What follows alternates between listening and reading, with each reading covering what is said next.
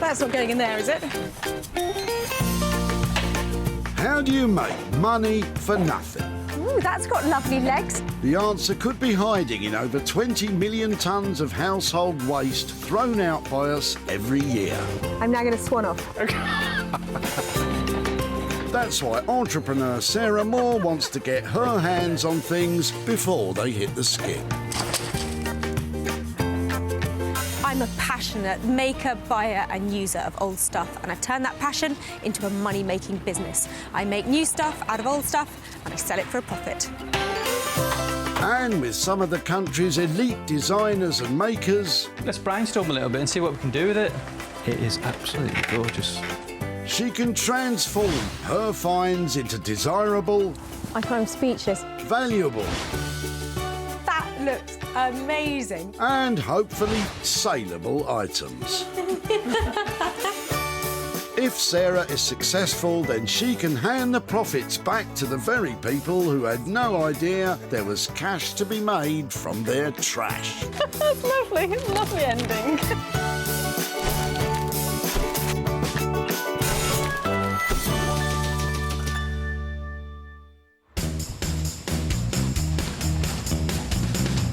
Today, Sarah's at the Woking Community Recycling Centre in Surrey, which receives around 300,000 visitors a year. How exciting. The gates have just opened and the cars are pouring in here, packed with potential. Sarah hopes to uncover 3 items with the potential to be spruced up and sold on for a profit. So was that the shower? But just in case you're thinking about doing a pick and mix at your local tip, don't try it. Sarah had to get special permission to work her magic. Give me your rubbish. I'll make you some money. Just like that. Just like what? That's how he said it. Just like that. Don't give up the day job, Sarah. And just like that, Jason's arrived with a bootful. But can Sarah conjure up something for that big thing? Hiya. Hello. Hello. How long have you had that? Well, it's used to be with my grandparents. It's been in the garage for some years now, and we don't really use it. And have you lost the drawer from it? Yeah, I put this outside the house with a free sign on it for about a week, and all that was taken was pretty much the top drawer. That's really annoying, isn't I know. it? Should we get it out and have a closer look? Yeah, let's do that. It's huge. It is a big one, isn't it? Jason's cumbersome cabinet may be missing a drawer, but it's hiding a secret. A secret drawer. Like, you wouldn't even know it was there. Secret compartments in furniture became popular around the turn of the 19th century. They created a space to store money, jewellery, or the good silver. They're not hugely attractive things at the moment. No. But I would rather have a go at doing something with it. Would you mind if I took it away rather than you putting it in the skip? You can have this all you like. Now I'm going to ask you, any chance you could just help me move it? No, So I grab this end? Thank you so much. Just up here would be amazing. Sarah's saved a substantial sideboard.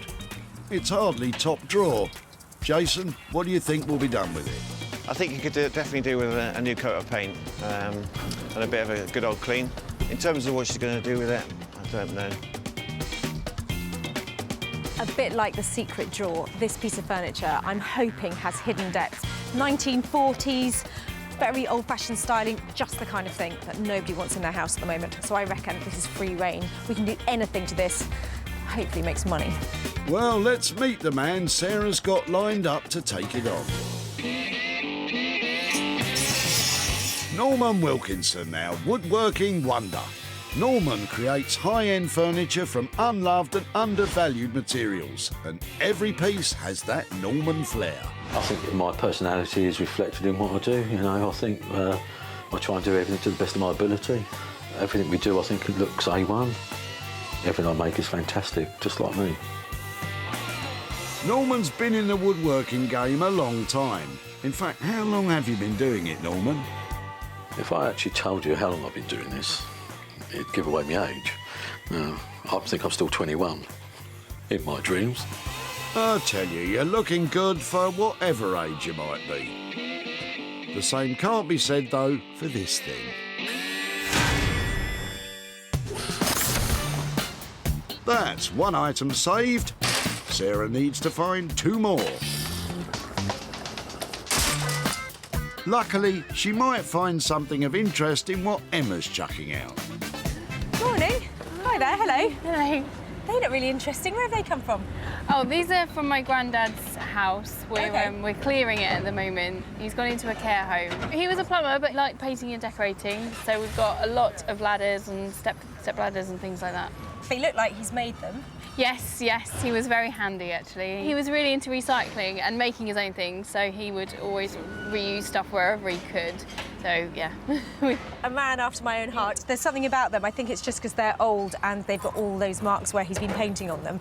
You can't fake age. So when it comes in like this, I'm always really excited to see it. Is there any chance I could take them away and try and do something with them? Yes, by all means.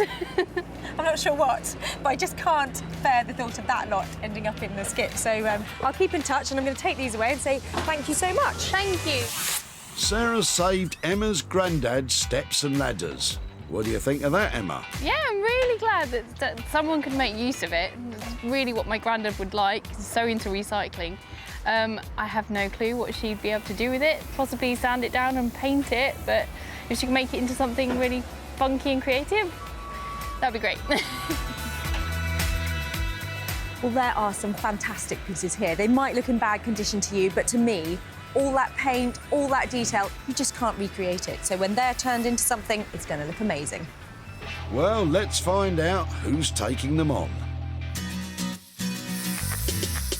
Robert Blanchard is a furniture designer with the skill and imagination to transform things we want to throw away into things we want to stay. I work mostly with reclaimed materials. These are found materials that other people have given up on, and I benefit from what other people throw away. But it's more than that. I spend a lot of time and a lot of energy and a lot of love in restoring things and somehow working people's rubbish back into their home as something brand new. You do work wonders, Rupert, but I can't imagine these steps and ladders being anything other than steps and ladders, really.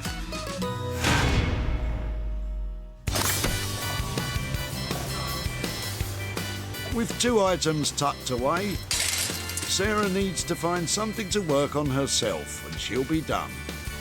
Just reflecting on what a wonderful time it's been at the recycling centre. You're not finished yet, Sarah. Perhaps Neil and his daughter Alice will have what you're looking for in the back of their car. What are you using as a dust sheet? Well, I've been cleaning the shed out and I just use this so that I don't get too much muck in the car, but I don't need it anymore.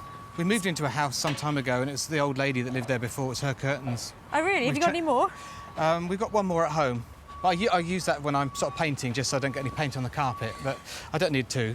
So are you not a vintage retro rose fan then? Not particularly, no. It's not really my style, to be honest.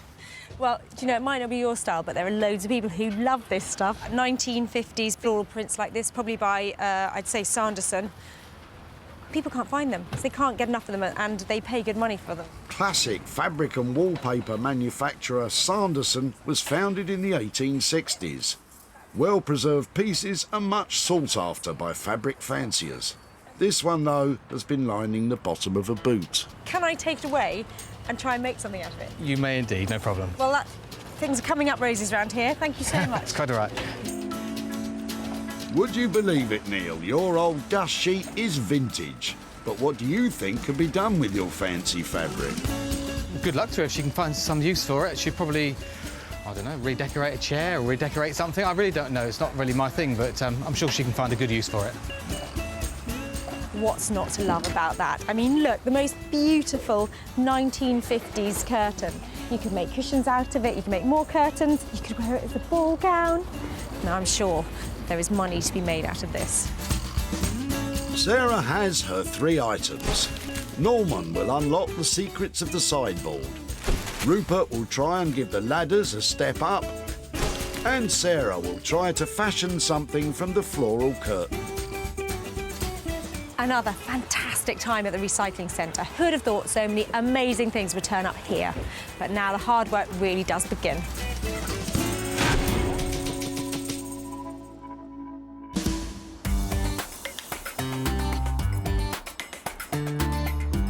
For our first stop, we're off to the village of Hellingley in East Sussex. Beautiful, serene and charming. And that's just Norman. Sarah's brought Norman the old sideboard to see what he makes of it. Well, Sarah's on her way. I wonder what delight she's going to bring today. I just hope it's not an absolute wreck. Let's just hope. Not for the faint-hearted, this one. It is a brutal, ugly piece of furniture. I've got a great plan for Norman, though. That's what we like. Come armed with a plan and things should go smoothly. So, let's hear it.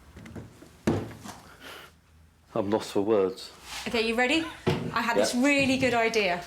I thought I'd bring it to you and you'd come up with a kind of plan. Genius. Right, what's going on here? It's got a secret.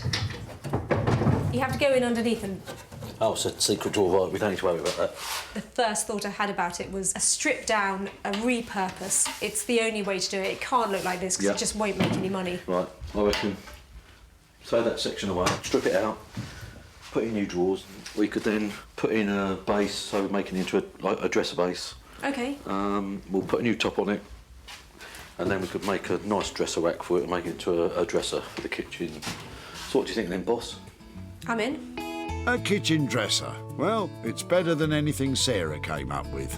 We can tidy it up, make it look the business. New drawers and a new top will certainly brighten up the base. We put plate grooves in to get the plates on. But Norman's hoping the addition of a brand new dresser rack to display plates and the like will be the thing that gives it a kitchen-y feel. It's going to be a lot of work. That sounds really cool, but how much will all that cost? I reckon we do that for about $575 all in. We're game on for that. That's lovely. I always like coming back here. Fantastic. Good luck with it. See you soon, yeah? And it's a plan. So are you happy with your sideboard, Norman? Sideboard. Well, it's a sideboard. Yes, it is a sideboard. Yeah. I mean, yeah, it'll be fine. Well, it sounds like that's just about the best possible thing that could happen to that ugly old piece of furniture. Norman's definitely the man for the job. Yeah, it'll be fine. We have a budget of £575 to transform the sideboard. Norman has big ideas, but making it look like it's at home in a kitchen as a dresser, maybe it won't be all fine.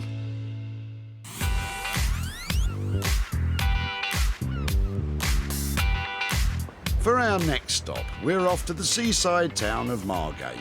Attracting over 1 million visitors a year, this place is all about sun, sea and salvage. So what better place for Sarah to bring her bundle of wooden bits and bobs?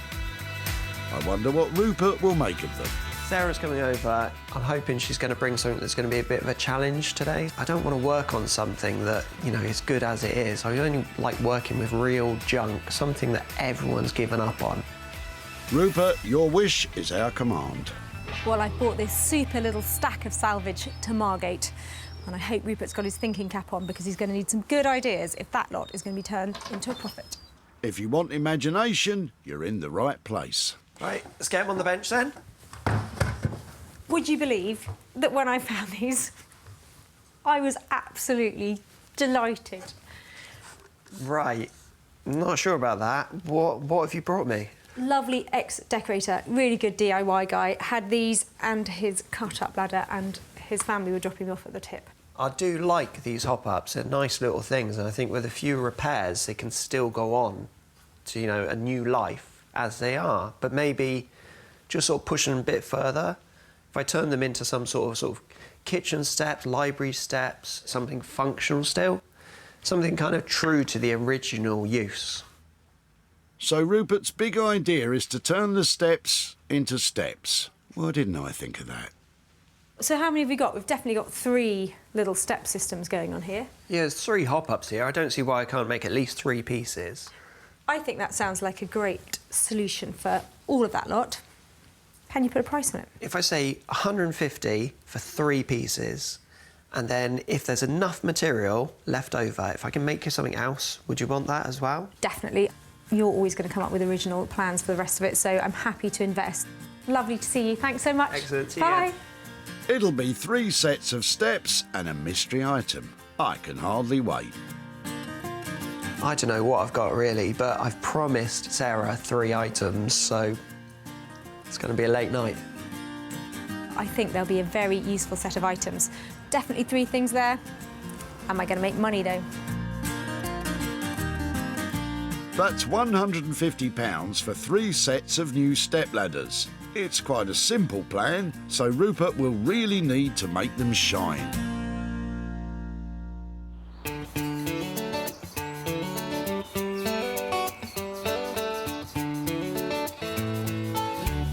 With our makers busy making, Sarah has headed home to the Sussex countryside to get busy with her own project. Sarah was over the moon to get her hands on this vintage fabric. I can't imagine why. But what exactly can be made from the old curtain? Look at that beautiful piece of 50s floral fabric. I am a massive fan. Look, I literally can't get enough of it. So finding this at the tip is brilliant news. I think I'm going to make something I've never made before out of it. I'm going to go for a beautiful, big, vintage floral eiderdown. Look how happy she is. First job is to turn it from a curtain into one lovely, usable piece of fabric. An eiderdown, by the way, is a kind of puffy quilt. Get rid of all of that.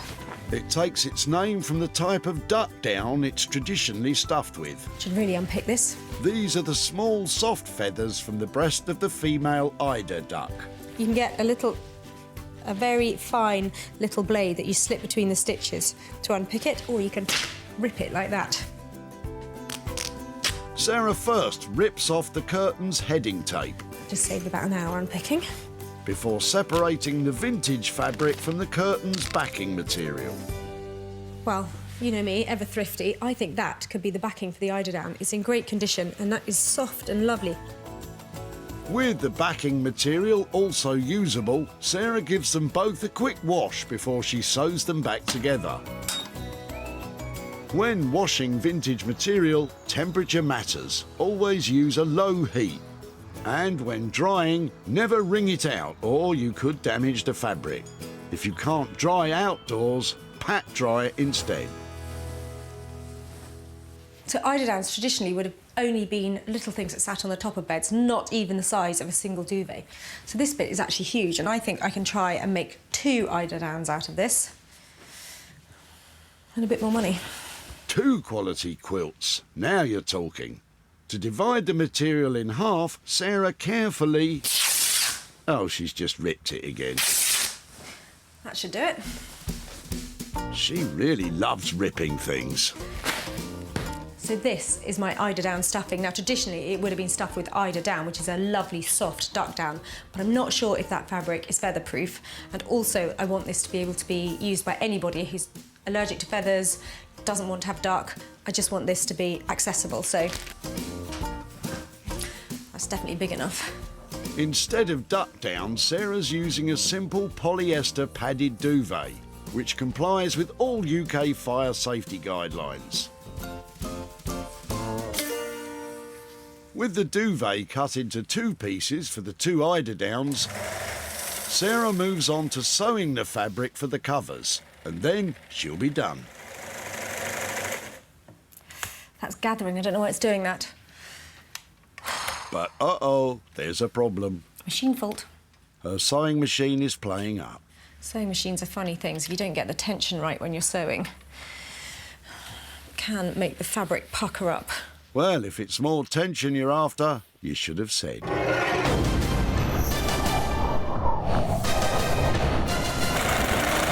Will Sarah get her sewing machine working? And will the eiderdowns ever get eider done? Stay tuned for more exciting action. Ugh, now that was tense.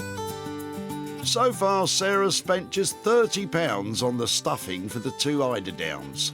But with her sewing machine on the blink, who knows what we'll end up with. Back we go to Hellingley in East Sussex, where the clunky brown sideboard is about to get the Norman treatment. Sarah's expecting a new kitchen dresser at the end of all this. Norman, what's the plan? The plan is we're going to knock all this apart and then we're going to put 2 big drawers in, so good storage. And then we're going to put a baseboard in here, so you can put baskets and storage under there as well. Then we're going to make a rack for it to put your plates and all your other junk on, so yeah. To store your plates and junk. Charming. So we're going to take the doors off. Norman starts by removing the doors. Because he plans to strip out the middle section to fit new drawers, it means the secret drawer will have to go, which is a shame because it's really cool. You had a little clip there to pull it shut and open, and then you've got like a bed spring here that, you know, to push it in and out. I've never seen one before with a spring like that, so it's quite fantastic, really. Right, I'm going to take these out. I don't want these. Next, Norman removes all the wooden bits and bobs, which will make room for 2 brand new drawers. Put a rail in there, and then we'll have 2 nice drawers for all your rubbish. For all your rubbish. Charming. Now Norman's going to reinforce all the joints on the base because 70-year-old furniture tends to get a bit rickety.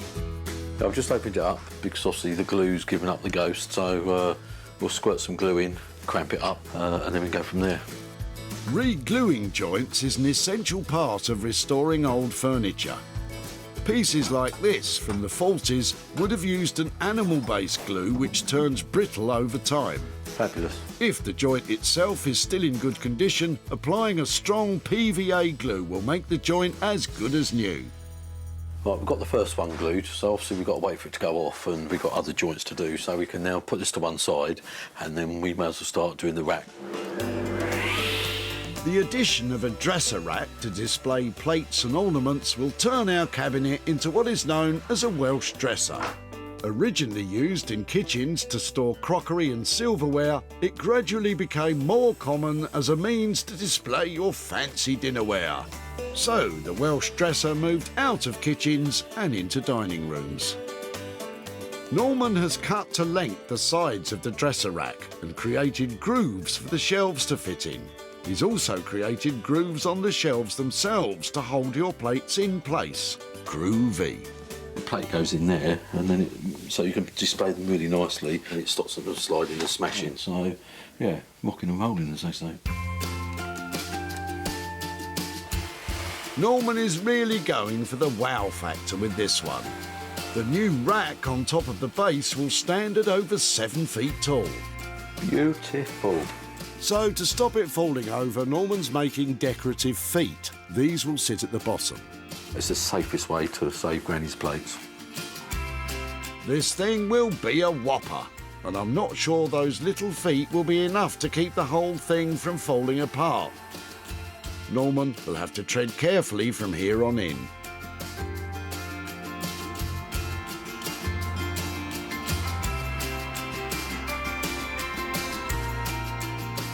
Back in Margate, Rupert's about to begin the transformation of the old step ladders into newer step ladders.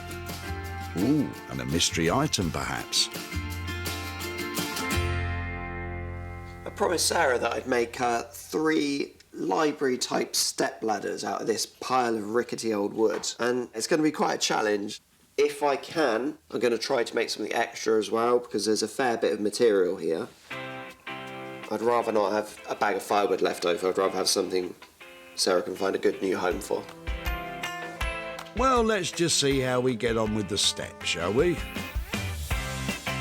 I'm going to start with the ladders. I'm going to use these sides as part of the new steps.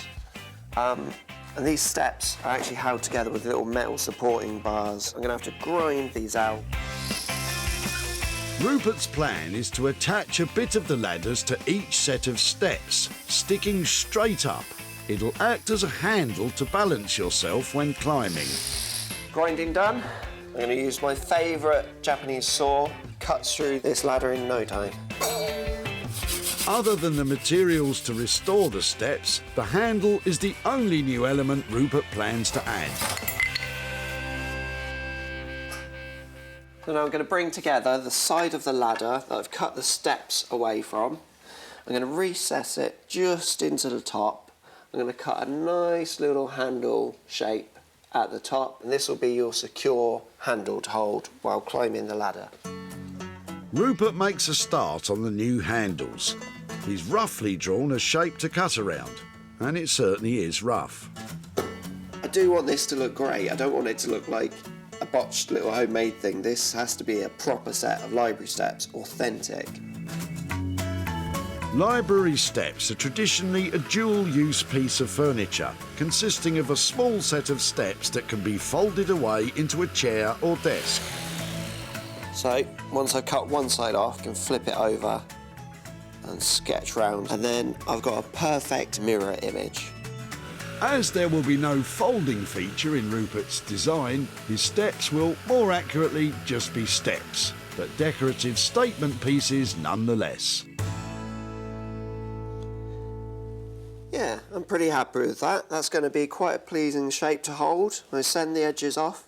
Yeah, it's going to do the job. Putting the handles to one side, Rupert makes a start on the steps. His first job is to remove the bits of wood the previous owner attached to give them another couple of inches of height. But he's struggling. These are really stuck. Cool, blimey. They've just rusted into place and the wood's swollen up and they've got nice and tight. So if I was to use a power screwdriver on these, it would just break the heads right off. So this has definitely got to be done by hand. Come on, Rupert, give it some welly, man. Oh dear. Right, 1 down, 7 to go. God, blimey. This nice and simple job might take longer than Rupert first thought, so the chances of Sarah getting her mystery item are looking slim.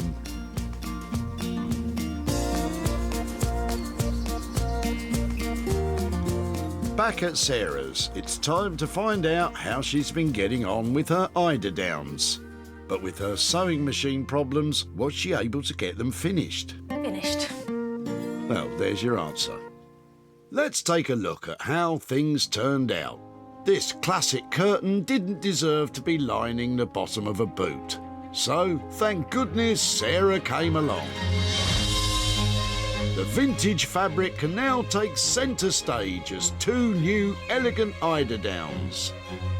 The timeless design on the material is showcased in all its glory. Across these 2 spreads, it's presented beautifully for all to see. Each one will snugly cover a single bed, but can be used as a throw or a footer for the bottom of a double bed. Sarah's added bursts of colour with little woolen pom-poms which make the whole thing sing. Give me my slippers and open fire on one of those things, and I'm in heaven. So pleased how these have turned out. If you've got a vintage curtain and you can get hold of a sewing machine, then they're not a bad project to get started on. They're beautiful, soft and snuggly, and I'm hoping, because there are 2 of them, I'm going to turn a bit of profit on them as well. That means I have to sell them.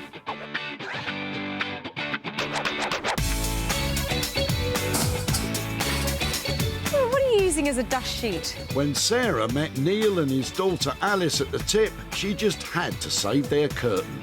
I've been cleaning the shed out and I just use this so that I don't get too much muck in the car. Neil didn't think much of the old thing. We moved into a house some time ago and it's the old lady that lived there before, it's her curtains. He was happy for Sarah to take it away. It's not really my thing, but I'm sure she can find a good use for it. Well, Neil, you were absolutely right. Sarah took pictures of her new creations and uploaded them onto her various social media thingamybobs. And it didn't take long to find a private buyer who snapped them both up. Now, how much money has Sarah made? Sarah's travelled to Woking to visit Neil to show him what she's made and hand over the profit. Hi there. Ah, hello, Sarah. Nice to see you again. And you, how are you? Very well, thank you. Very well. So, Neil, this is the house where the curtains came from, is that right? It is, it is. We bought the house from an elderly lady, so they were very much to her style. I loved the curtain that I took from you, and it was something that I worked on myself. And so what do you think I made with it? Some sort of covering for I don't know, for a chair or something, a covering? I've got some pictures here to show you what I did. Oh, right, OK. I turned your curtain into a pair of eiderdowns. Very good. What do you think? I think that looks very nice. Very good, well done. I took some pictures of it and I put it onto social media, and there was good response. And I managed to make you £120 here for your old curtain. Thank you very much. Cool, that's a surprise. Thank you very much. Do you have any idea what you might do with that? I've got an 8-year-old daughter. She's 9 next week. I will probably put the money in her junior ISA. Excellent. Thanks so much, Neil. No problem at all. Lovely to catch up. Thank Bye-bye. you. Bye. Sarah spent £30 on the stuffing for the eiderdowns. She sold the pair for a cracking £150, meaning Neil has £120 to invest for daughter Alice.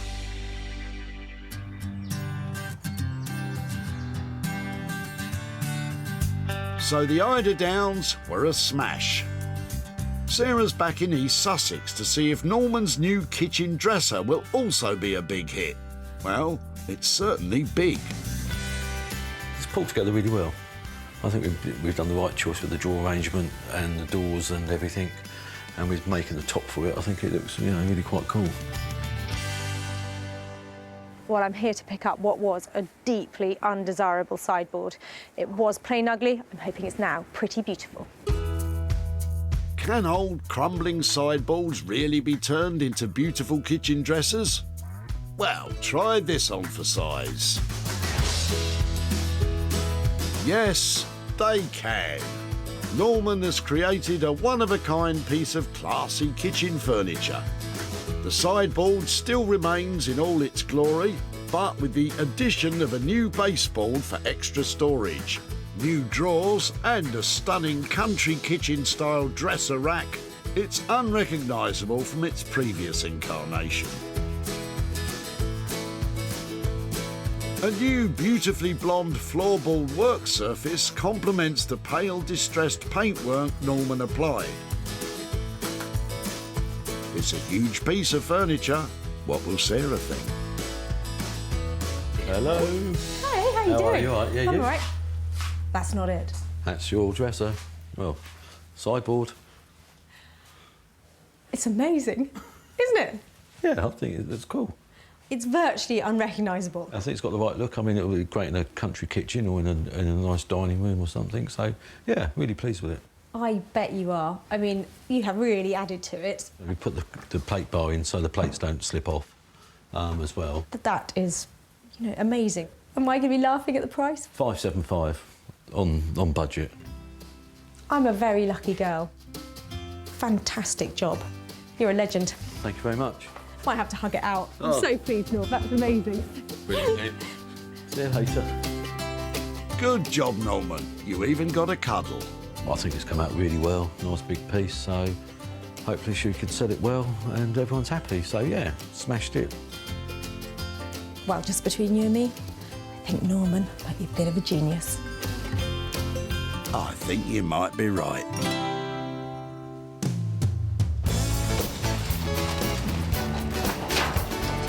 Hiya.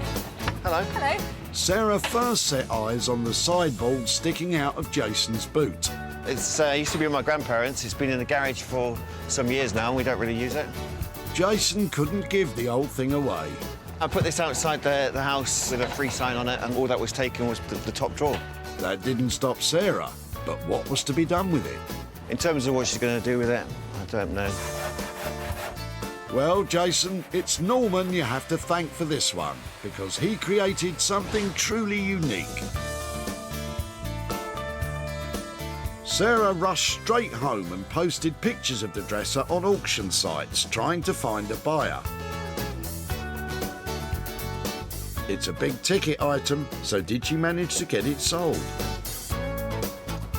Sarah's travelled to Addleston in Surrey to meet up with Jason and show him what happened to his sideboard.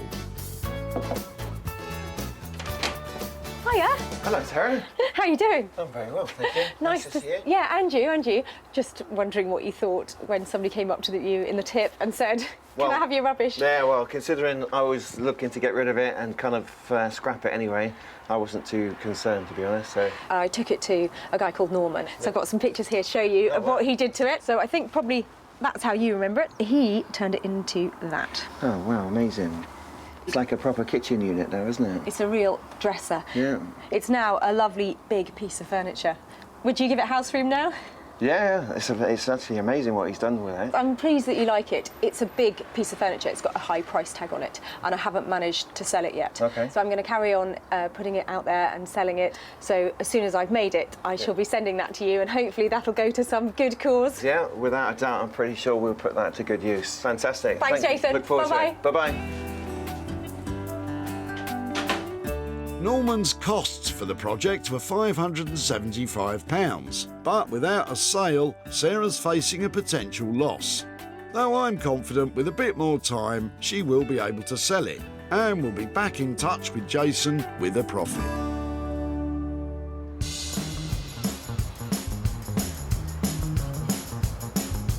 That's 2 of our items now successfully transformed. Sarah's back in Margate to see if Rupert's managed to give the old ladders a step up. I've really enjoyed doing this project. It's very satisfying to make something from nothing. I hope Sarah's happy, so look forward to her coming back. Well, I'm so excited to be back in Margate. I left Rupert with a careworn selection of old DIY equipment and a broken ladder. Can't wait to see what he's done with it. Nor can I. This pile of old wood started off on the wrong foot. But now they certainly have a spring in their step. Rupert has created 3 sets of stylish steps, each with their own unique character. One has been sanded and stained dark brown, creating a classic antique finish. Another has been stripped and waxed, leaving the natural colour of the wood to shine through, finished with a new dark top. And lastly, the wild card. Bold, bright yellow has become a Rupert trademark. And isn't it eye-catching? They're all now strong and sturdy, so can be used as step-ups to reach high shelves, or as stylish and cool occasional tables. I don't know which is my favourite, probably the yellow one. But what about the mystery item Rupert promised? Hello, hello. Hey, Sarah, come in, come in. Wow, look at those. So I've gone 3 different styles for you. So hopefully you've got 3 now usable products. They're great. I can see them going into completely different houses, different apartments. You know, they're really cleverly done. It's been quite nice making 3 things that hopefully you can find a new home for. Budget-wise, looks like a lot of work's gone into these. How did you get on? Oh, it was a fair bit of work. Before we talk about the budget, though, I know I said if I had time and if there were a few bits left, I'd do something else. I have done a few extra bits for you. Have you? So What you have want to done? see them? Yeah, I'd love to. OK, well, move that one off the table. From the scraps, I've made 3 sets of shaker peg hooks. I recognise them, and they're fantastic. I've actually made, as well, 2 mirrors. So you've actually got a lot of stock now, Sarah. I've got a new range. This is a whole collection of product here, isn't there? Rupert, you're a genius. From the leftover wood from the ladders, Rupert has created 3 separate coat hooks and 2 mirrors. But surely that means the budget's gone up a bit. Luckily, all this still within your budget. No way. Seriously, all of this for 150 quid? Yeah, it was just enjoyable to do. That is amazing. Lovely work, thank you. I've said it before and I'll say it again. I've said it before and I'll say it again. That guy is good. How fab is that lot? 3 great library steps and a whole collection of other stuff to sell. Such a clever idea to reuse those ladders like that too. You're going to want to do that, aren't you?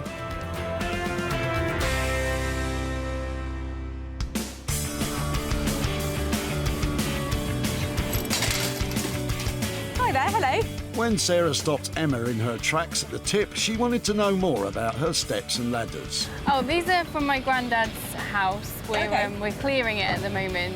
Sarah loved the handmade look, He was really into recycling and making his own things. A man after my own heart. so took them off, leaving Emma guessing what would become of them. If she could make it into something really funky and creative, that'd be great. Funky and creative. They just happen to be Rupert's middle names. Sarah was then on a mission to get every single piece sold. She showcased them at her barn sales, drummed up interest online, and finally got her first sale. 3 of Rupert's pieces were bought by a vintage and antique shop in Falkirk in Scotland. Owners David and Yasmin couldn't be happier. Oh, these are really nice, Dave. I don't know if these are going in the shop or coming home with us. What do you think? So that's 3 down, but did Sarah manage to shift the whole lot? Sarah's travelled to Englefield Green in Surrey to meet up with Emma and hand over the profit.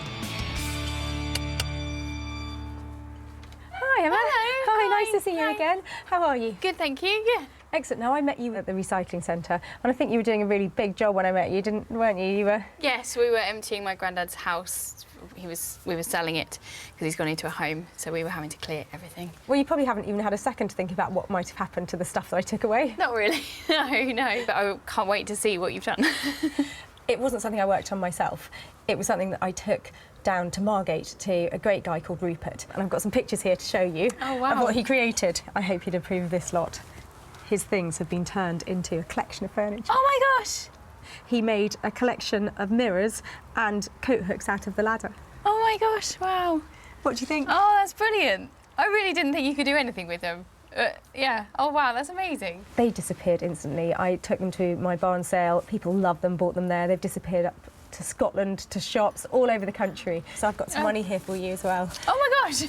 I've got £270 here for your collection of Oh my pieces. gosh! That's for you. Wow, thank you. It's a complete pleasure. What might you do with that? I think we're going to take Grandad out for a meal, I think, yeah.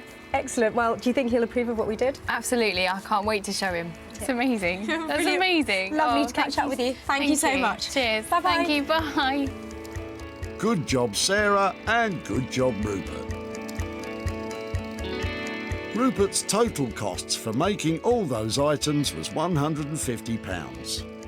Sarah worked her socks off and sold every piece, with sales totalling an amazing £420, which means Emma has an amazing £270 to share with her granddad.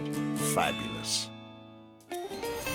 Sarah salvaged 3 items that were destined for the dump. Instead of lying in landfill, they have all been given a new lease of life. A new look, and a chance to be loved again. Well, I really enjoyed that. We take stuff, we make stuff, and we send it off to new homes. What could be better than that?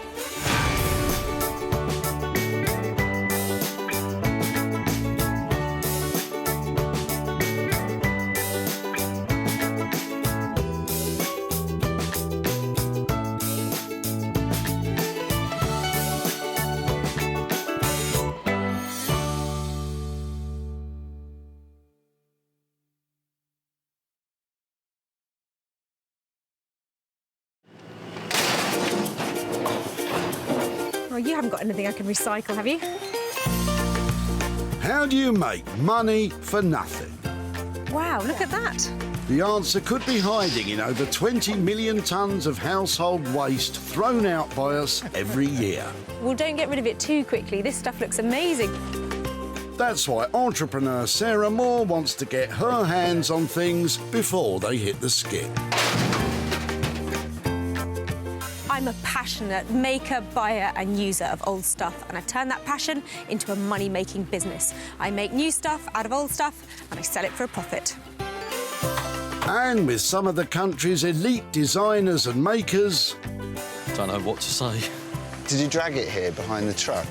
She can transform her finds into desirable, It's enormous. valuable, Isn't that fantastic? and hopefully saleable items. It's just giving me goosebumps.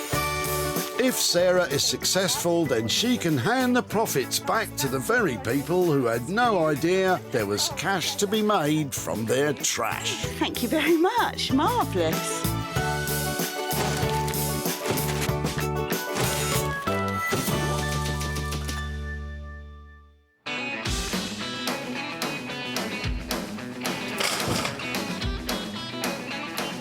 It's a beautiful day for throwing out your rubbish in Whitley in Surrey. The local recycling centre here is buzzing with bin bags. And wherever there's a skip, there's Sarah. You might like going out shopping. Maybe you go to the cinema. You might even go to an art gallery. But for me, if I want a really great day out, I come to the recycling centre. It's fantastic. Whatever floats your boat, Sarah. If you're thinking of raiding your local tip, don't. Sarah has special permission to be here. She must find 3 items she can do up and turn into dosh. I think I could really clean up round here. You'll have your work cut out in this place. Perhaps Colin will brighten your day. Hello. Hello. Sorry to disturb you when you look busy. Busy? I like the look of that. Yes, an old artist studio easel. Is it yours? It is mine, yes. Do you paint? I do, yes. Yeah, funny that. Oh, But fantastic. I've got a later version, Okay. as you might say, and this one's just standing in the garage, in the way, as all things in the garage are. So have you had it long? Was this yours from you? It wasn't mine from you. It was from a previous garage clearance, in fact. Artist Colin's old easel has been well used, but is it sturdy enough to be used again? There.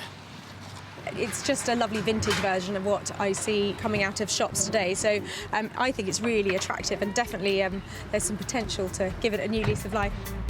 That's one fold-away find for Magpie Moore, and she's looking pretty chirpy. Excellent. the thing Well, going. I would There we say are. that is a lovely thing for me to find here, and thank you so much for letting me have it. Bye-bye then. But what will Sarah do with it? Any ideas, Colin? I can imagine it being, when it's clean and nice and oiled or whatever, making quite a nice lamp, perhaps, out of it. A lamp, not bad. So what is the master plan? I'd like to paint you a picture about exactly what I'm going to do with this. I have no idea, but I do know it's beautiful, it's handmade, it's beach, it's got some great vintage quality, and that normally means there's money to be made out of it. For Sarah, there's one designer with the vision to transform this easel. Say hello to Daniel Heath. Daniel is a designer maker who can turn his hand to almost anything. A wallpaper and textiles designer by trade, he produces everything from bespoke furniture to high-end furnishings. My designs are inspired by lots of different things. I like to storytell with the work, and I like to explore narratives through fun imagery. You see them evolve as you're creating the design, but printing them makes them a reality, and it makes them into a product, and it makes them into something that somebody else will enjoy as well. I'm really, really privileged to be able to do that. To carry on being creative is a great honour. Well, Daniel, you'll need all of that creativity, as this easel has even Sarah scratching her head.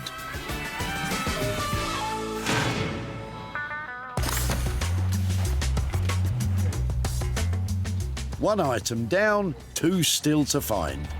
Although Sarah seems to have given up on the searching and has gone straight for the money. No fivers. All yours, you can recycle that now. fivers. Get your head back in the game, as Anthony could have item 2 waiting for you. Oh, wow, that looks old and lovely. Hi there, It is. Hello, hello. What, It's a Z bed, it's a real Z bed, isn't real it? Z bed, which has been in the family a lot of years. Does that mean it was yours? I don't know if I ever used it. It was for guests. OK. Everybody had one, didn't they? Everybody Yes. had Z beds. But Yes. I don't know what we do now. What do we do now? Well, it folds up. It makes a useful dressing table top. Fantastic. Well, I bet it's quite heavy, isn't it? The Z-bed was a staple of the British home in the 1940s and 50s. What do you do, legs first, or...? No, legs come afterwards, so straight down there. It's a bed that doubles as a table. They don't make them like that anymore. Beautifully designed. I'm slightly thinking it'll only ever be a Z-bed. A Z. But it has potential, and if not, it looks comfortable. Yes. Comfortable? With springs like that? You've got to be kidding. Can I take away your Z-bed? I hope so. And be back in touch if I can? Pleasure, yeah, thank you. Well, at least our Sarah looks pleased. Anthony, what do you reckon she's planning? A Z-bed is an unusual item, which may limit its possibilities of changing it. Ain't that the truth? Ultimately, I'm not sure what she'll do with it. Well, I'm hoping this Z-bed sleeping days are over, because this needs a brand new look and a total makeover if it's going to make any money. I'm thinking it should be something cool, something stylish, and something that one of my very talented friends is going to have to help me with. For Sarah, there's only one man for this job. Meet King of Wood, Norman Wilkinson. He's been making furniture for more than 25 years. No matter what Sarah throws at him from the tip, Norman always comes up trumps. Oh, the stuff you get from the tip, something I'm thinking, what are we doing? But, you know, yeah, it's great fun. I mean, and also when you turn the weird and wonderful ones into something great and they sell it as well, and then someone's going to love it, I mean, that's what it's all about, isn't it? And there isn't a day that goes by when making furniture doesn't take Norman to his happy place. I enjoy my work. I think if anyone enjoys their work, it comes out in the piece of furniture because, you know, you love it, and then it hopefully reflects when someone buys it that they can see the love that we've put into it. You know, it's a joy to get up and come to work in the mornings. You might not be quite so joyful, Norman, when you clap your eyes on this old bed.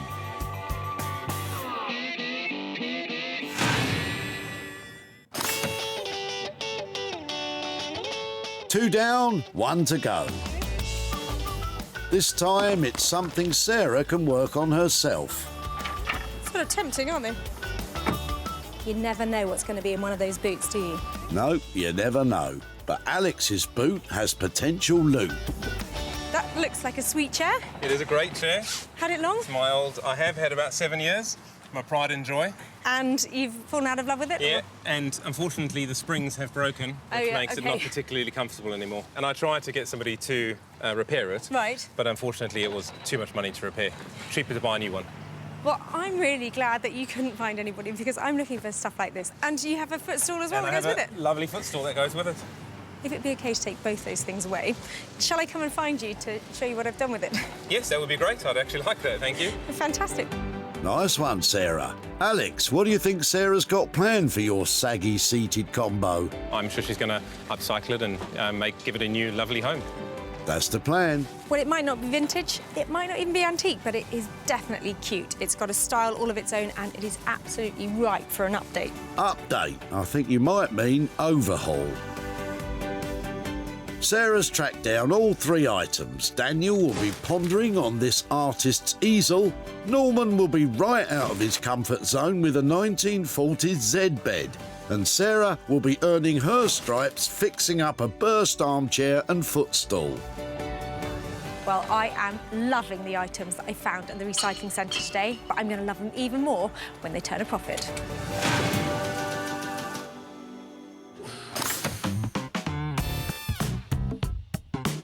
Walthamstow in East London with that good old E17 postcode. It's where Daniel dreams up his award-winning designs. But can he turn Sarah's old easel into some fine art? Working with these pieces often gives me sort of license to be more creative, do something a little more left field, something a bit different from what I've done before. That's just what I wanted to hear. Well, it's a lovely artist's easel, but transforming it into something else? I don't know what you do. I've seen people put TVs on it. I'm just hoping Daniel's got some bright ideas of making that into a moneymaker.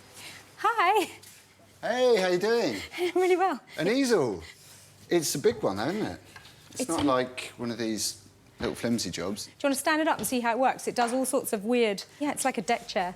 It might seem a bit cumbersome today, but wooden easels like this were a game changer for 19th century artists, as they could go anywhere with them. Perhaps Constable painted the Haywain using one of these. Did that get you? It did. Careful, Daniel, we need those hands. What do you think? Yeah, it's great. It's substantial. I'm just trying to think, you know, what else could you clamp in it? I've seen flat screen TVs in them. Although, yeah, I don't know if I want that risk. I'm with you on that one, Daniel. But maybe we could do something so that it kind of still looks like this, but it's reinforced in some way, so that it doesn't wobble and it doesn't move around. And then you could put something on it, either a mirror or shelving or something like that. I can see it being a very saleable item if it's got a proper big dressing mirror in it, something substantial like that. And then perhaps somewhere to hang an item of clothing. How about a man stand? A man stand? A man stand. Shaving kit, Yeah, stuff. that's good. Yeah, little shelf, little like brass shelf or something sticking out so you can put your man stuff. Man stuff? Like a set of jump leads and an oily rag? Suits, cufflinks, ties, moisturisers. This is a modern man, obviously. Yeah. Ah, like me, you mean? Love it. How much? It's going to depend on what accessories I go with, but I think it's probably going to be about 200 quid. 200 quid, well spent, I think. I think it's an original idea. I think it's very now, and you've got the perfect bones to create something original from it. It's going to be good. Go crazy, won't you? Yeah. Well, I want it to be sophisticated. I'm going to leave you with all of those lovely thoughts. Okay. Call me when it's ready. Cheers, Sarah. It's an easel, so it's going to be nice to make it into something else. And, yeah, I think getting all the accessories and bits, it's going to make it into something fun for someone's home. You said it, Dan. I can't wait to see this man stand. It's a great idea. Maybe a little bit of a niche market. I think Dan's going to make it fantastic. At £200 for labour and materials, this easel will be reborn. But will it bring in the bucks?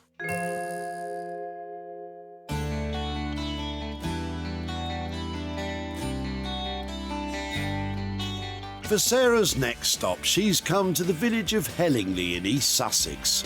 This is where wood wonder man Norman works on his wonderful wood.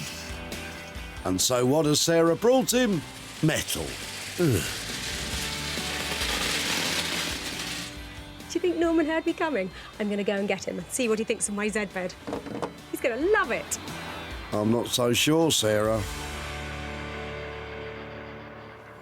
Look. No, it's here. Oh, sorry. Oh, this one. Give me a hand in with it. Don't be rude. I'd never be rude to you. Why do I doubt that? I can see you're falling in love with it already. Oh, dear. You do come up with some stuff, don't you? I've had a couple of ideas. One of them was, like, turn it upside down and use the frame to make a fold-out table. Because you've got a 6-foot table on a frame with no legs. Oh, he's not liking that one. Or the other alternative, because it's got wheels on it, and I have been known to mention this in the past, but I'm quite partial to a cocktail. I've got a cocktail cabinet. Cocktail trolley. Is that possible? Everything's possible. Cocktail trolley? Has she gone completely mad? Yeah, why not? What, with little umbrellas? Yeah. Only problem is, this is a bit ugly, and I think a cocktail trolley needs to be a bit pretty. Right, we're going to have our work cut out today, aren't we? I think you'd have work cut out, your metal cut out, the wood Everything. cut out. Let's get rid of all that lot. Right. Yeah, good start. Oh, this lot's going to have to go as well, isn't it? Because it really isn't doing anything. Obviously, we'll take the top off because it's not very glamorous, is it, for a cocktail cabinet? OK.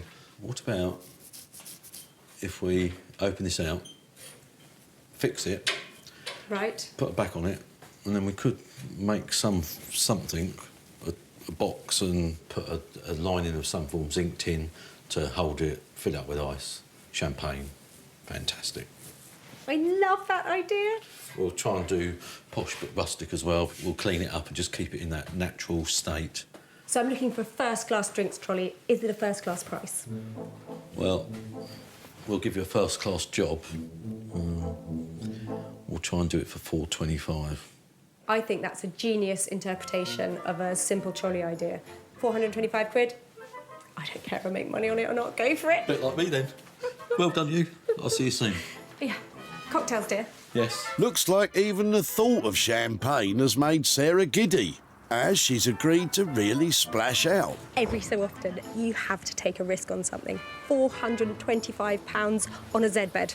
I think that drinks trolley. It's going to be amazing. We're going to have to use some imagination to get it to where we need to. But I think this is going to be one of the most challenging projects we've done, really, trying to turn a Z bed into a champagne trolley that's going to be saleable. It's a risky £425 to reinvent the Z bed, but if anyone can make it saleable, it's Norman.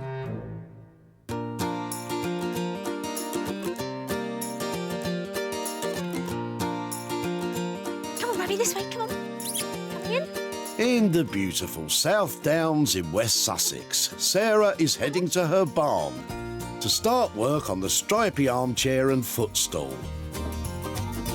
Well, this chair and footstool, they're not normally my cup of tea. They're a bit too modern, a bit too smart. But I've got this lot, and this definitely is my cup of tea. I've got some lovely vintage fabrics, beautiful old tweed coat. A tweed coat? Have you got a hat and scarf for it too? This seat has got a really nasty spring loose in it, so before I can make it beautiful, I've got to make it comfortable. Now, I should point out that Sarah's not a trained upholsterer. Her area of expertise is the outside, not what goes on under the cushions. That really is scary. I don't know where the springs are. Good start. I do not want to undo that webbing. If I undo that webbing, there is a world of pain coming. How about instead of going under, you go after the big bulge on the top? Just the last thing I want to be doing is cutting this material off here because I really need the structure of this chair to stay the same. Well, it's either that or you stay with a bumpy rump. Here goes nothing.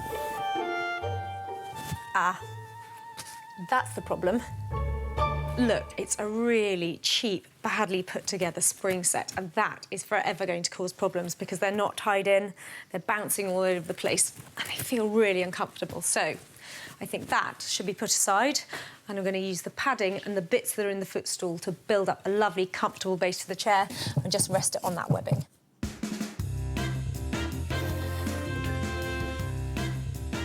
Using the foam from the footstool makes for a really cosy, comfortable seat. But if it's longevity you're looking for, you can replace the springs with a new spring set for around £15.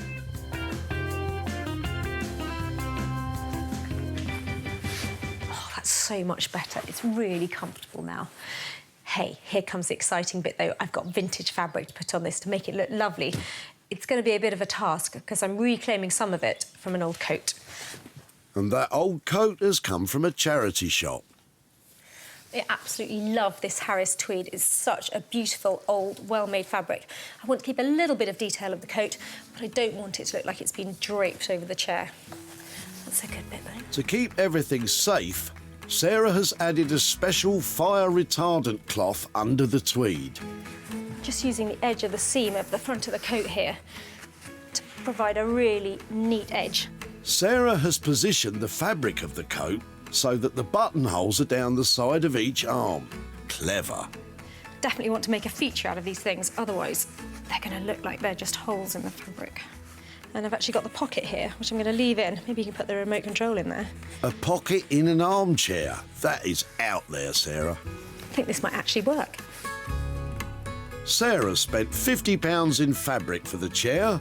If she somehow makes this thing desirable, she could stand to make a fair bit of profit.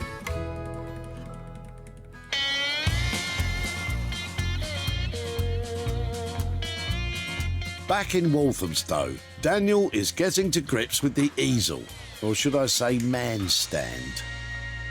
We've got this artist easel. We're going to turn it into a man stand. A man stand is basically going to be like a man's dressing station. So we're going to have a mirror on it, and we're going to have a place to hang a jacket, maybe somewhere to put your watch and your tie, a little accessory shelf as well. So hopefully it's going to be quite a quirky little sort of bedroom accessory stand. In the old days, your Edwardian gentleman would have had what was called a valet stand to hang his suit on. But your modern man, well, he needs a mirror, of course. Daniel's making a back for the mirror out of plywood for mounting on the stand. Good luck with cutting that circle out.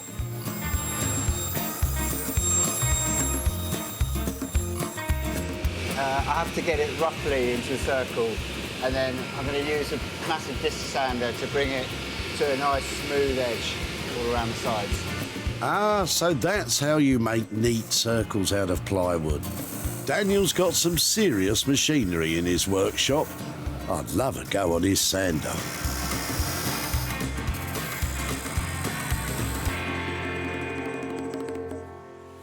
OK, so I've just cut this to size. I hope the mirror fits. Ah, spot on. This is going to go up on the easel here, somewhere. I imagine we might try and make it off-centre, or maybe central. Not entirely sure yet. While Daniel reflects on that, he's got to clean up that easel. Great, are we going back to the big sander? Oh, just a small sander this time, but good for doing fine detail. To get into all the corners means dismantling the whole thing.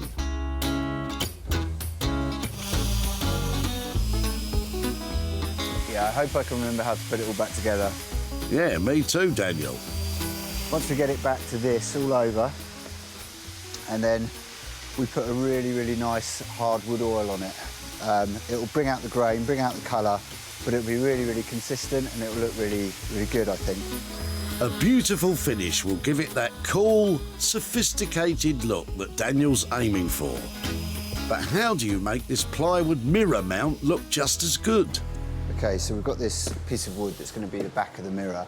It's going to be exposed because it's going to be attached to the easel.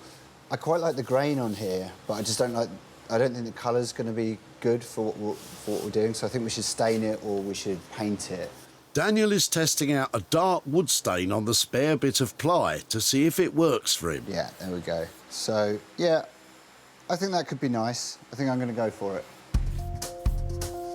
Daniel is using a wood stain rather than paint to help the grain of the wood show through.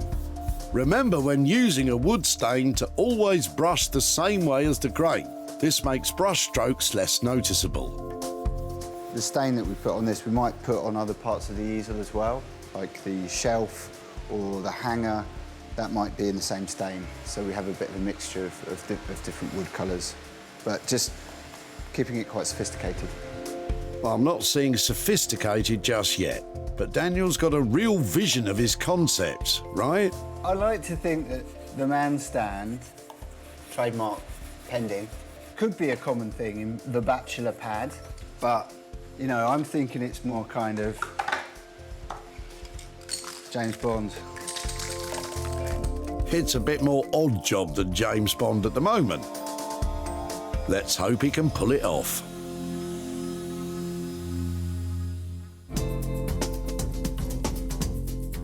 Back in Hellingly, Norman is getting to grips with the reality of the Z-bed, becoming some sort of drinks trolley.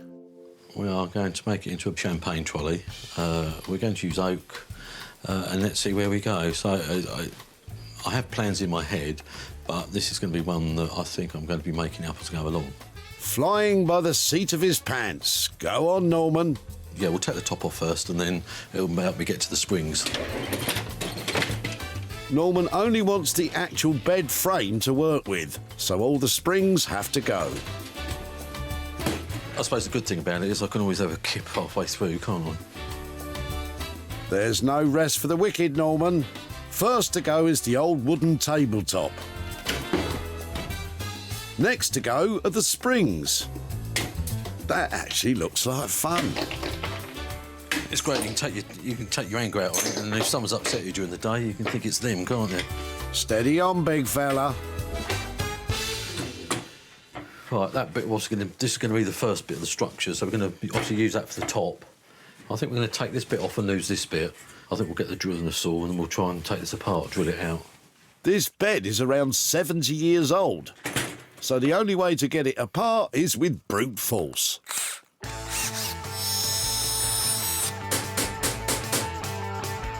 Bingo. Right, throw that bit away. Another bit. Next to be chucked are these little metal wheels. Oh, I can feel a drill or a hammer coming on. What's it going to be? It's the drill. Bingo. I've taken these off another job, so I thought one day they'd come in handy, so this is what we're going to do. So I'm going to plug that with a piece of wood, get a nice piece of wood, and I'll glue it in. And then once it's gone off, and then I can drill it in, and I can put that in and glue that in as well. So put that in, and that in. Fantastic. What about the rest of it? Got a nice bit of oak. We've already cut it to size, so we're going to just pop it into the base and then go from there. Oak is a really dense hardwood which has good resistance to things like stains and scratches. Great wood for a champagne trolley, I reckon. Bit of brute force nigglements always helps. That's one shelf well and truly in. Now for the tabletop. It's safety glasses and big powerful saw time. He makes that look easy. And in the blink of an eye, Norman's made an oak tabletop for his trolley. And what's next? We're going to put a piece in here all the way round. We're going to have this as the front. If we get this in, and then it'll start really taking shape. I'm glad, Norman, because all I can see is an old Z bed with a shelf in it. With our makers busy overhauling the first 2 tip finds, we're going back to West Sussex to see how Sarah's getting on with her armchair. I've got as much of the coat on as possible. It's covered a fair bit. I'm going to do the arms and the inside in this lovely houndstooth.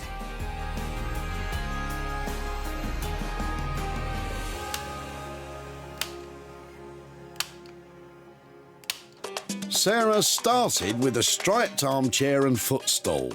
The fabric was frazzled and the seat was too lumpy to get comfy. But now it's been completely made over with a mixture of vintage fabric in on-trend carnival colours. The small embellishments like these buttons leave just a hint of that coat made from hand-woven Harris tweed. And the new padding made from the now discarded footstool makes it a real treat for the rear.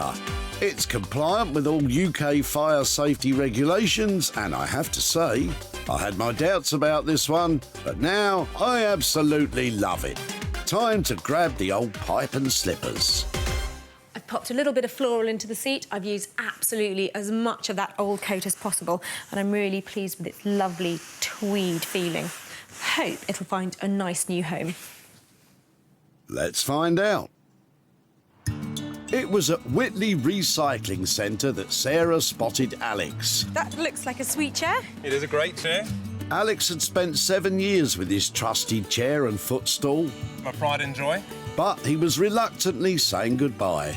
The springs have broken, but unfortunately it was too much money to repair. Alex was chuffed that Sarah wanted to transform his saggy seated combo. I'm sure she's going to upcycle it and give it a new lovely home. 2 became 1 as Sarah used the footstool to help revamp the chair. She shared pictures of it online, and it wasn't long before it was snapped up by a private buyer. But is there a profit for Alex? Well, unfortunately, I haven't been able to catch up with Alex to talk about his old striped armchair, but I'm really pleased to say that I've got quite a bit of profit to send his way. In fact, I've got £170 here, and that's going straight to him. Sarah spent only £50 on materials for the chair, and she sold it for £220, leaving a healthy profit of £170 for Alex. Well done, Sarah.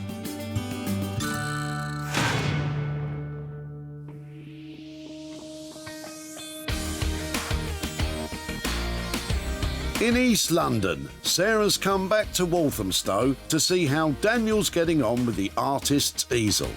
So, the man stand is almost ready. Occasionally I'll go to just tighten a nut and I'll realise it's still wet. So we're pretty close to time on this one. Ready or not, here she comes. But will Sarah be impressed? I think she's really going to like it. I think all the materials have come together really well. So, yeah, can't wait for her to see it.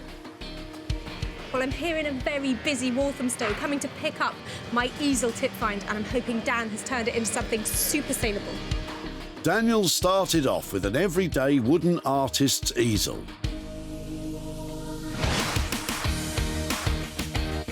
Now it's a dressing stand for the modern man. Daniel has sanded and oiled the original wood, added a useful shelf, and there's even a coat hanger at the back. Perfect for your suit jacket. The crowning glory is this magnificent mirror, which Daniel had etched with one of his signature bird designs. Stunning. This might be repurposing as art, but will this hipster furniture stand up to Sarah's expectations? Hey, Dan. Hey, Sarah, how you doing? I'm really well, how are you? Good to see you. Dan, it's a fantastic thing. The man stand is here, yeah. Wow, it's really neat. And is that the vintage mirror you've got? It's not. I just bought a new piece of glass and vintagified it. I did the etching on it. Daniel created this design, then had it etched using a laser engraving machine. I think it's inspiring stuff and what you've done. And I love it. Thank you. Sarah's certainly feeling the love, but is she sensing a profit? It's come out looking very sleek, but how's the budget been? We used as much of the original thing as we could. I just got a standard size piece of mirror. Spray paint, oil, that was it. So 200 quid, are we in? Yeah, we're in. Thank you. This one was quite challenging for me because the easel is such a kind of simple contraption and they're really, really common. I wanted to do something interesting with it and I'm really happy how it's turned out. Well, I was expecting a practical man stand, but I think Dan's delivered something really beautiful. He's groomed that easel into something that is going to turn a tidy profit. At Whitley Recycling Centre, Sarah ran into Colin throwing out an old artist's easel. Do you paint? I do, yes. Colin had a newer one, so had no use for the old one. This one's just standing in the garage, in the way, as all things in the garage are. But he did have an inkling of how to reuse it. I can imagine it making quite a nice lamp, perhaps, out of it. And once Daniel got his hands on it, the man stand was born. The beautiful etched bird caught the eye of this barber shop in Glasgow. It's not hard to see why.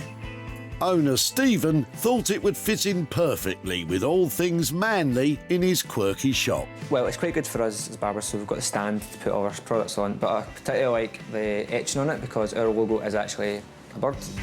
Time for Sarah to take flight over to Hazelmere to show Colin what happened to his old easel. Hello there. Oh, hello, Sarah. How are you? I'm very well. Nice to see you. And to see you. You were dropping off a lovely old artist's easel when I met you. Did you wonder what we might do with it after you took it away? I did, yes. I mean, the thought of it just being another easel, but nicely sort of presented, was one thought that occurred to me. Well, actually, I did have a few thoughts about it, but in the end, I took it to Walthamstow to a great guy called Dan, who's actually a surface pattern designer. So I've got some pictures to show you what he did with your easel. Yes. Here it is. Oh, my goodness. That is lovely, isn't it?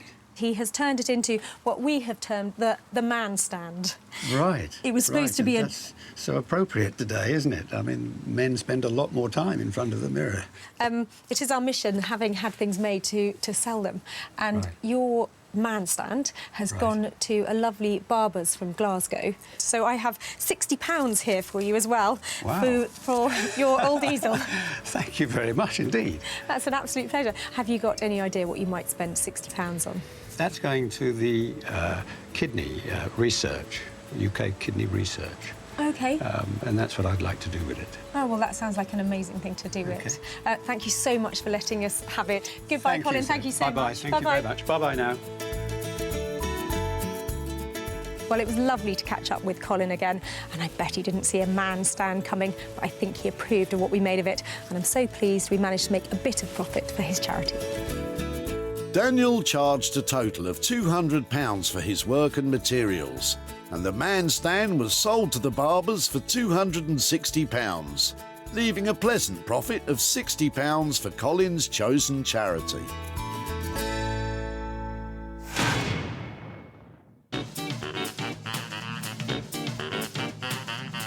Over in East Sussex, Sarah's back to see the transformation of the Z-bed. And it looks like Norman's got something on ice for her. It's the most craziest thing I've ever had to do, really. But we have done the best to our ability, and I think it's turned out really well. Well, I've traversed Sussex to pick up my transformed trolley, and I'm hoping it's going to be serviced with a smile and drinks all round, because a grumpy Norman is not a pleasant sight. Sarah left Norman with this rusty old 1940s Z-bed. Now it's an absolutely fabulous drinks trolley. He's made a luxurious light oak tabletop with sunken ice boxes to chill your bubbly. All held within the original metal frame, complete with bed springs to give it that sense of history that comes with a vintage wine. Pass me the bubbly, darling. Oh, hello. Hello, you. How are you? You all right? Norman. There we go. That is one on-trend trolley, isn't it? You've got 2 lots of champagne. Oh, we put glass in there, but you've got 2 lots. Got storage underneath, got the glasses, and even a drawer for your bits and pieces, your umbrellas. You've given it some class where it was really lacking. I mean, we've used oak this time. We've kept it very light, so it's a bit of a modern with the old, so it's a bit of a twist on both counts. The old Z-bed has been completely reconstructed, but some clever touches mean it will never be forgotten. You move round the back. Oh, no. We kept that bottom, so that's for your tea towels, and then we put the springs in the back there to help hold it and just to remind everyone what it was. Well, I think you've just kept all the good bits out of it. Yeah. And you've given it some lovely little casters as well. Yeah, changed the casters. We didn't repaint it or do anything because I wanted to try and keep the history of it being a Z-bed and the label and everything, so we just cleaned it up and lacquered it, and yeah, I think it works. I think you've done well, because that was a tricky thing to transform. It is a trolley with class. Go on then, hit me with the money, because it was just over 400 quid, wasn't it? It was, but we went a bit over budget this one. Really? Yeah. Go on then. We got it to 800, I'm afraid. You didn't? No, 425, well. Of course, Norman kept a budget, and Sarah's pretty impressed. I think that you've created something out of nothing, and that's an achievement. And it's full of alcohol. What more could you ask for? Fantastic, yeah. Come on, Norm, let's... That's nice. Sun's out, let's take it outside. I thought, what am I doing, taking it on? But as we got into it and everything, it turned into a really great project. And I actually quite like it, so I hope there's someone out there will love it as well. And I'm really pleased that Sarah liked it. Well, it certainly goes to show you snooze, you lose. If I hadn't picked that up on the tip, we wouldn't have this fantastic drinks trolley. I think Norman's done a cracking job, and I can't wait to let everybody else have a look at it. At the Whitley Recycling Centre, Sarah ran into Anthony, who had some old metal in his boot. Oh, wow, that looks old and lovely. Hi there, It is, hello. For Anthony, this was a bit of family history. It's a real Z-bed, isn't it? Real Z-bed, which has been in the family a lot of years. Sarah thought it had potential. Can I take away your Z-bed? Yeah, thank you.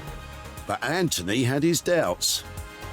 Z-bed is an unusual item, which may limit its possibilities of changing it. But our Norman knows no limits, and after a wrestle with the metal, he produced this champion champagne trolley. Its unique vintage styling grabbed the attention of Nicole. Oh, fantastic. She bought it for her mobile catering company, We Are Lollapalooza, to serve the bubbly at their chic events. Yeah, I'm liking this.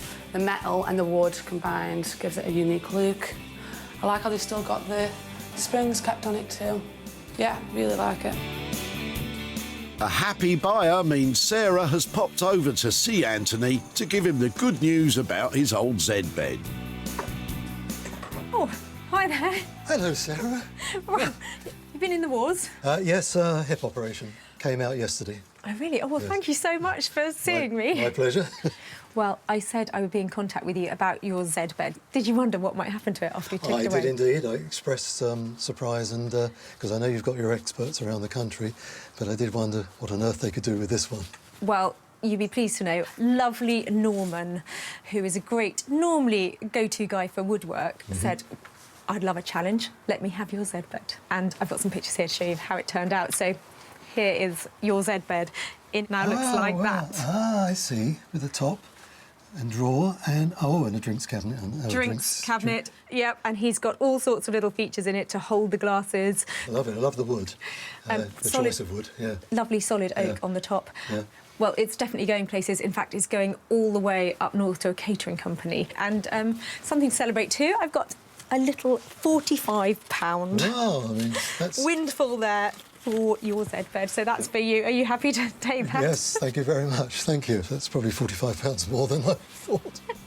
So it's very good, thank you. As you weren't expecting that, can I put you on the spot and say what might you do with it? Probably go to charity, I think. Well, that sounds very generous. Thank you so much. I wish you happy convalescence. Thank you, Sarah. Bye-bye. Bye-bye. While the Z bed is still going places, and it sounds like the £45 is going somewhere very special too. The drinks trolley cost £425 for Norman's labour and materials, and the catering company bought it for £470, which left a profit of £45, which Anthony will be giving to charity. I'll drink to that. Sarah saved 3 items being discarded at the dump. Instead of going to waste, they were renovated, revolutionised and reinvented.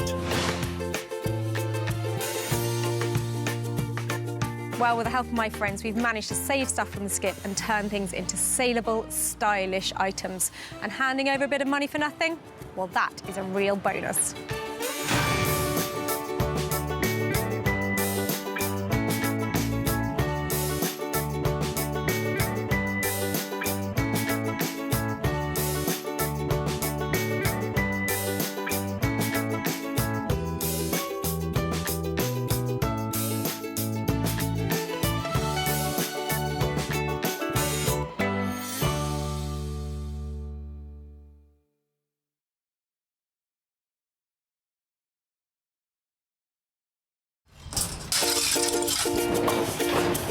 That's not going in there, is it? How do you make money for nothing? Ooh, that's got lovely legs. The answer could be hiding in over 20 million tonnes of household waste thrown out by us every year. I'm now going to swan off. That's why entrepreneur Sarah Moore wants to get her hands on things before they hit the skip. I'm a passionate maker, buyer and user of old stuff, and I've turned that passion into a money-making business. I make new stuff out of old stuff and I sell it for a profit. And with some of the country's elite designers and makers... Let's brainstorm a little bit and see what we can do with it. It is absolutely gorgeous. She can transform her finds into desirable... I'm speechless. Valuable... That looks amazing. And hopefully saleable items. If Sarah is successful, then she can hand the profits back to the very people who had no idea there was cash to be made from their trash. That's lovely. It's a lovely ending.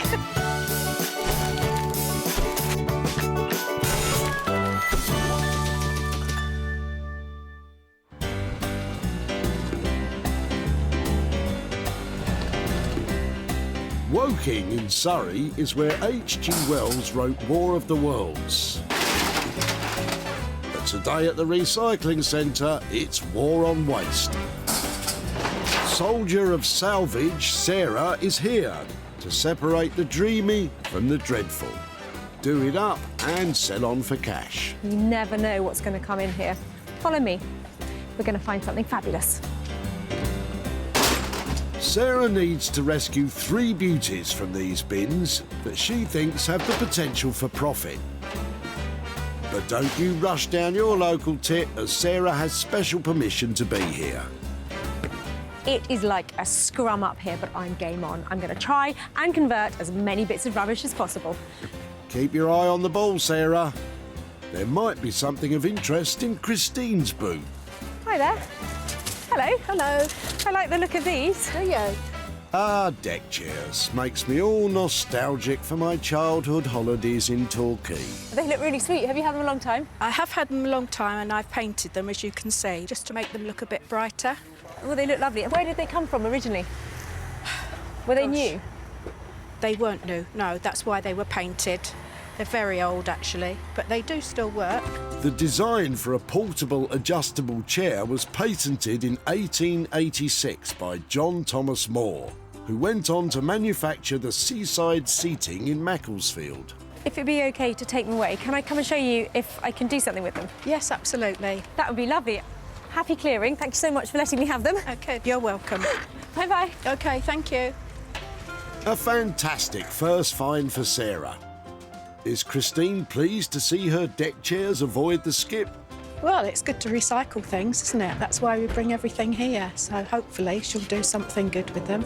The deck chairs will make for a quirky transformation, even by Sarah's standards. Any idea how they'll end up? I think she might paint them and possibly make them into a table or something. I don't know. I don't know. Wait and see. There are a few things more nostalgic and joyful than a deck chair, but these ones, they have definitely seen better days. Their relaxing beach days are over, and if there's any money to be made here, they're going to need a total refurbishment. And Sarah has just the maker in mind for this seaside salvage. Robert Blanchard is a furniture designer and self-confessed hoarder of anything old he can turn into gold. I work mostly with reclaimed materials. These are found materials that other people have given up on, and I benefit from what other people throw away. But it's more than that. I spend a lot of time and a lot of energy and a lot of love in restoring things and somehow working people's rubbish back into their home as something brand new. Well, you might have your work cut out making something for the home, because these things, I wouldn't even put them in the garden, frankly.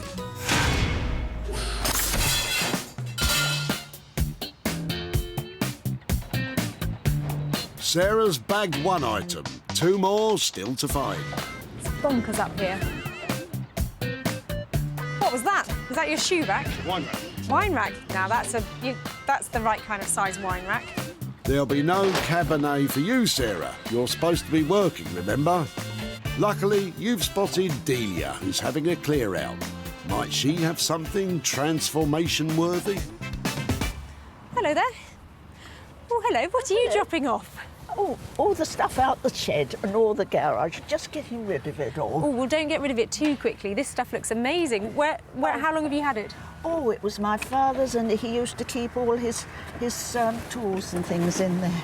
I think that looks beautiful. Now well, that's amazing. Like now have a look at that. Yeah, let me just pop that down there. That was his from a bench. Oh, I know. It's the vice, isn't it? Delia's father was a carpenter. He used this wooden vice from the 1930s in his workshop. That's a beautiful piece of wood, isn't it? Well, have it if you want it. If it would be possible, maybe to make a little group of the things that you're throwing away, if that's all right. Yes, delighted. And take them to some of my talented friends and see if there's something to be made out of them, because... Well, I like to find a good home for things. I'm sure that something can be done with it. Please, may I come and find you and show you what happens to it? Yes. Would that be all right? Beautiful, thank you. Yes, that would be interesting.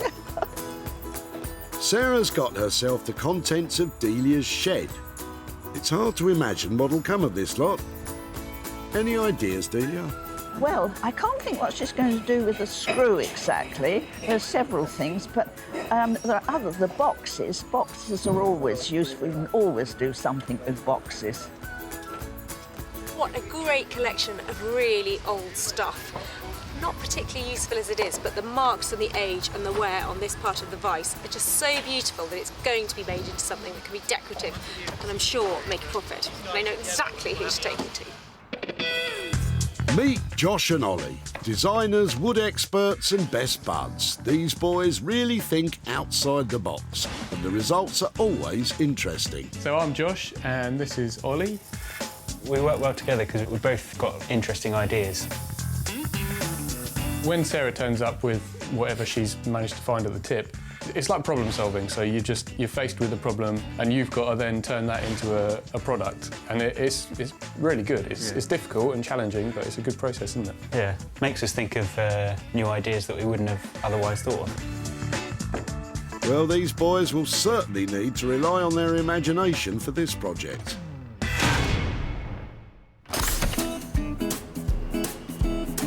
That's 2 items tucked away, but Sarah can't put her feet up just yet. She's on the prowl for one more piece of tip treasure, and this time she's looking for something she can revamp herself. That is the stuff of nightmares. Look at it, crushing beautiful pieces of furniture that I haven't managed to save. Let's get to work. Perhaps the contents of Martin and Yvonne's boot will be to her liking. Hi. Hi there. What is that? It's an old sideboard of my dad's. No charity wants it. There is a fine line between the haters and the lovers of the sideboard. So would it be possible to bring it out, have a closer look? I love the shape on the front. Oh, thank you. It just screws onto the legs. There, Constantina, that's the unique feature. I think my mum bought it in the 60s because of that. Drinks cabinet and the drawers go in there. I love the styling of it. I've never seen anything with those lovely curved fronts on it like this. No. And I'm charmed by it's the cutting the lemon, isn't it? It was the martini moment on that. It's the definite 1960s gin and tonic, yes. Yeah. I think it's one of the most exciting things I've seen at the recycling centre. I love its styling. Please, may I have it? All yours. Saves me throwing it over into the skip.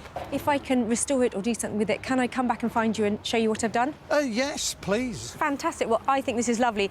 I might have to ask you just one last thing. Any chance you give me a hand moving it over to there? No problem at all. I'll give you a hand. Thank you. Sarah is one happy customer. But does Martin think she'll make this 60s sideboard desirable again? It just needs a bit of subtle renovation, a bit clearing up at the top, bit of polish, new front on one of the knobs, and then you wouldn't know it's old. What an absolutely fantastic find for a recycling centre. I think this sideboard has got bags of style as it is, and after we finish with it, who knows where this will go. And with that, Sarah has her trio of items. Rupert will take on the pair of deck chair frames. Josh and Ollie will be tasked with the wooden vise and boxes. And Sarah will give the sideboard a much-needed style update. Well, Woking has been really good to me. We have some fantastic things from this recycling centre. But now, the hard work begins.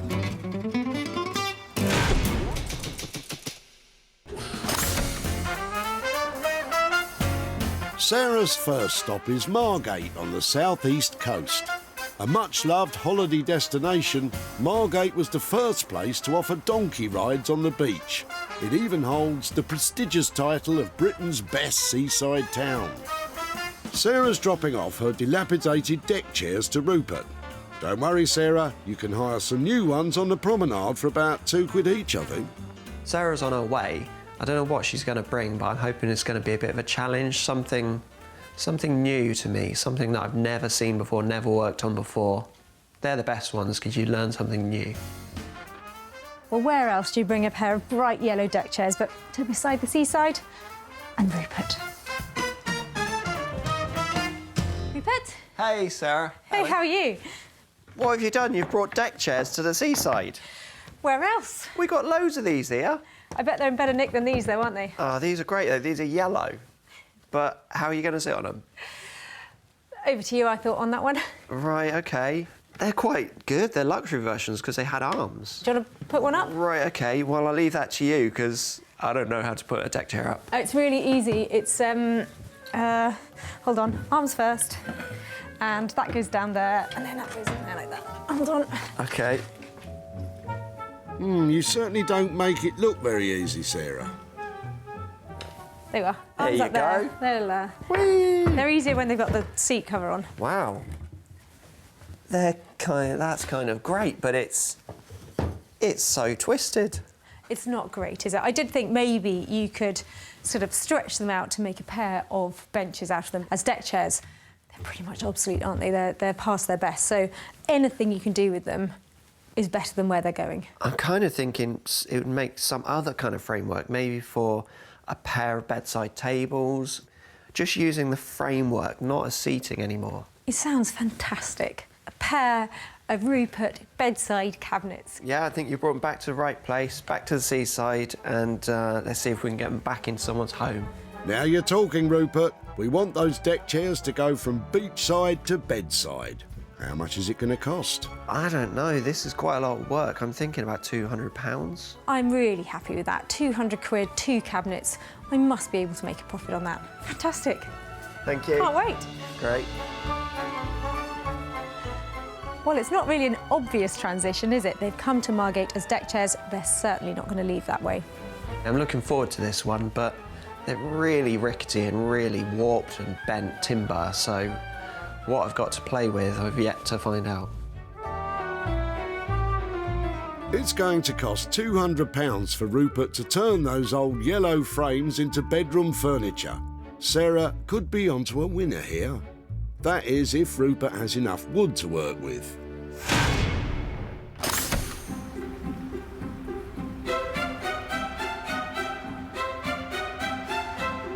Over to Sussex now, and just outside Chichester, Sarah's on her way to see Josh and Ollie with her collection of bits from the tip.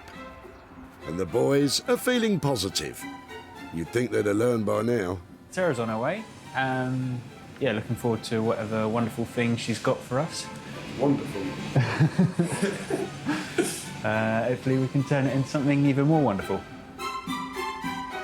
Well, this is such a lovely little time-worn collection of stuff. No idea what to do with it, though. Hi, guys. Oh, yeah. Hello, how are you doing? Yeah, good. Nice How to are see you. This looks cool. This looks amazing. Yeah, I like the vice. It is such a random mixture. Yeah. I just don't know where to start with how to use it all. Do you like it? Yeah, it's amazing. Yeah, yeah. In my experience, it's got to be beautiful, it's got to be useful, and it's got to have a mass appeal. Maybe it could be like some sort of writing desk or console table kind of thing. Yeah, I like that idea. And maybe like use this. We could make a little like stool leg to go with the desk. So why don't we go for desk, Yep, stool, yep. and hopefully some kind of little desk lamp as well. Beautiful. Sounds great. The boys have a sweet plan to utilise as much of the collection as possible. What's the budget? I'm thinking 650. Any chance you kind of screw it down to about the 600 mark? Okay. Well done. Well, yeah, for that pun, we could come down to 625, maybe. OK, I'm out of here. Good luck. Thank you very much. Give us a call when my exciting collection's ready. Well, that was a lot of stuff to drop off, lots of great ideas, and heaps of potential to turn a profit. This is really cool. There's a lot of just good bits. Hope we don't screw it up. I hope you don't either. Sarah has given Josh and Ollie a budget of £625 to turn that assortment of old bits and bobs into something saleable. It'll be a big job, but if they can pull it off, there could be some serious profit to be made. Good luck, lads.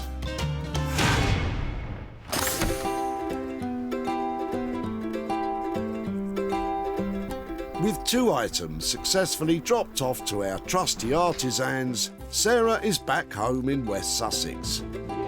She's ready to renovate her 60s sideboard. Well, love it or hate it, to find a piece of furniture like this, well, that's amazing. Personally, I'm a lover. Teak sideboards like this were all the rage in the 60s, often taking pride of place in a dining room. I think it's got bags of style, and I'm hoping that with just a little subtle update, it'll become really desirable and the kind of thing that people just want to have back in their house.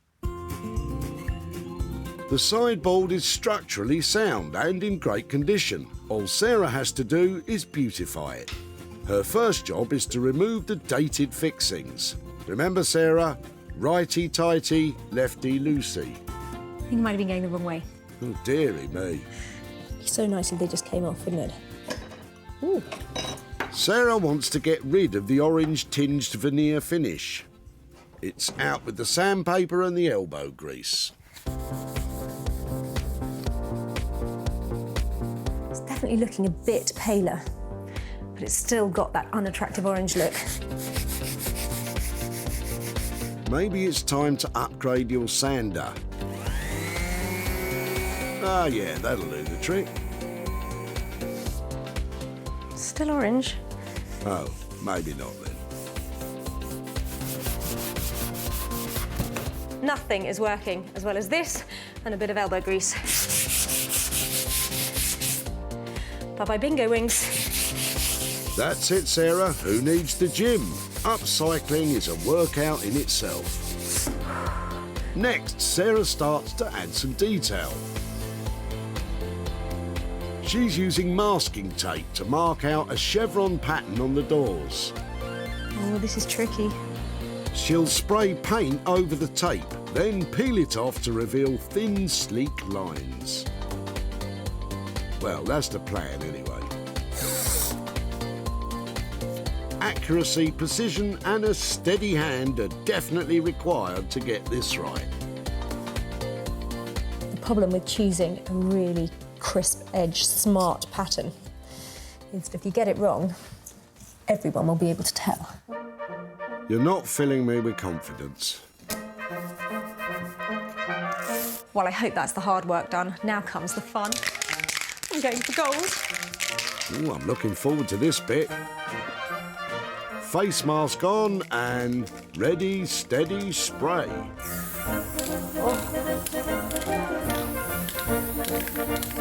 That's not good, it's splodged everywhere. Look at it. It's not supposed to do that. Well, it looks like the hard work isn't over yet, Sarah. Don't worry, you'll get there. Let's hope. Sarah has spent £20 on masking tape and spray paint, but she's still got a long way to go to make this sideboard saleable.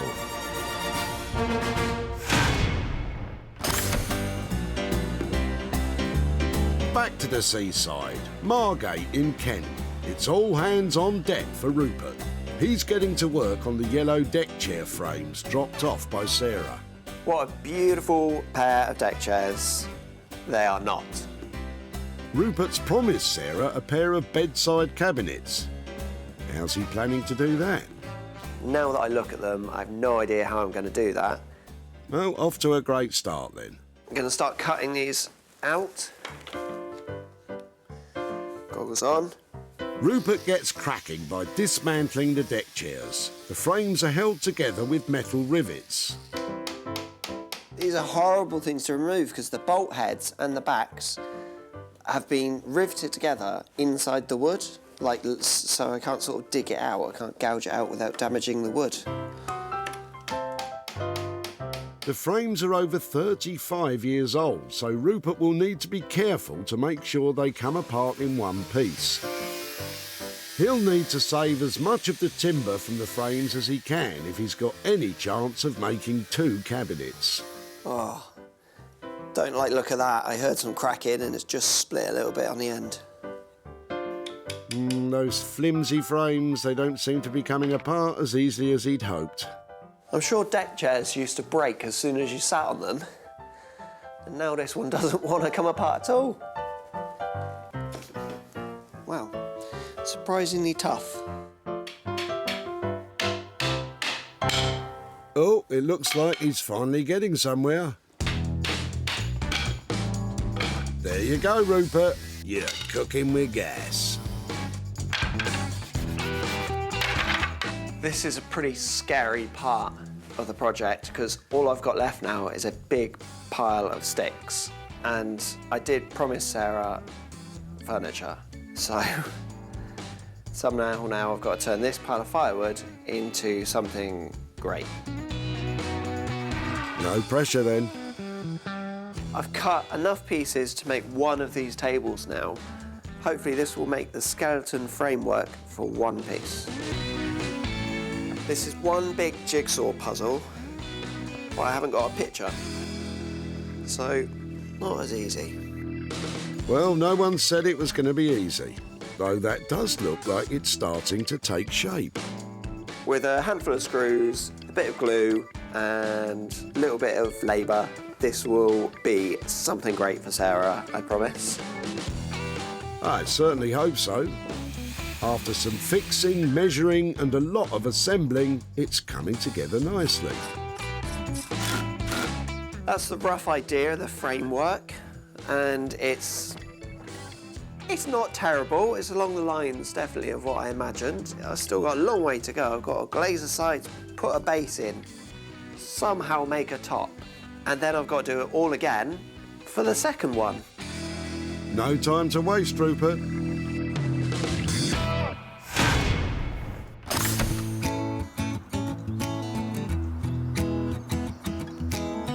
Back to West Sussex. Josh and Ollie are getting to grips with the wooden vice and boxes.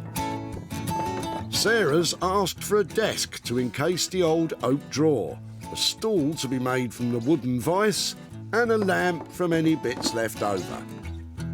Despite the hefty budget, it's still a tall order. What's the plan, boys?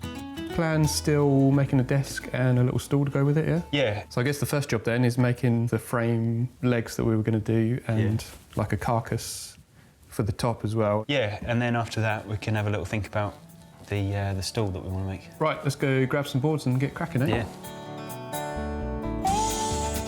The boys are using planks of locally sourced English oak to be cut to size to make the frame and the legs of the desk. I reckon we get most of what we need out of these two bits. Ollie is using a table saw. That will give him precise cuts and minimise wastage.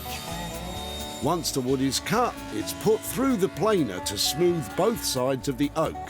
This creates a nice flat surface. With the desk frame underway, Josh moves on to the stool. So we're going to use this as the top of the stool and try and use this little guy as one of the legs. And then it's going to be a four-legged stool, so I'll get the other three legs out of this oak dowel. Josh begins by preparing the seat of the stool.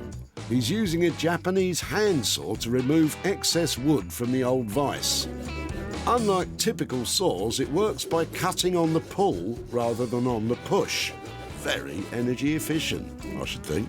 It's got a lovely character and loads of saw cuts and kind of, you can see the history in there, so it's nice. But I think just need a little bit of sanding down and smoothing off before you'd really want to sit on this. Yeah, Josh, I don't think Sarah will be happy with a seat that gives splinters. Ollie's making good progress on the desktop. This will hold the old oak drawer.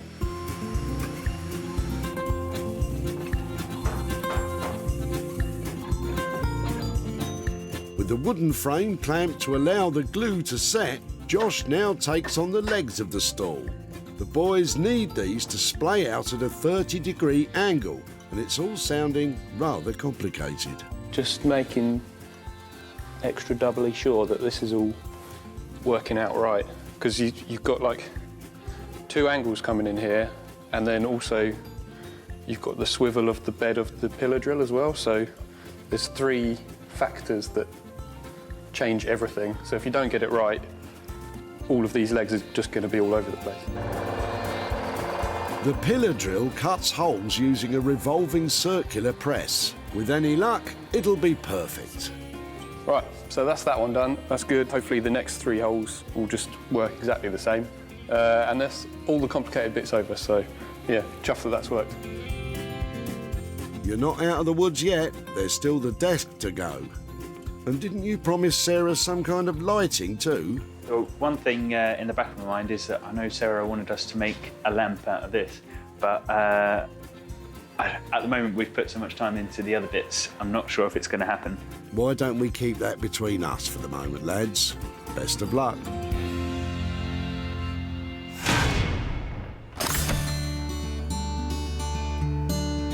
Back we go to Sarah's. She's about to find out if spray painting the sideboard has worked out.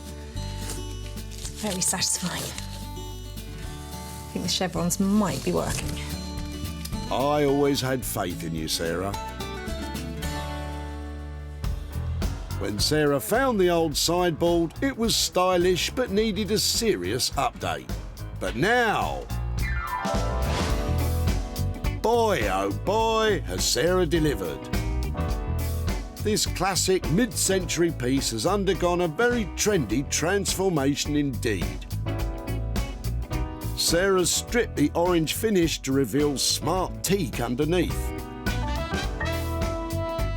The addition of black and gold chevrons adds a contemporary twist, making this 60s piece swing.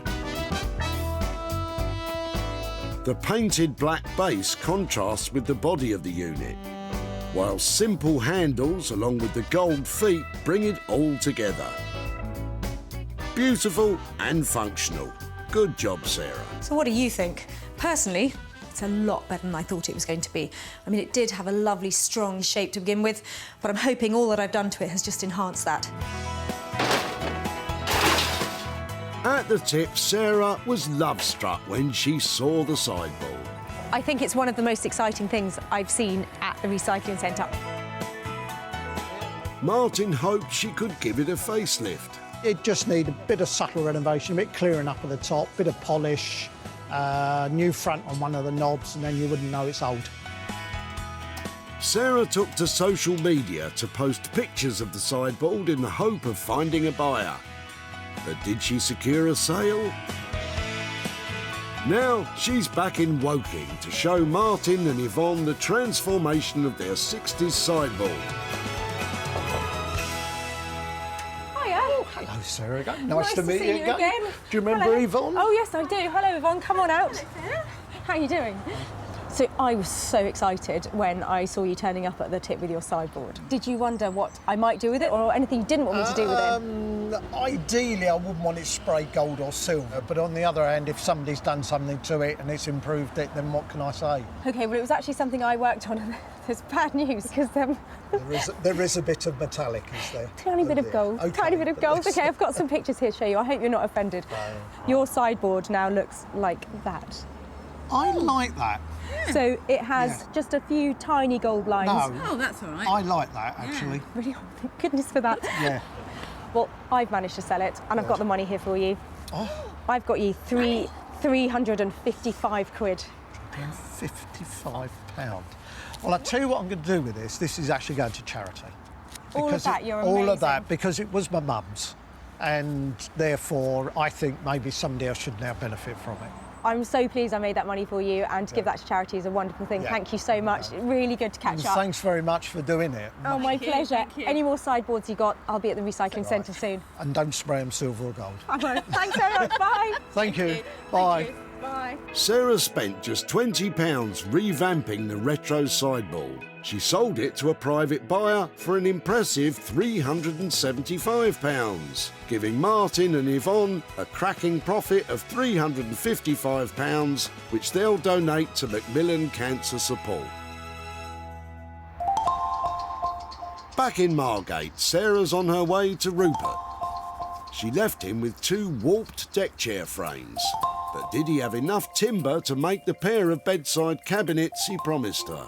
This one was pretty fun. I had a few things go wrong during the making, but resolved them. I'm happy with what I've made, and I made her a little something extra as well. Ooh, I do like a surprise. Well, it's a bit breezy for deck chairs today, so I hope that Rupert has come up with another use for them and transform them into something I can sell. When Sarah spotted these retro rickety frames, their deck chair days were over. But now, Rupert has repurposed the warped wood into a stunning pair of bedside cabinets.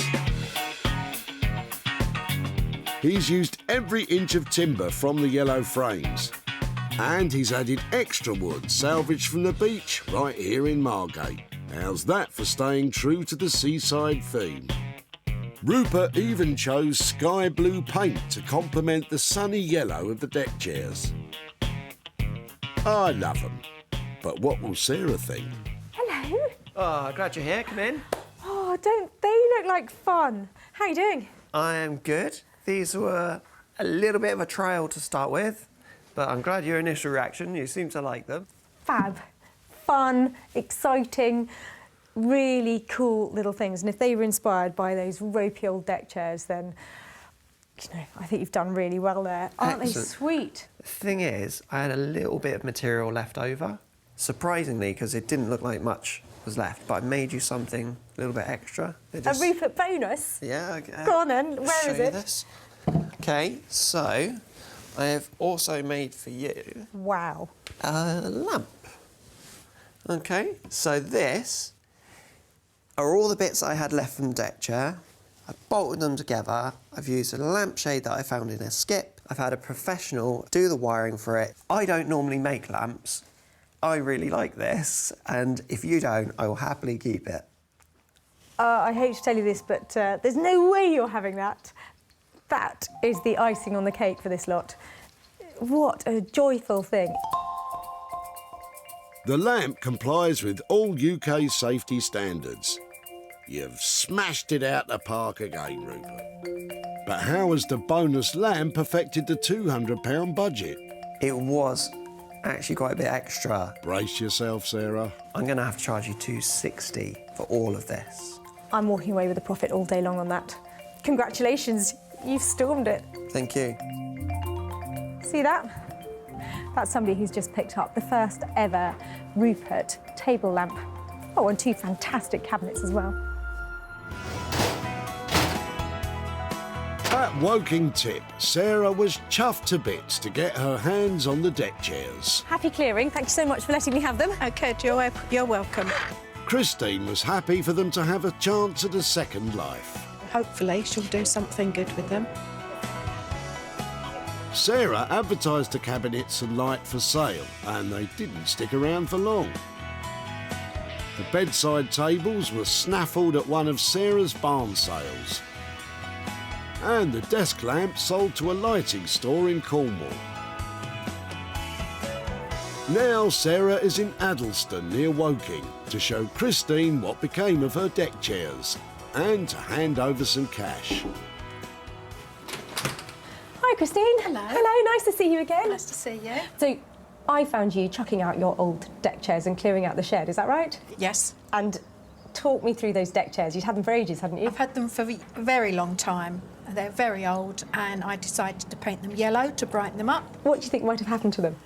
Well, because the wood wasn't very thick, I thought perhaps you'd make a small coffee table or side table or something like that. Clever minds think alike. They went to Margate and to a guy called Rupert. So I've got some pictures here to show you. Oh, Made them into a pair of yellow. side tables. What do you think? Brilliant. Wow. Well, it's good that they were something out of nothing, isn't it? Yeah. Actually, there's a bonus as well, because he made the tables, but he had a little bit of wood left over, so he thought he'd make a light as well. Oh, wow. So what do you think of that lot? That's brilliant. And I managed to sell them at a profit. Did you? Yeah. So for your deck chair, I have got £190. Wow. That's amazing. Well, thank you. What might you do with that? Well, maybe a new deck chair. Oh, fantastic. Lovely to see you. Thank you so much. Really lovely to catch up. Much. Bye-bye. Thank you. Bye-bye. Rupert charged £260 to transform the deck chair frames into a pair of cabinets and a lamp. Sarah sold the lot for an amazing £450, leaving Christine with a profit of £190. Result.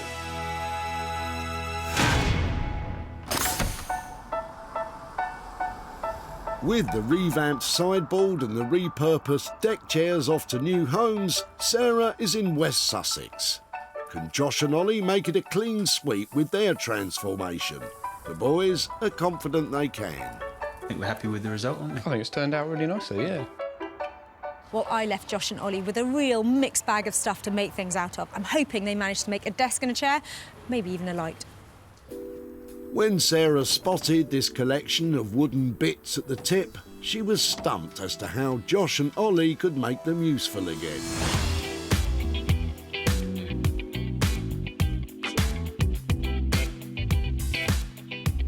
But would you believe it? They've hit the nail on the head. Using the old vice and drawer, Josh and Ollie have produced a beautiful bespoke writing desk and stool set. For the desk, they've highlighted the age of the reused parts by combining them with fresh, locally sourced English oak. This contrast of light and dark wood creates a contemporary style. Better still, the old workbench drawer and boxes are now incorporated as practical storage compartments. Then there's the stool, made from the 70-year-old vice. It tested the boys' mathematical skills to the limit to get the angles of the legs just right. This writing desk and stool make me want to put pen to paper. But wait, where's the lamp for Sarah? Hello. Hi. Hey. Oh, it worked! Oh, fantastic. Look at that. Wow, what's it made out of? Well, it's all oak. What happens under there? That's the other little Oh, how sweet. compartment thing that you gave us. Oh, that's not... Look at that, boys. Well done, it came together. Yeah, we're really pleased with it, actually. I bet you are. I didn't expect it to look like that. That's a much more generous desk, isn't it? Very clever, sharp piece of design, isn't it? We aim to please? Yeah. No lamp? Unfortunately not. Sorry about that. What did you do with it? Oh, my goodness. Is that it? I can't believe it. You naughty boys. Cheeky. They've turned it into a mallet for their workshop. Let's talk money. 625 quid was the ballpark budget we left for it. It was a lot of work, but, you know, we always want to try and keep to the budget. I think you've done that for 625. I'll say thank you so much. Thank you. And I'll tell you where it goes. Thank you. Cool. Bye. All right. See ya. They're naughty boys, aren't they? Look what they did with my light. But I forgive them because the desk and the little stool, well, that's a lovely, sharp, crisp piece of design. Just what I've come to expect from these lads. It's nice to hear her say, in her mind, she thought she was going to see like a tiny little desk, and it obviously wasn't. Oh, that mallet! Oh, did you hear the power of it? Unstoppable. Whoa, that would have made a pretty powerful lamp. Back at the dump, Sarah was onto a winner with Delia's collection, all cleared out from her dad's old workshop. I really like this. I think it's beautiful. And Delia was delighted she didn't have to throw it all in the wood skip. I like to find a good home for things. Sarah wasted no time in sharing pictures of the desk and stool online. And it was bought by boutique hotel Monacle Moor in Perthshire in Scotland. Owner Tom absolutely loves his purchase. Absolutely love it. It's great, you know. It's just a very pretty thing. Sarah has travelled to Addleston to hand the profit to Delia and show her what became of her items. Hello, Delia. Hiya. Hello, Sarah. Very nice to see you Nice again. to see you again. I'm here because I said I'd come and find you if there was something to be done with your eclectic collection of stuff. Did you wonder what might have happened to all those lovely bits? I could only think really of two things.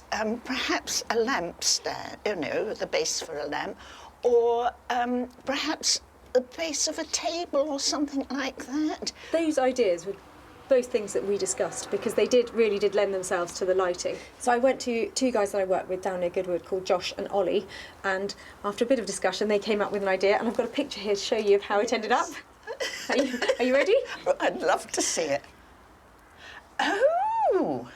No, I didn't think of anything like that. Isn't that lovely? Do you like it? I love it. absolutely love it.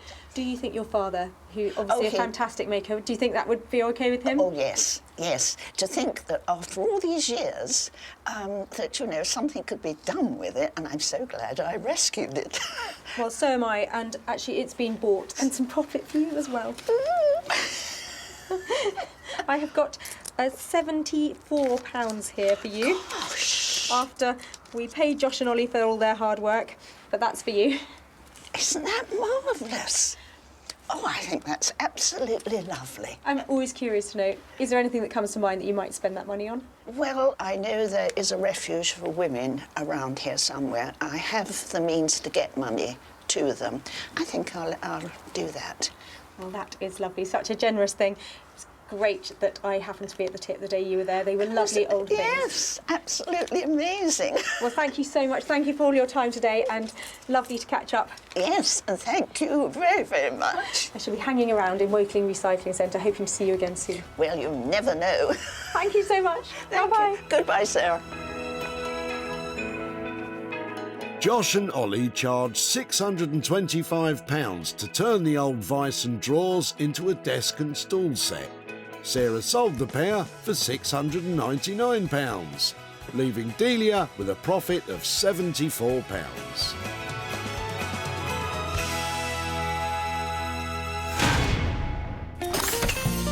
Sarah salvaged 3 items that were destined for the dump. Rupert made the sun shine again for the deck chairs. Josh and Ollie worked wonders for Delia's vice and bits. And Sarah's transformation of the 60s sideboard brought it into the 21st century. Wow, well, 3 amazing items to find at the recycling centre and 3 fantastic transformations. And finding them new homes, well, that's just the icing on the cake.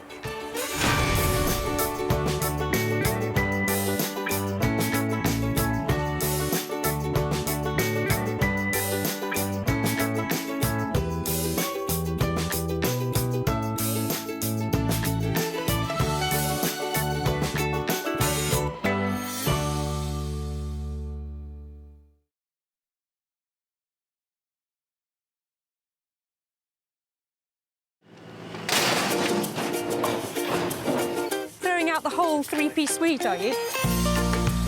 How do you make money for nothing? What have you been smashing up? The answer could be hiding in over 20 million tonnes of household waste thrown out by us every year. Can I have them? You're welcome to them. They're only going in the skip. That's why entrepreneur Sarah Moore wants to get her hands on things before they hit the skip. I'm a passionate maker, buyer and user of old stuff, and I've turned that passion into a money-making business. I make new stuff out of old stuff and I sell it for a profit. And with some of the country's elite designers and makers... I think we can really be quite playful with this. I could make several mankinis out of this, couldn't I? She can transform her finds into desirable... That's such a relief. Valuable... Oh, it looks all shiny. and hopefully saleable items. I love them. You are a gem. If Sarah is successful, then she can hand the profits back to the very people who had no idea there was cash to be made from their trash. Really can't believe that. That's amazing.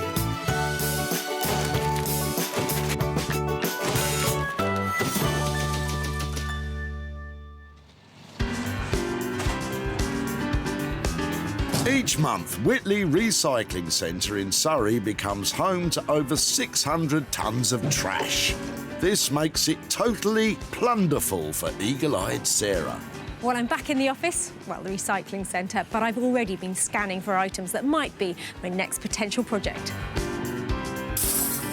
Sarah's on the hunt for 3 items she can salvage and sell on for a profit. What's that?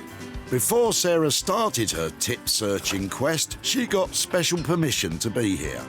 So if you're thinking of coming to raid the skips, hold your horses. I love horsing around with the tip. Come on, giddy up. Actually, enough horsing around. Time to find some real rubbish. You could be in luck. Robert might have just what you're looking for. Now I recognise those legs. That's not going in there, is it? I was planning on doing so. Really? Is that yours? It was my grandmother's, but yeah, it's mine. Do you know what that is? Yes, Urkel. Urkel? Yeah. Not your bag then, Urkel?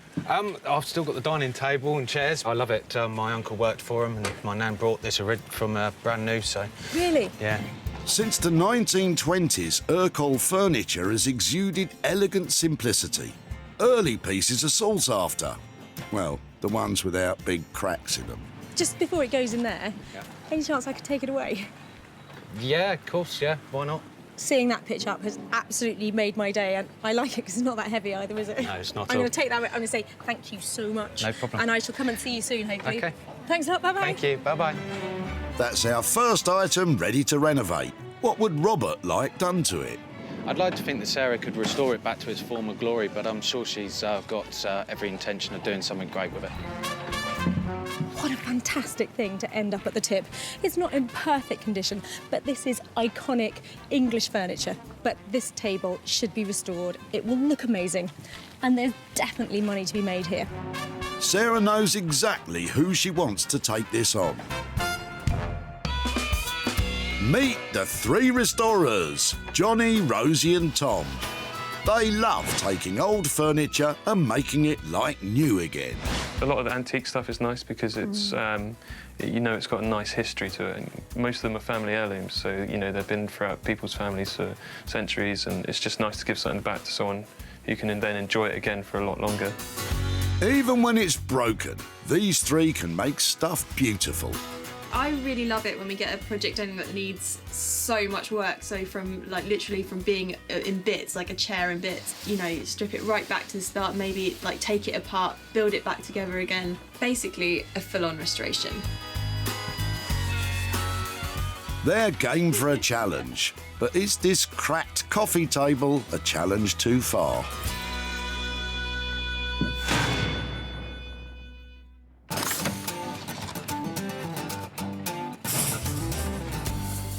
That's one item down, two more to find. And with the day getting on, Sarah needs to strike while the iron's hot. Any old iron? Any old iron? Time to press ahead. There's plenty to choose from out of Julian's trailer. Sarah's picked from Julian in the past. What's in store this time? There's a lot going on around here. Whose is that? That apparently was my dad's. I don't know from what decade, but it certainly hasn't seen the light of day for quite a few. Julian is helping his mum clear her house after the death of his dad.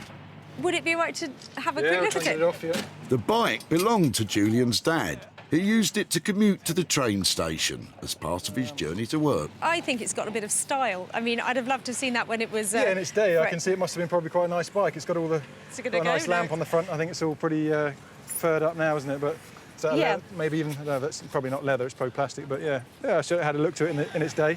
I really like the fact that it's a bit tatty. Yeah, that's lucky. Yeah. It's amazing what I find appealing, but I think there's something about it that's got a bit of style. I'd love to see if there's something to be done with it, but I'm not sure what it will be. Well, you know, it looks like it could... it's got a bit of nice colour on it, hasn't it, underneath it? The paintwork's quite a nice colour, so I don't know, maybe you can turn it into something. If I can take it away, please do something with it. If it saves me lifting into a skip, that's absolutely fine by me. I'm going to come and find you. And I don't think I'll be riding to see you, but I will keep in touch if that's all right, to see if there's something that I can make out of it. Yeah, I'd be fascinated to see if you can manage to turn that into something useful. It's a challenge, isn't it? It certainly is a challenge, yeah. Oh, brilliant. Well, thank you very much for letting me have it, and I'll keep in touch. Yeah, no worries. Good luck with it. Thanks. Cheers. Just when you think you've seen it all, Sarah takes a rusty, seized old bike. What could she possibly do with that? Julian? I'm having a real struggle to see anything that's going to be salvaged worthwhile off that, but I mean, you know, there's some nice red paintwork on it, and hopefully she's got a good team of magicians who are going to turn it into something interesting. Well, it's a sweet old bike, isn't it? But it is in terrible condition. I was hoping that the chrome on closer inspection might be a bit better than it is. But it's got a solid frame, it's got a sweet light on the front, it's got a bit of a bell on it, and a basket on the back. I'm sure there's something can be made out of it, but at the moment, I'm not quite sure what that might be. If you think a bike is a surprising save, just wait till you see who Sarah's picked to take it on. Are you looking for luggage made from thrown-away threads? Then Neil Ragg is your man. Neil's had just about everything beneath his sewing machine needle as he takes rugged materials destined for the dump and turns them into bespoke bags and high-end holdalls, each one lasting a lifetime. I've sewn out of necessity to begin with. I've sewn to repair, and then you end up just keep sewing until somebody says, you should sell those. I love the creative side to it, the fact that you can take a fabric and then work from there. So instead of working from a template, a design, you actually get the fabric and you start from there and then decide, actually, what can this be made into? Well, Neil, what if I was to tell you there is no fabric and that it's actually a bike?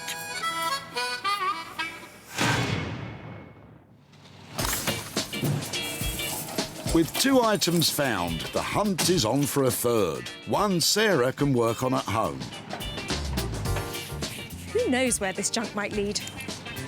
If you go walkies over to Colin's van, there might be something very sweet indeed.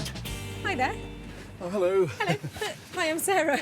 Oh, hello, Sarah. I'm Colin. Colin, hello. hi there. See you. That's Yes. not going in there, is it? It is, unfortunately, yes. It looks like somebody spent hours making it look like that. It's really beautiful. My mother embroidered that. Yes, my late mother. And my late father was doing it up, hence the difference in colour between this and this. Right. And then the dressing tables go with it? Tables, yes. Yeah, that's the top over there. Wow. Should we carry it out to the front? Kidney-shaped tabletops are a French design popular in the late 1600s during Louis XIV's reign. So I think we're looking at a sort of mock Regency look. Later, the design was copied by European furniture makers, especially in the early 20th century. Well, it's great to see that it's all there, including the key, isn't it? And that works too, that lock, yes. It probably needs a bit of reimagining and a new look to it, but is this something that, rather than sending off for reuse, we might be able to take away? Absolutely, yes. More Brilliant. than welcome to it, actually. I have a feeling I might have to ask you to help me because it's going to be heavy. Would it be all right to carry it? It's pretty heavy, yes, That would be indeed. fantastic. Thank you so much. Sarah's got herself a dated dressing table and stool. What do you think she'll do with them, Colin? It needs a little bit of care and attention. And I hope it goes to a nice home, a really good home, actually, because it's been a good friend to us. So look at it. It's just not desirable. If this is going to sell for money, it's going to need a really clever idea to bring it bang up to date and a lot of hard work. Sarah has her 3 items. Johnny, Rosie and Tom will crack on with the coffee table. Neil, I don't know what he'll do with that bike. And Sarah will try to bring the dressing table and stool bang up to date. Well, the recycling centre has definitely delivered again, but it's time to take away the goodies and hopefully turn a tasty profit.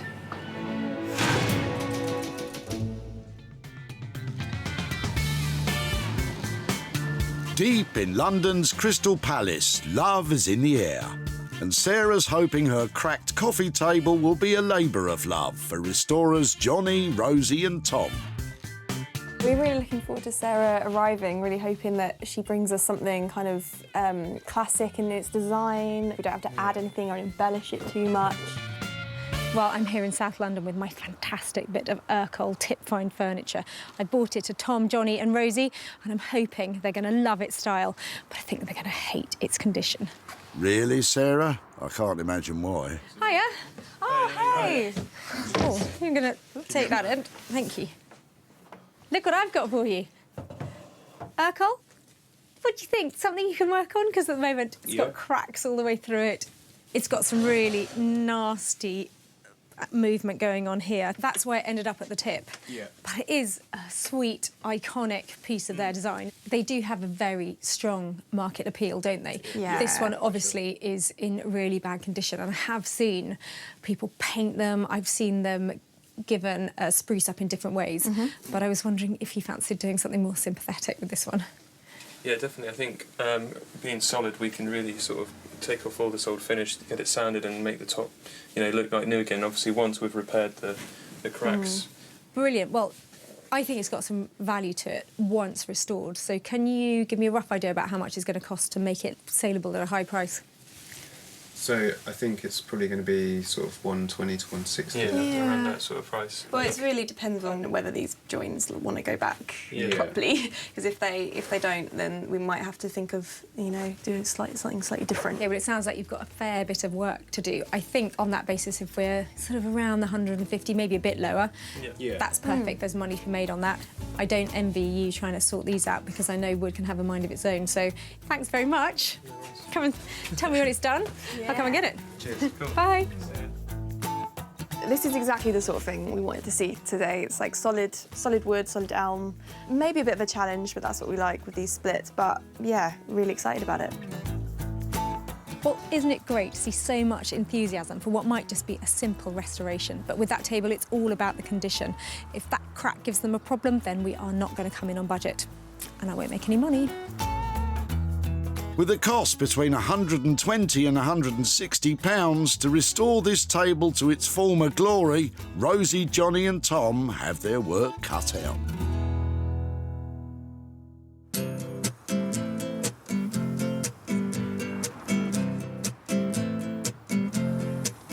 Next stop, Marlow in Buckinghamshire, home to bag virtuoso Neil Ragg.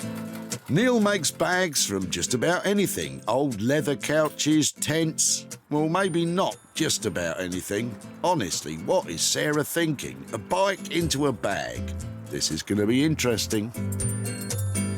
Well, if Neil was just an ordinary, amazing bag maker, I'd be worried about bringing this old bike to him. But I know something about Neil that you don't. He is a scout leader, so I'm hoping he'll be prepared to take on the bike challenge. Sarah's coming. It's always a challenge and always a pleasure. I think you might change your tune in a minute.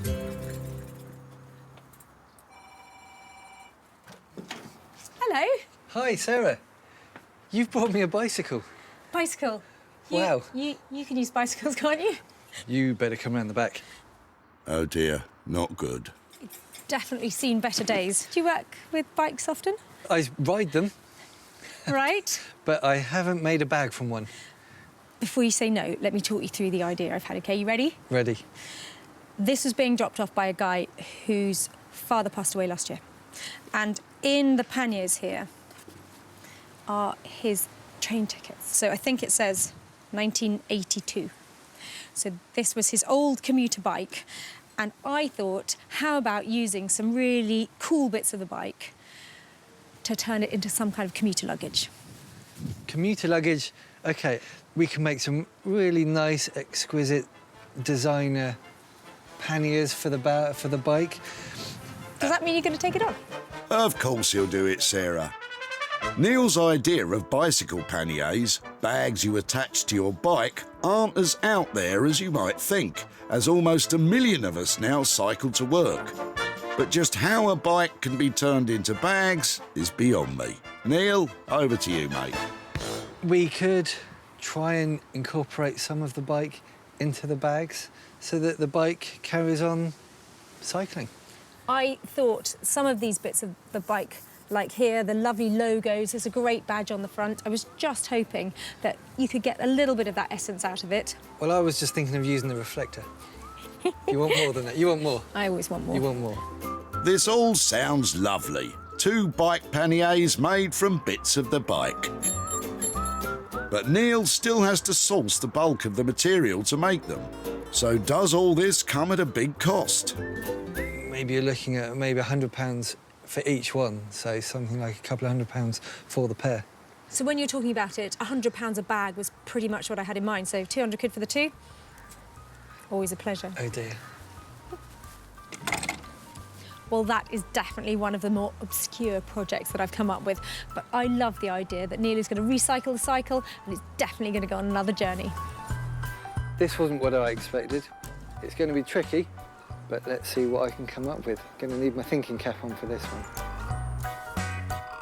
Sarah's left Neil with £200 to create 2 upmarket bike panniers. Neil's staying positive, but this could be hell on wheels.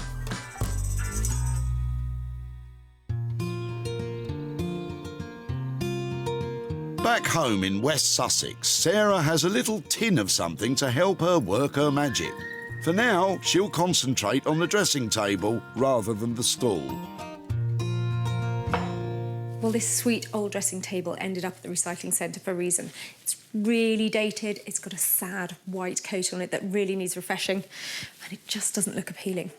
But I've got high hopes for it. I think if I change the colour of it, strip it all back, remove the mirror, try and make it look more like a desk, then there's a chance I might make some money out of it. But first job, ready, steady, strip. Steady on, Sarah. Ah, you meant paint stripper. Handling harsh chemicals means it's on with the protective gloves. Nice. And the safety glasses. This is strong stuff, so you really need to be safe. This is the kind of stripping where you need to be wearing more clothes rather than less. Sarah's removing the many layers of old paint from the dressing table by using a solvent-based paint stripper. She's working in a well-ventilated area. However, with any paint thinner or stripper, always read the product guidelines, as it may advise that a respiratory mask should be worn at all times, or for prolonged use. This is going to be a real challenge to turn into something that is saleable, because it's just so dated. I quite like a challenge. It's the moment of truth. What will Sarah find under that paint? Oh, great. Layers of paint. Oh, more paint. Well, no exciting reveal of wood yet, because there's another layer of paint under here. Well, there's a little peak of wood down there, and I think it might be beech, and that's good, because it would be pale and interesting and quite hard-wearing, so fingers crossed it's all made of that. There are layers and layers of paint on this where people have updated it and changed their room schemes.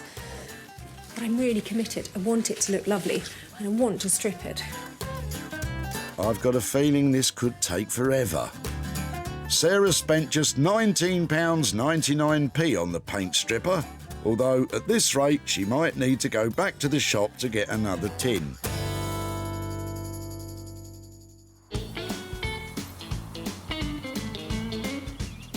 In Crystal Palace, Johnny, Rosie and Tom are getting to grips with the classic, if a little shabby, coffee table. Look at that. It's coming apart. Should we see what the base is like? So I think first things first, get this frame off. Let's get this off. Yeah, cool. Screwdriver? Yeah. Johnny starts by removing the legs to get a better look at that problematic crack. So the biggest problem with this table is going to be how well this glues back together and whether or not it's warped out of shape. Hopefully if we can get it back together flat, then that's sort of crisis averted. Urkel furniture definitely is well worth restoring it. At the moment it's very popular, particularly that 1950s blonde furniture look, very popular. I definitely think what we're doing is the right thing. We don't want to be kind of messing with it too much because it's famous for the design, it's famous for the wood. So I'd say, yeah, like keep it to its original kind of state. With the legs off, they can now see if there's any warping in the wood. So, is it warped? It's warped quite a lot, hasn't it? It's warped. Where it's just been detached for a while, it's kind of just gone like that. Over time, one side of the tabletop has curled up at the end, making the surface difficult to join back together. So this looked like it was going to be really straightforward to begin with, just a case of squashing it back together. But we need to make sure that everything's really flat, otherwise it'll either come apart or it won't be a clean join. So we have to figure out how to get it really nicely together. We might need like bigger blocks across like the whole thing. This is the thing, so I think. After much debate, our trio decides to support the troublesome warping with lengths of strong wood and clamps. These will level the two sides of the split and help to create a smooth join. We're just putting these battens on here to try and counter the way that the wood is trying to move. Once we've got everything looking pretty flat, then we can worry about pressure this way to close up the gap. Right, should we turn it back round again? Yeah, and stick the Urkel has been making furniture since 1920. The beauty of their design is simplicity. Not a word that springs to mind when looking at that support structure. And the more complex it becomes, the more confusing it gets. I don't know if we're overcomplicating it. Yeah, I think Possibly. Basically, we're just trying to put all our heads together and sort of figure out the best way of clamping it without causing too much more damage to the piece already. Once we've got this right, then it's a case of putting some glue in and clamping, and it's really straightforward, but it's just this bit is the sort of bit that takes time and effort to kind of figure out. You take all the time you need, Johnny, although you've taken up quite a bit just trying to fix that crack. Plus, you don't even know if it's going to work. Back we go to Marlow, where Neil is working out how to incorporate bits of that rusty old bike into a design for panniers. OK, so I locked myself in the local brewery overnight to give me time to think, and the ideas I've come up with will be 2 leather bags, leather for the outside, and possibly see if the inner tubes are from the bike are usable. So, like, inner tubes will be the lining. I'm going to use the brake cables for piping and lining. I'm going to use some of the fluorescent strips to add high vis. I'm going to use the grips for handles. Anything else I can find from the bike that is going to help to make the cycle luggage quite unique. I don't think you have to worry about it being unique. Neil starts by removing the brake cables, followed by the wheel spokes. He hopes to use these to make the bags more rigid.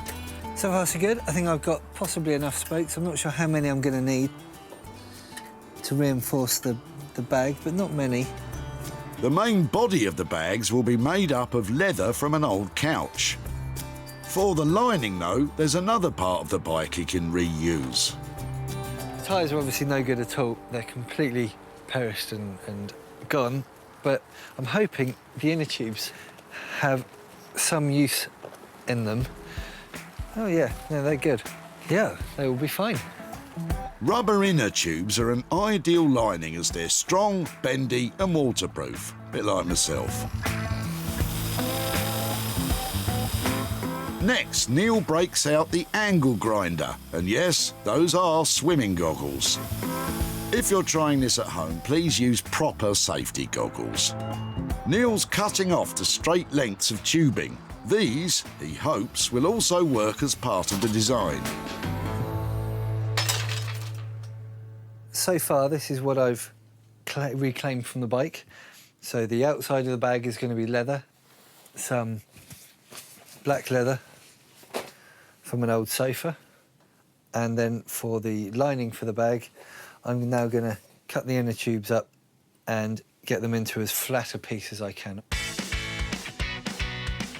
He cuts the inner tubes into sections and lays them out flat, ready to sew. Before he adds the rubber lining, Neil constructs the leather body of the bag. And the metal bars have indeed nabbed a place in the design. Right, so it goes in. So the rack of the bike is going to go along here, and you just get a buckle, leather buckle, and we're going to hold it to the rack there and there. And that keeps the structure of the bag, the rigidity, the strength. It's not going to flap about. And when you want to take the bag away, you just do that. Neil is on a roll, but there's still an awful lot to get put into this design. We'll just leave him to it.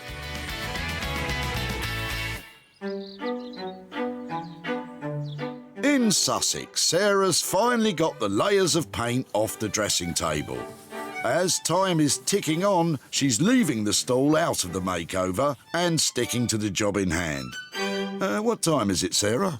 Time to lime. But I've never limed before. Can't be that hard, can it? Oh, that's quite white. God, I hope it comes off.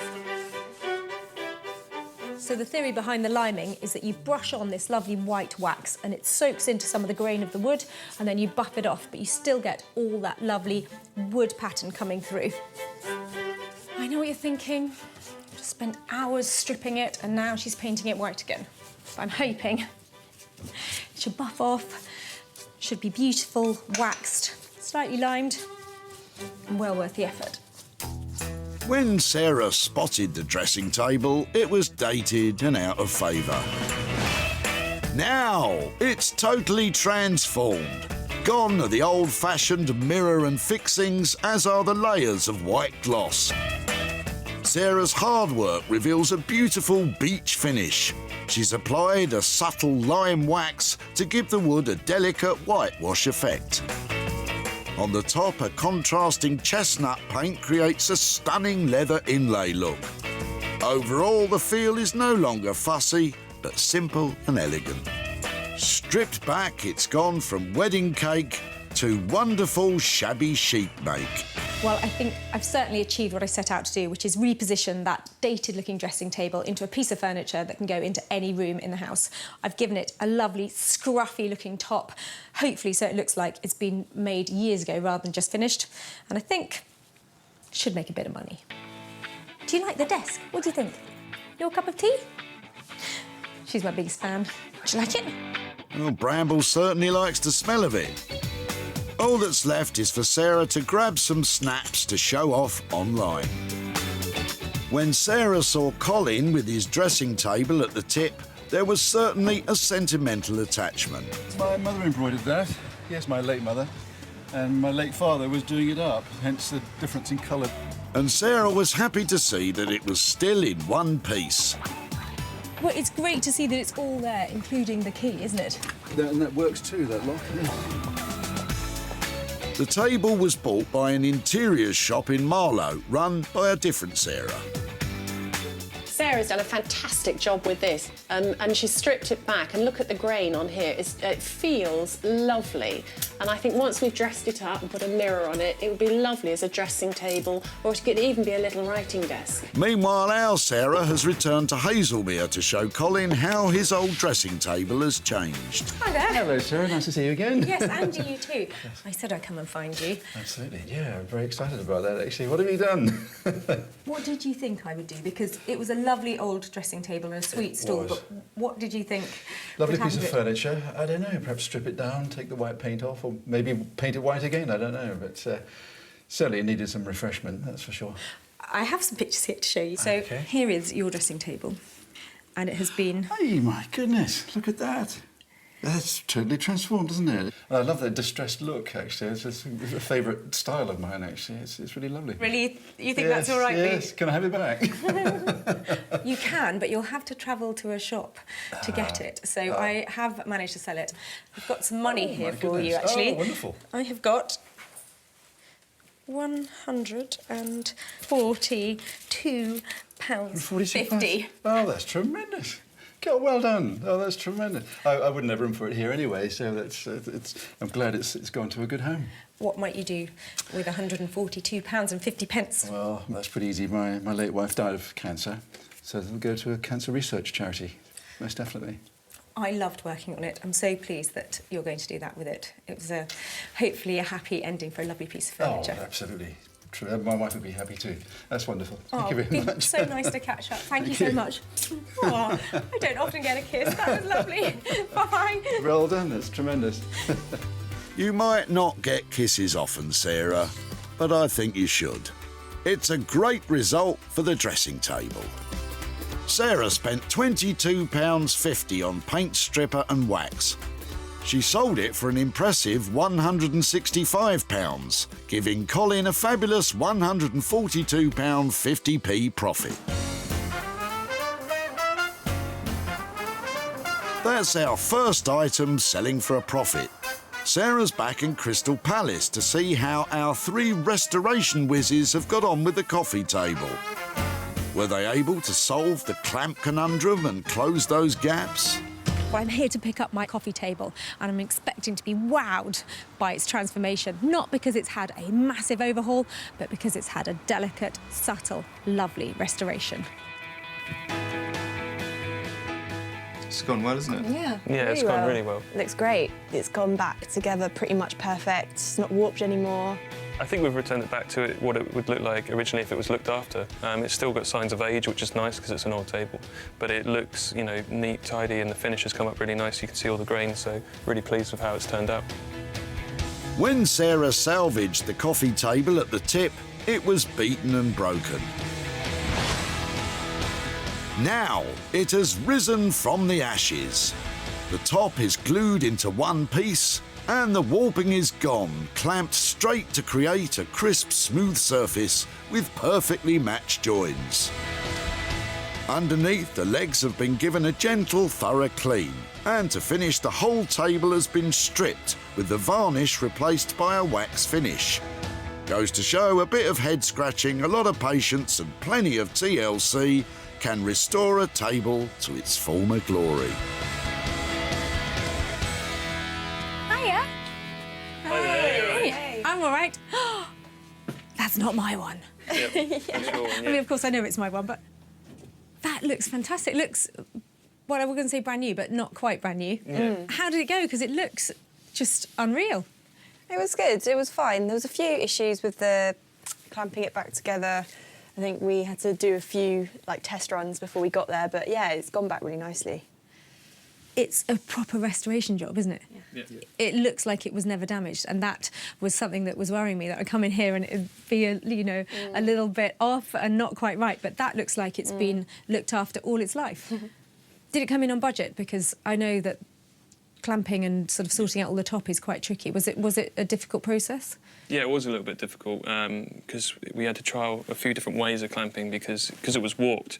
You clamped it one way, it would bend in one way, and then you clamped another way, it bend another. So we had to do a lot of just took a bit more time figuring out the method. That once we figured it out, it went back quite well. Cool. But it came in on budget, but kind of more the higher end of what we sort of quoted. So where did that leave us on the money? We quoted about 120 to 160, and because of the time and how long it took, especially with the sanding as well, because we didn't realise how deep the stains were in it, it came to about 160 in total, which is what we quoted, but the sort of upper end. What you've done to it, I couldn't have hoped for anything better than that. It looks fresh, but vintage. It's got everything going for it, so that is a great job. Thanks so much. See you soon, guys. See you later. Bye. Well, I was after a perfect restoration, and that's just what they delivered. That Urkel is now beautiful, saleable, and really desirable. It was a really nice response. I think it's exactly what we were hoping for. I mean, we were proud of it anyway, but, to get her response after she'd seen it in the state it was to what it is now, yeah, it was really nice, wasn't it? Yeah. Back at the tip, Sarah was quick to spot the potential in Robert's boot. Look at those legs. I reckon that's Urkel. That's not going in there, is it? I was planning on doing so. Robert was reluctant to see it go. So you are an Urkel fan, then? Yeah, I love it. My uncle worked for him, and my nan brought this from brand new, so... With a family connection, Robert had high hopes for its future. I'm sure she's got every intention of doing something great with it. So, yeah, I'm really pleased that she's taken it from me today. I don't think you'll be disappointed, as the restoration is top-notch. Sarah went straight home and posted pictures online, and she found a private buyer. Now, Sarah's travelled to Midhurst to show Robert the transformation and hand over the profit. Hi there. Hi, Robert. How are you doing? Not too bad, yourself? Yeah, very well, thank you. Nice to see you again. Yeah, you too. So you were dropping off an Urkel table at the tip. It used to be your grandmother's, is that right? It was, yeah. So your uncle used to work for Urkel, is that right? Yeah, done a brief apprenticeship there, yeah. OK. So did you think, when I took it away, what I might have done with your table? Well, I weren't sure. I was hoping that you were going to restore it yourself, but, I know also that you paint things and gather bits and pieces to them, so... I'm not actually sure what you've done. It's all right, I've got some pictures here to show you. It wasn't something I worked on. It was something I actually took to South London to a fantastic team of guys. They did a fantastic job on your table. They've managed to get rid of all those cracks. They have resurfaced it, and it is now a pristine Urkel table. Excellent. It did look amazing, and we shared it on social media, and it got an instant buyer, so it did sell. Yeah, OK. I've got some money here. OK. Got a £5 there for you. Lovely, OK. And 130 quid there to go with it. Well, thank you. Oh, well, gee, thanks a lot. That's, I love handing over money. No, cheers, that's going to come in handy. Thank you. Really? Well, you've just moved house. Is that where it's going to go? Yeah, that's going on a coat hook. Is it? I know somebody who can make you a really nice one of those. Yeah, I'm sure you do. Coat hooks. Well, thank you so much for your time at the tip and here today. Really good to catch up, Robert. Bye-bye. Yeah, you too. Bye-bye. The cost to restore the table was £160. Sarah sold it for a cracking £295, giving Robert a £135 pocketful of profit. Back in Marlow in Buckinghamshire, Sarah left the bike that belonged to Julian's late father. Has bagman Neil turned it into fabulous bike panniers? Well, what was I thinking? The last time I came to Marlow, I left my favourite bag maker, Neil Ragg, with a bicycle. What will he have made of that? Well, this was a completely different challenge to what I'm used to. I've managed to incorporate as much of the bike as I possibly can, including some very personal touches, and I hope Sarah's going to be quite thrilled. When Sarah picked this bike up, its commuter days were long over. Now, Neil has made 2 bespoke bicycle panniers showcased beautifully on the back of Neil's own bike. It's an ingenious use of materials throughout. The handlebar grips are the top handles, while the inner tubes form the internal lining. The brake cables are piping, the frame struts are fixings, and the spokes add rigidity. Neil's vision even includes a rail ticket that once belonged to Julian's dad. A wonderful touch and an inspiring design. Sarah, hi! Hello, how are you doing? Very well, how are you? Yeah, I'm really well. Where's my bicycle? This way, follow me. Now, that's not my bike. This isn't the bike, but this is most of the bike. Come on then, let's see. I'm so excited. Let's have a look. So we've got the set of upcycled leather cycle luggage. What have you used from the bike then?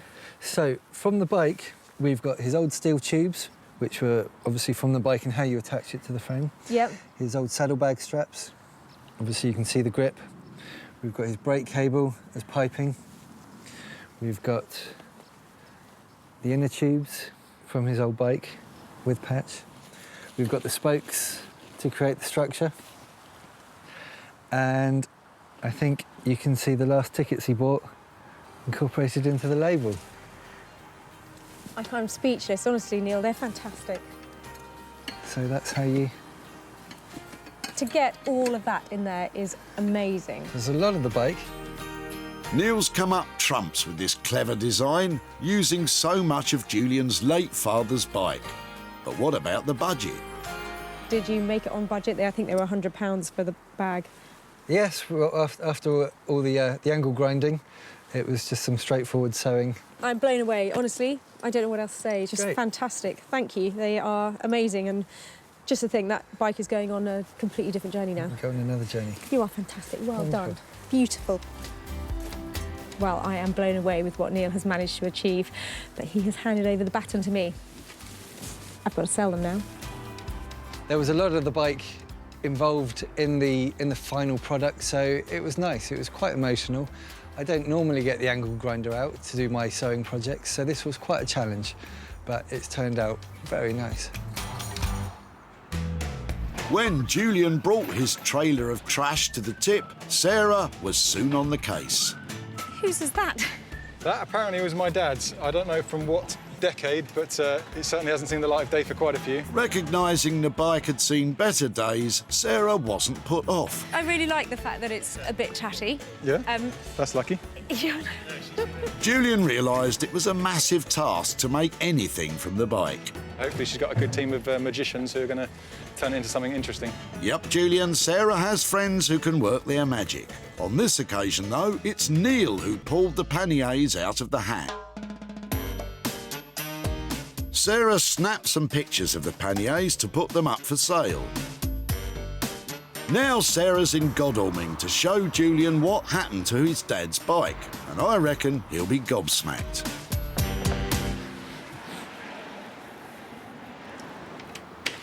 Hi there. Hiya, Hey, how you doing, all right? nice to see you again. Yeah, good to see you again. How you doing? I'm really well. Now, I said I'd pop back and see you if there was something to be done with that old bike. Yeah, yeah. Did you think, what on earth are you going to do with that? I couldn't really imagine seeing it turn into anything decent, no. So I'd be impressed if you've transformed it into something. I have, not personally. I took it to Neil Ragg, who's a fantastic bag maker over in Marlow, and he saw the bike, wasn't that impressed to begin with. Understandably, yeah. But he likes a challenge, and I've got some pictures here to show you what he did with great. it. Yeah, that's it, yeah. Your bike has been recycled into bike panniers.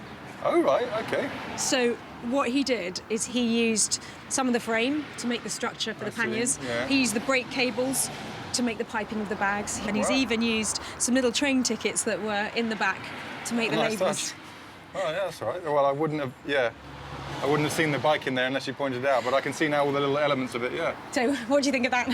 Yeah, amazing. I'm absolutely astounded that he's managed to turn it into something quite so attractive and useful looking, because it was basically a pile of scrap, wasn't it? So, yeah. I haven't sold them yet. I haven't had them for very long, but I think they should sell well and give you some profit.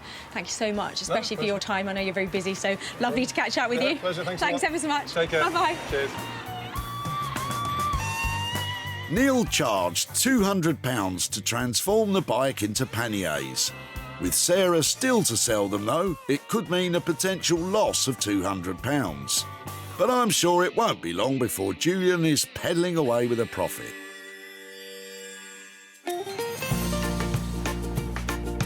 Sarah salvaged 3 unwanted items from Whitley Recycling Centre. Colin's dressing table was given a fresh new look by Sarah.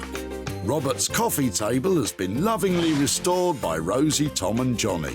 And Julian's old bike continues life as panniers, courtesy of Neil. Well, 3 fantastic finds that were about to be binned have been transformed into unique and valuable items. And what's more, we made some money for nothing along the way.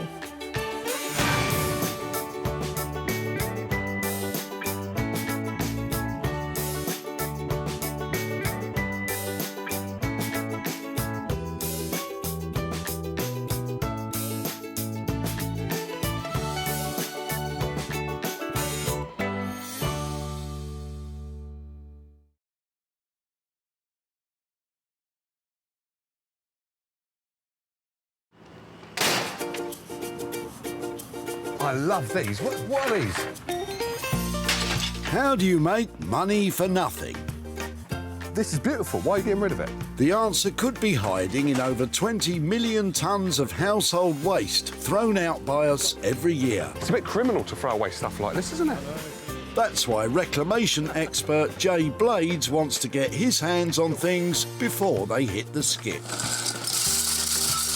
I've been a builder, I've been a philosophy student, and now I'm a furniture restorer. So I know more than most about transformations. I revamp the old and turn it into the new and sell it on for a profit. And with some of the country's elite designers and makers... So what do you think? He can transform his finds into desirable... Boom, smashed it. Valuable... It's got real potential. And hopefully saleable items. You've just turned it into a work of art. If Jay is successful, then he can hand the profits back to the very people who had no idea there was cash to be made from their trash. £80? What? Yes.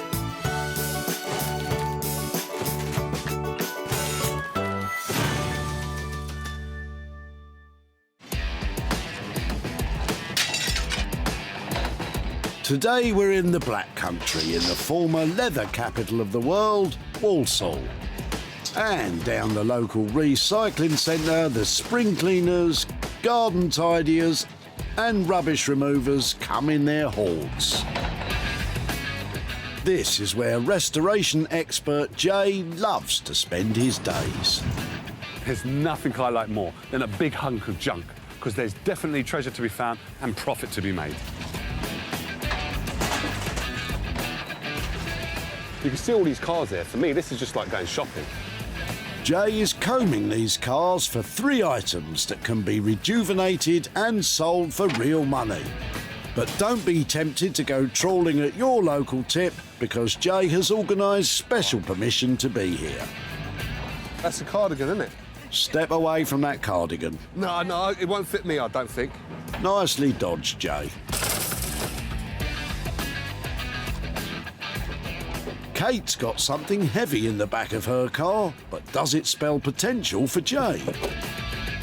I hold on a minute, let me give you a hand. Oh, There we go. And I should introduce myself. I'm Jay. I'm Kate. All You right. okay? Yeah, so what are you up to with these doors? Well, I've just bought my own house. And, Oh, well done. I'm just gutting it at the moment. How old's the house? Because these doors look quite old. About 1950s. This isn't from inside, is it? It's the old bathroom door. Oh, is it? Yeah, yeah. These old doors are all made of solid wood.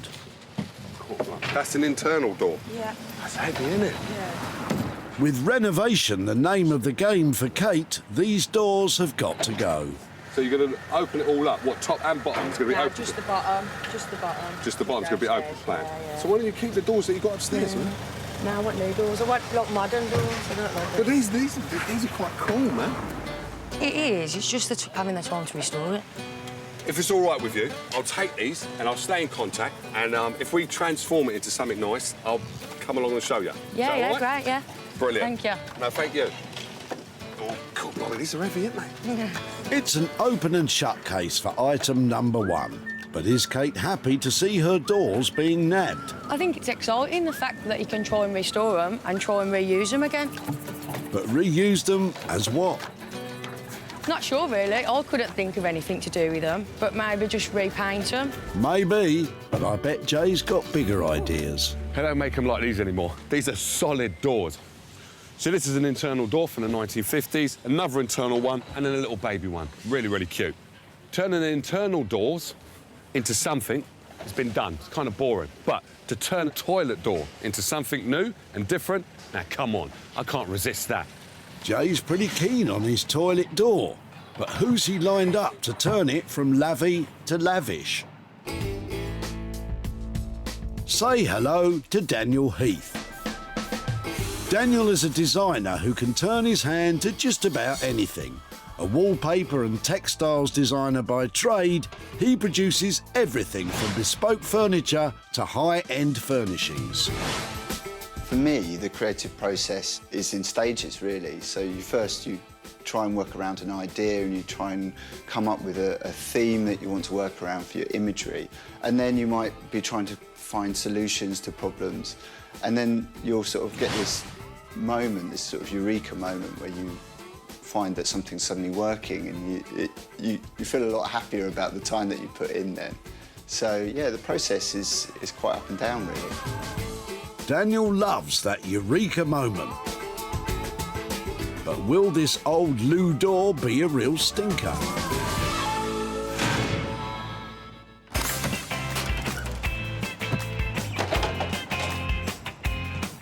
So far, Jay's nabbed 1 item, only 2 to go. I had that sinking feeling that was going to happen. Very funny. Get back to work, Jay. What's all this in John's boot? Wow, that's really nice. How you doing? I'm Jay. Hello. All right? Pleased to meet you. Yeah. So, obviously you're throwing this away. Afraid so, yeah. Oh, I really like that. To me, it looks like a lathe. So, what's the history? Well, it belongs to my father. He was quite a keen do-it-yourself guy. Right. Back in the day. Yeah. And it's a multi-purpose woodworking tool, basically. Right. It's got a planer. That's a saw table. Oh, wow, yeah, it is, look. All right. And that's the lathe bit? That's the lathe bit, yeah. A lathe like this, used for smoothing and shaping wood, was built small enough for your DIY enthusiast to use at home. Well, I remember it as a child, right back when I was a little toddler. So how many, I don't mean to pry about your age, but how old do you think this is then? Well, it's got to be over 50 years old. Wow. It's got to be. Well, it still looks in good condition. John's dad really looked after his lathe, and that's made it even harder for John to part with this bit of family history. I was feeling really guilty coming down with this because it's still quite good. So you shouldn't feel guilty, because hopefully we should be able to transform this and turn it into something really nice. That is such a better end for this than to end up over there. Over there in the metal bin, yeah. In the metal bin. I can go home now a lot happier now than I came down with the view of throwing it away. That's a weight off John's shoulders. With a little help, Jay's taking away the rather heavy lathe. But does John have any thoughts on what could be done with it? Well, it could be restored to what it was, or possibly the components could be taken off. I'd be really intrigued as to what actually ends up happening to it. Yeah, me too, John. And Jay certainly has lathe love. Everything is in working order. It's been really well looked after. but can you actually turn a profit on it? This reminds me of a programme I used to watch when I was growing up, Metal Mickey. Now, this is definitely Mickey gone wrong. But now it's up to us to turn this family heirloom into a modern-day gem. Well, if you want a modern-day gem, there's only one man for the job. If it's old and rusty, you better believe that Guy Trench has tried to stick a bulb in it. Together with his band of happy helpers, Guy creates one-of-a-kind lighting that is guaranteed to brighten up any home. I enjoy my work so much. Every day is different. I just can't sit still for a second. My mind is always buzzing and I'm looking around everywhere, whether it's a scrapyard, whether it's a skip. Oh, that'll do. Have that out of it. And then clean it up and turn it into something of really great use. Every day I'm creating something. I don't think no banker, no insurance person, no car salesman who's got a better job than I've got. It is a great thrill to turn something for nothing into something. Guy gets a real kick out of his creations, but how will he feel about this old lathe?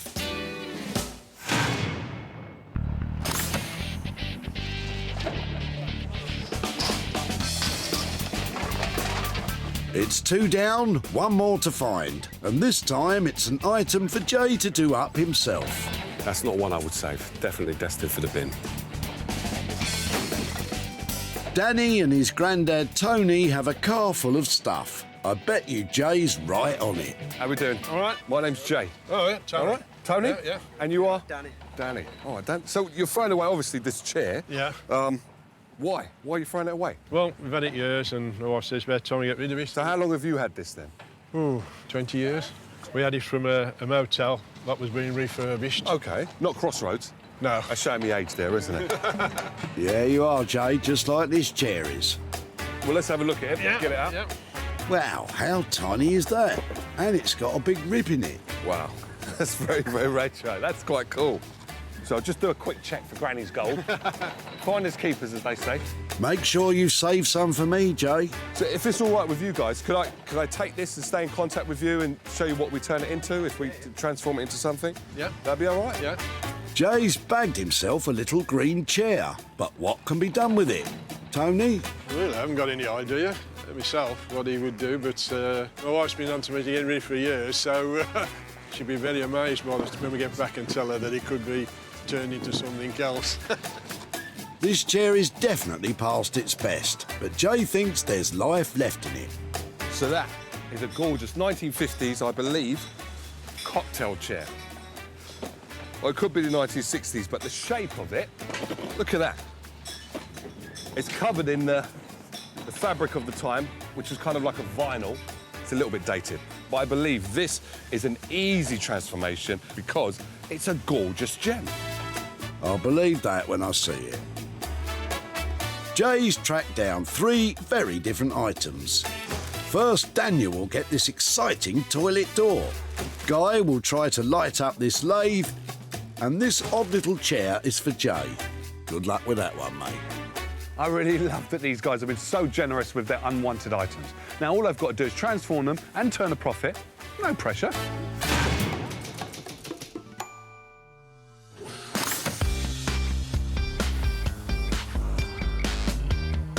In Stratford, East London, Daniel is waiting for Jay to turn up with a weird and wonderful tip find. Jay's on his way over. I hope he can bring me something that I can screen print onto. Be nice if it was something flat, not too much chopping things up and unscrewing things or welding this time. So, let's see. Now, that's a workout. This old toilet door is going to have the transformation of its life. But first things first, Daniel needs to give me a hand with this. Hey, Daniel, how you doing, mate? How you doing? Good. Well, he wanted flat, but a toilet door. Not so sure what he'll think of that. Oh, wow. Cheers, Jay. That's a door, isn't it? No, thank you.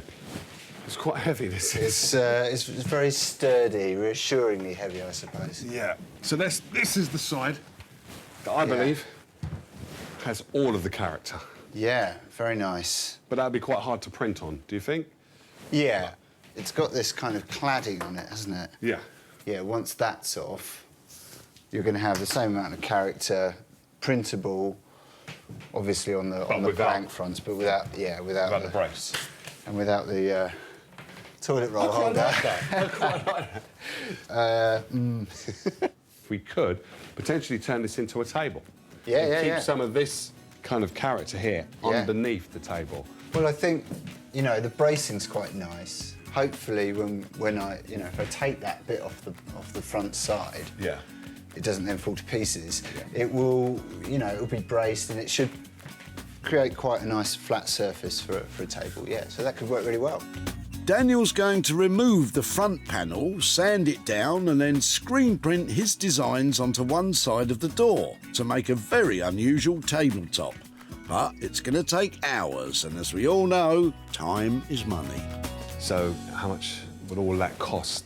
It is a big piece. It's going to need a good couple of large screens to put the print onto it. Yeah. I think we're talking about 340. 340. I think 340 is good, and if we can, let's try and keep some of the original for me, please. Pretty please. For a dining table, really? Let's just see how that's going to pan out. It's going to look really cool. Look. Shall we just see? See, look, that's a deal. Well, just in case any spillages on the dinner table. That's all right. I've got some tissue here. Yeah. Jay's getting a little bogged down with that toilet roll holder. What does Daniel really think about the toilet door? It's flat. Brilliant. Thanks, Jay. He had some pretty out there suggestions, I'm not going to lie. The only problem that I can see with this is that when I've taken the front piece off, I hope that there's not too many surprises behind there. I'm really pleased that Daniel's accepted the challenge of turning that old toilet door into a cool contemporary table. With his fantastic designs, I know we're going to be serving up a profit. It's £340 for Daniel to create a unique table, as long as it doesn't all fall apart when that front panel's removed.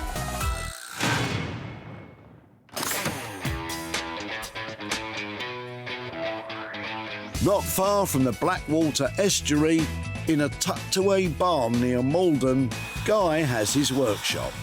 He really loves a bit of rusty old metal. But will he be as keen on this old lathe that Jay saved from being scrapped? Jay's probably a bit like a sort of scavenger. You know, he's at the coalface and he's digging around, he's looking for all different sort of things. Got the last bit left in the boot, brought it to my main man, Guy. Now, Guy is the man that I believe will know what to do with this stuff. I love working with metals, old metals that has got lots of rust and dents and knocks and bocks in it. I'm going to look forward to whatever he brings, because it's always a test for me. What can I actually do? Guy. Hi, Jay. How are you? How you nice doing? to see you. All right? Good to see you again. I've got something here for you. Ah. What do you think? This is a great lathe. Probably a wood. It is a wood-turning lathe. Yeah. I'm thinking light is what I'm thinking, but this is quite a lot to deal with. There's lots of component parts on this that, yeah, we could turn that into a lamp, no problem at all. This is the motor. I think it's got quite a nice look to it. I think we're turning that into a wall light. You know, we've got the bracket at the back here. I can sort of see a light bulb coming out the top here, or something off the wall here and up the top. Nice idea, but that motor looks kind of heavy to mount on a wall. And it does weigh a ton, and I think it will pull someone's wall off. We can't have that. No, so I think what we'll do is we'll undo it here, Yeah. we'll inspect inside, remove the guts. Nobody's ever going to see that as a wall light. No. And we should make it a lot lighter. Guy's going to rip the motor's stuffing out to make it a wall-mountable light. But what about the rest of the lathe? For me, there's something about this that I really, really love. Is it possible that we can use that as the switch? I definitely think so. We could somehow fix this into the bottom here. It looks part of the unit. Yeah. And it looks like you're going to turn it on and off from here. Yeah. But I think for simplicity's sake, we'll just have a little drawstring here, and we can just click it on, click it off. And I think that will just make it look a bit different, a bit special, and it'll be the only one in the world like this. That's what I like to hear, because that means we can charge more. We can definitely, you can definitely charge more.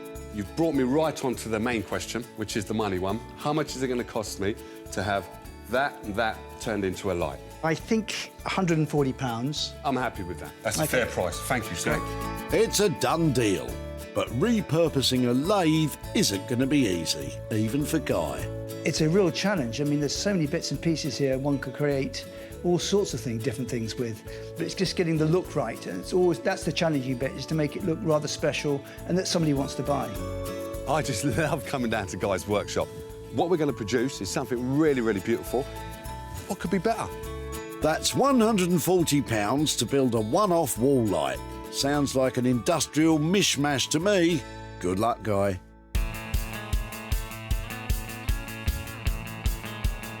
Just northwest of Birmingham is Wolverhampton, home of 70s rock and Jay's workshop.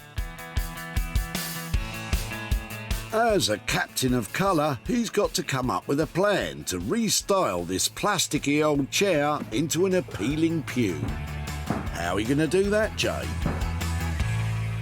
This mid-century cocktail chair has definitely seen its heyday, but now a bit worse for wear. She's come to the right place to get this spruce up, a new dress, and also a lick of paint. Oh, I didn't know chairs were female. This new upholstery dress will come from some of Jay's favourite fabrics, and he loves a bright colour. That colour with that is going to be the main body. So, already you can see that's working. So this, for me, is the deal clincher. And instead of just being a normal button, this is going to be a pom-pom. But then, another element of surprise is what we put on the back. Hang on, did he just say pom-pom? Oh, that's mustard. In Jay speak, mustard means hot. That's hot as in a shocking pink pom-pom sewn into a chair as a button. I definitely need to see this. After sanding down the chair legs, Jay's going to get them painted. Better to be safe than sorry. Put the dust mask on. Very good shape. Jay's plan is to spray one leg shocking pink to go with the pom-pom, and the rest of them he'll paint black. That is out there, Jay. Now that's pretty in pink, isn't it? If you say so, mate. Back in his studio, Jay's finishing painting the rest of the legs. So now I'm waiting for that to dry.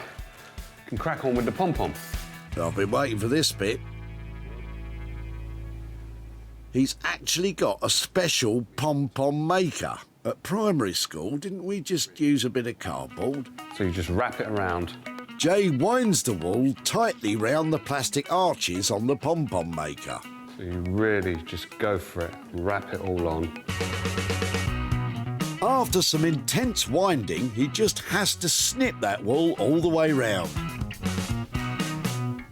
Check out that pom-pom. And he's adding a string. String goes in the middle. Oh, I can hardly wait. And there you have it. It's a pink pom-pom. So, with the pom-pom over there and the pink leg there, that's a pretty popping pink. And to give the chair a professionally upholstered finish, Jay is taking it to his mate Linford. Afternoon, Jay. How nice we to doing? see you again. How You you good? keeping? Where you picked this up from, Jay? Walsall. Walsall. Walsall tip. What's underneath it? Is it webbed? Oh, yeah. Terrible. Yeah. Linford will have to replace all the old padding to meet British fire safety standards. And to meet Jay's cool and trendy standard, he's going to cover the front of the chair with blue material, and the back will be floral. And then there's the pom-pom. Enough said.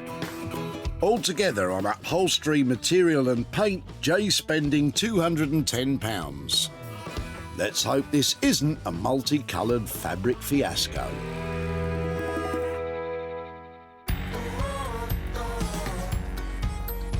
It's back to Stratford in London, where Daniel's about to start turning this toilet door into a table. First to go is the bog roll holder.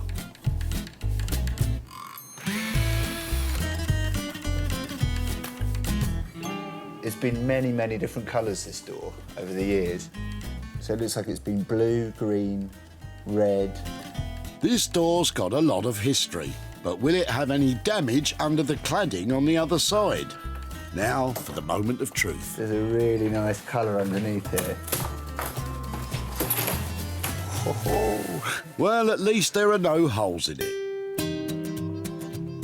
Daniel's using a heat gun to help scrape off some of the paint so he can reveal the surface that he'll be printing his designs onto. Oh, that looks quite satisfying.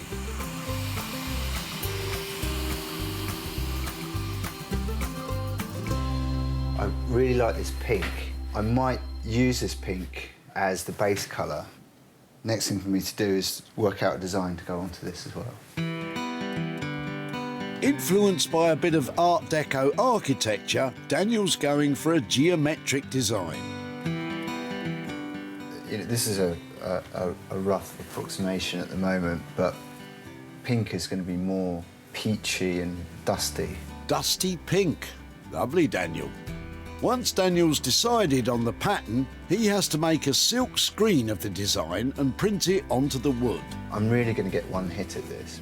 If I misprint it or print it wrong, then I'm going to have to sand the whole thing back again, and I'll lose some of those qualities that I really like in the piece. So, fingers crossed, I'll get it right first time. No pressure. The pressure is most definitely on Daniel, because at this moment this is more dog's dinner than dinner table.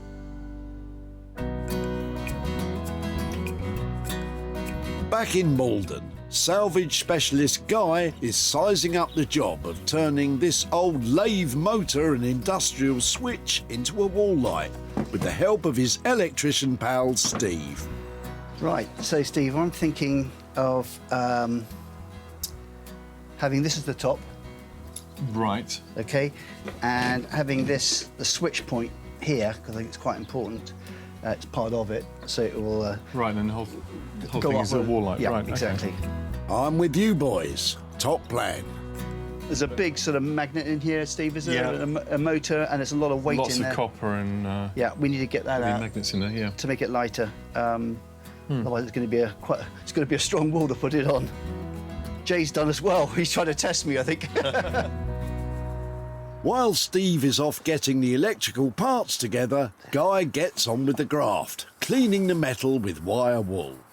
I don't like taking too much off of the old character. You know, we just want to just shine up some of those little nuts and bolts. So now we're going to use a bit of our colour restorer. This stuff takes off the top layer of paint, and so any scratches with it. Here we can see the colours starting to come up a bit. Lovely. Next to be cleaned up is this switch. I'm just going to give this a tiny bit of beeswax. This is just going to liven this up a bit. I thought beeswax was a wood polish. Who knew it does a great job on metal? Right, you know, I think that's come up quite well. Sparky Steve's up next to get the guts out of that motor. We can be a little bit more destructive than normal, which is a relief. Yeah, that should do the trick, Steve. Yeah, this is why the motor is so heavy, because it has lots of copper wires. Yeah, we need to extract all that. Right, so it's... Could we turn that into a lamp, Steve? Not today. I think Guy could turn just about anything into a lamp. We're going to cut the bob out of that as well, so no waste at all. For a pile of copper wire like this, he might get a couple of quid down his local scrapyard. Next, the lamp will need a mount to be hung on a wall, and Guy's got an old bit of scaffolding board. Perfect. Let's have a look at that. Oh, do you know, I reckon that's not bad. It still has to be wired up, so Steve has made a special tube with threading to fit the bulb and switch. Impressive work, Steve. So we're just going to use some of this braided flex. As a qualified electrician, Steve will make sure this lamp complies with UK safety standards. That looks like pretty clever work. Just put another little bit of threaded tubing on that end, and that's how we're going to mount the electrical connection for the bulb. While Steve fixes up the wiring, Guy's working on the wood mount. But will this lamp be good taste or industrial waste?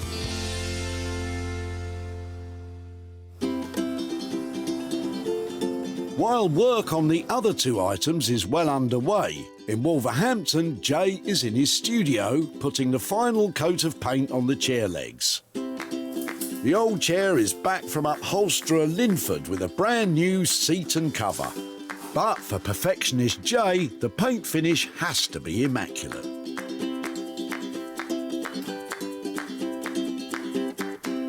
It looked like the party was most definitely over for this green vinyl cocktail chair, complete with a nasty rip. Now,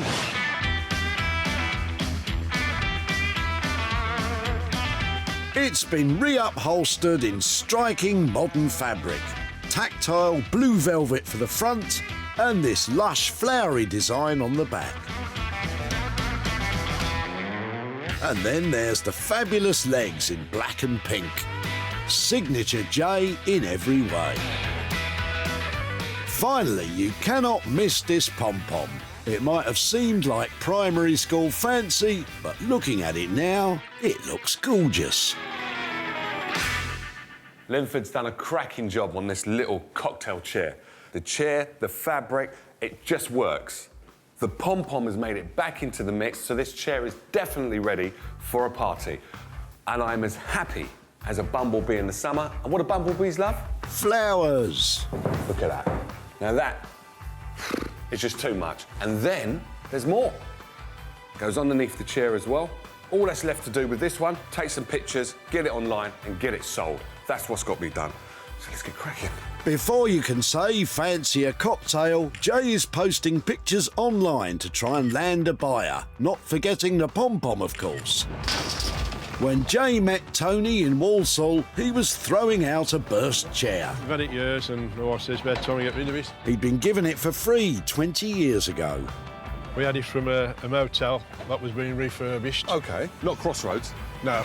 Jay was a sucker for that kitsch quality. That's very, very retro. That's quite cool.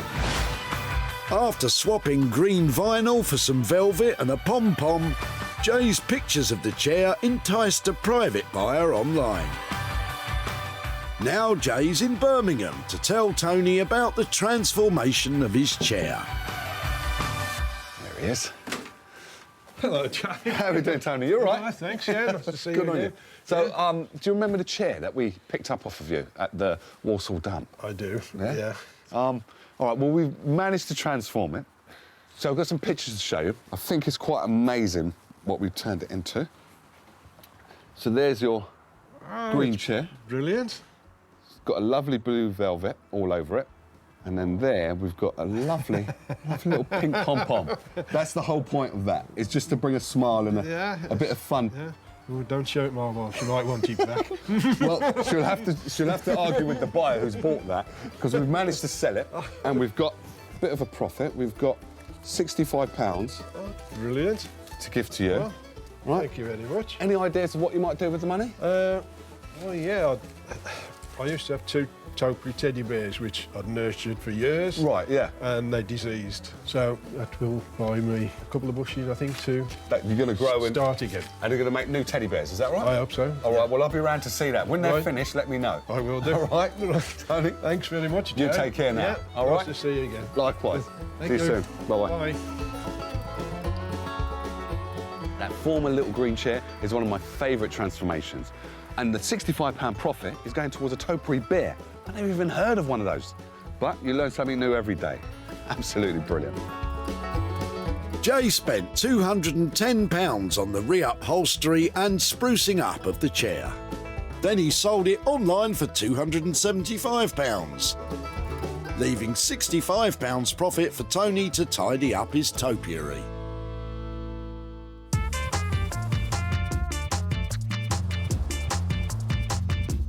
Over in East London, Daniel's in his Stratford studio, where he's been silk screen printing onto an old door. And Jay's on his way over to see the results. Jay bought me a really standard door.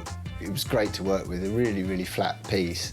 But I know that Jay was really concerned about the pattern that I had in mind to put onto it. I think I've done something that's subtle, but the scale is still striking. I think it's a contemporary piece that he's going to like. I'm here to see Daniel, to pick up that old toilet door. Hopefully he's turned it into a cool table. Let's have a look. This bog-standard old door was covered in decades of gloss paint. It even still had its loo roll holder. Now it's a sleek and sophisticated table with an original screen-printed design in white. Daniel's bold, clean shapes are inspired by modern architecture and carefully finished to show off the original wood grain underneath. Supported by thin white metal legs that clinch the geometric feel, this table looks so good you could eat your dinner off it. How we doing, sir? How you doing? Oh, look what you've done. You like? More than like. That's... Oh. You know, like when you're little and you ask for something, you don't think you're going to get it, really, but then you do get it, and you got it, and it's like... You just want to go... You want to pop. It turns out that underneath there were all sorts of colours of gloss paint, and it was really, really thick, but it all came off in one like cheese. Cool. And once we scraped it back, there was a sort of a pinky tone to the wood underneath, which was perfect, really. So I thought, well, let's take that back and do a white print on that to go with the legs. And yeah, it came up really nicely. It's come up more than really... You're very modest, didn't you? Mate, you come up more than really nicely. Look at it, man. To me, that's a work of art. And this... Oh. It's beautiful, but was it costly? Next question is, did we come in on budget? Yeah. We did? Yeah, this was fine. We printed this half, and then we turned the screen around and print the other half. So the printing and the sanding back was the main time, really, on that. It used to be a toilet door. Now it's so much more. Could be an outdoor table, indoor office table, dinner table, homework table, inspirational table. It's endless. I've got to be off. I've got to sell this before it ends up in my ass. Brilliant. Thank you, sir. Cheers, Jay. You take care. Take care. Jay's reaction to the table was absolutely amazing. So, yeah, I'm very pleased indeed. Wow, now that is what I call a transformation. From an old toilet door, any doubts that I had of the geometric patterns that Daniel was going to put on there, he's blown them out of the water. I can definitely say I 100% love it.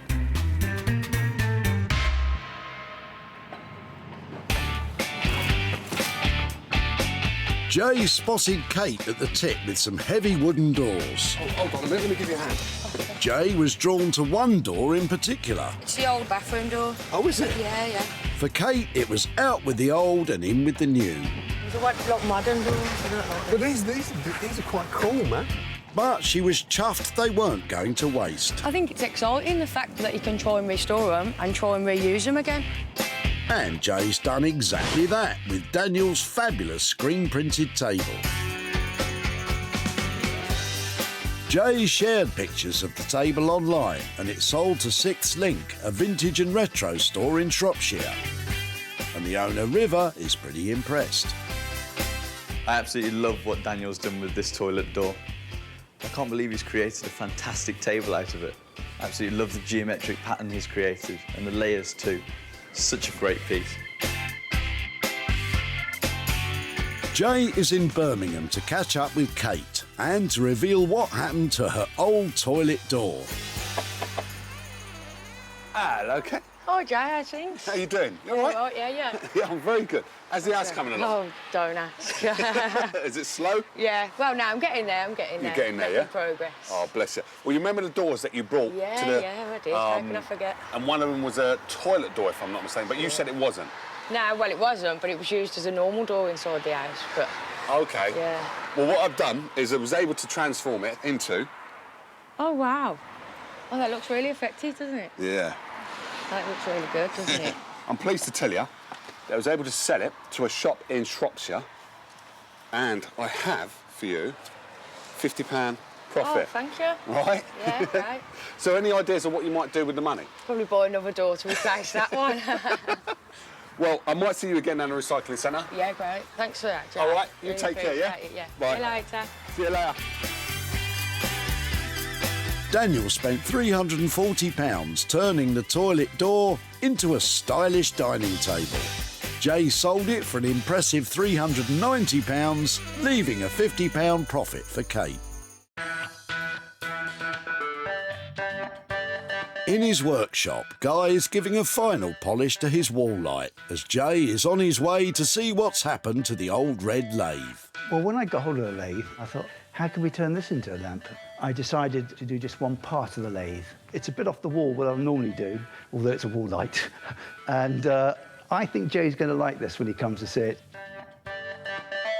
I'm delighted to be back here at Guy's. See what he's done with that lathe. But knowing him, it's going to be pretty amazing.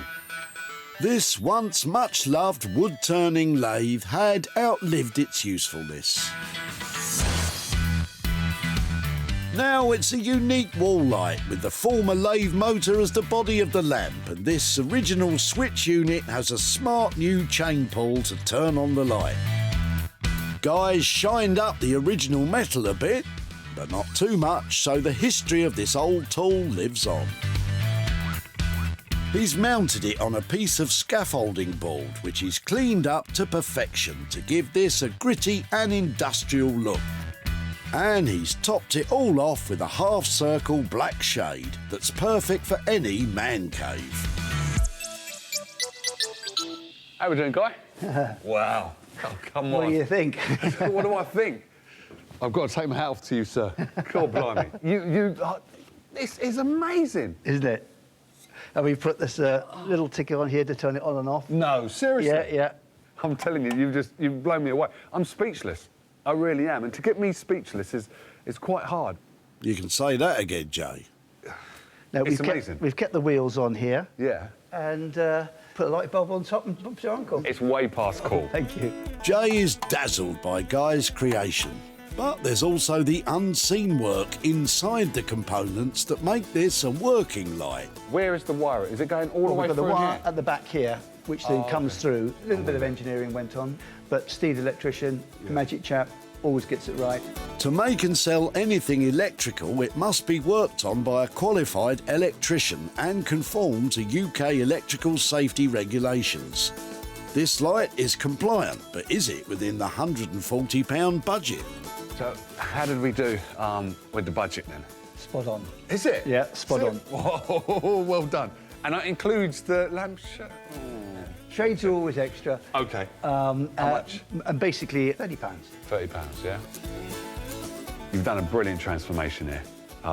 Thank you. Thank you very much, DJ. I hope you said it well. I will do. I will do, definitely. Bye-bye. And I haven't seen so much excitement out of somebody for a long time. You really genuinely thought it was brilliant. So that's lovely. He's only gone and done it again, hasn't he? It takes a certain skill to get components together in just the right way to go way past cool. I'm lost for words, but I know one thing. I'm loving it.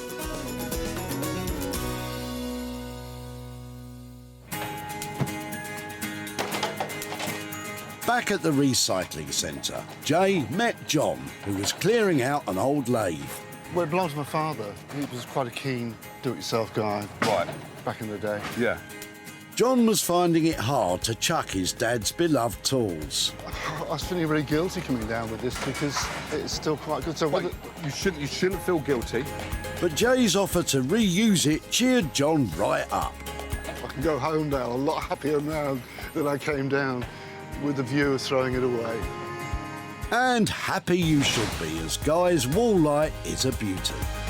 Better still, it's sold to interiors specialists Museum Context in Edinburgh, and shop owner Andrew couldn't be happier.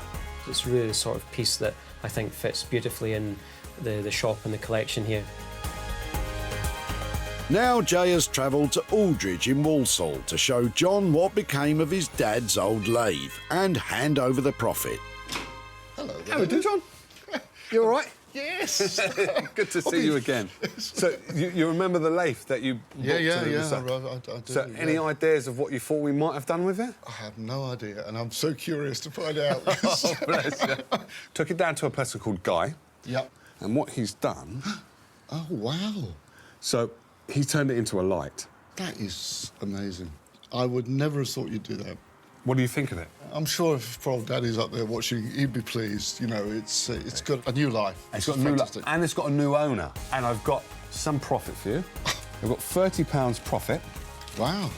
For you. Well, thank you. I'll put that to a good cause. My father was at Nunner Hospital. I think I might see if they've got a benevolent fund or something like that. I might put it there, yeah, because I'll match it. Thank you, sir. You take care now, John. Yeah, you too. Bye-bye. That's fantastic. Guy spent £170 creating the lamp. Jay sold it for an impressive £200, leaving John £30 to donate to charity in honour of his father.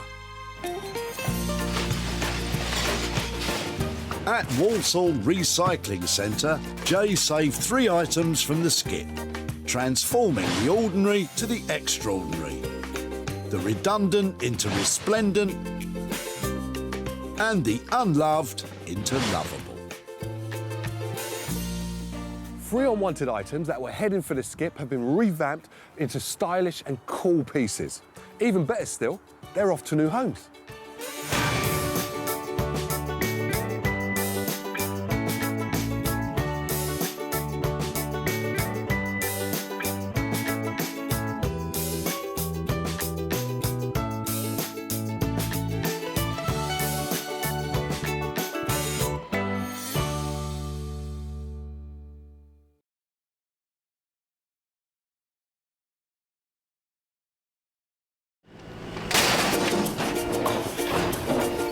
Out the whole 3-piece suite, are you?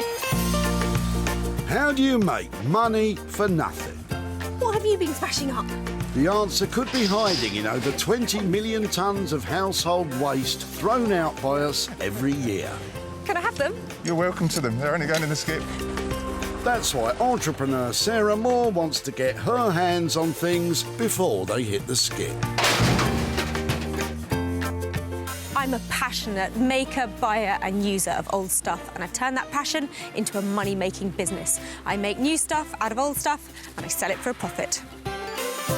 And with some of the country's elite designers and makers... I think we can really be quite playful with this. I could make several mankinis out of this, couldn't I? She can transform her finds into desirable... Oh, that's such a relief. Valuable... Oh, it looks all shiny.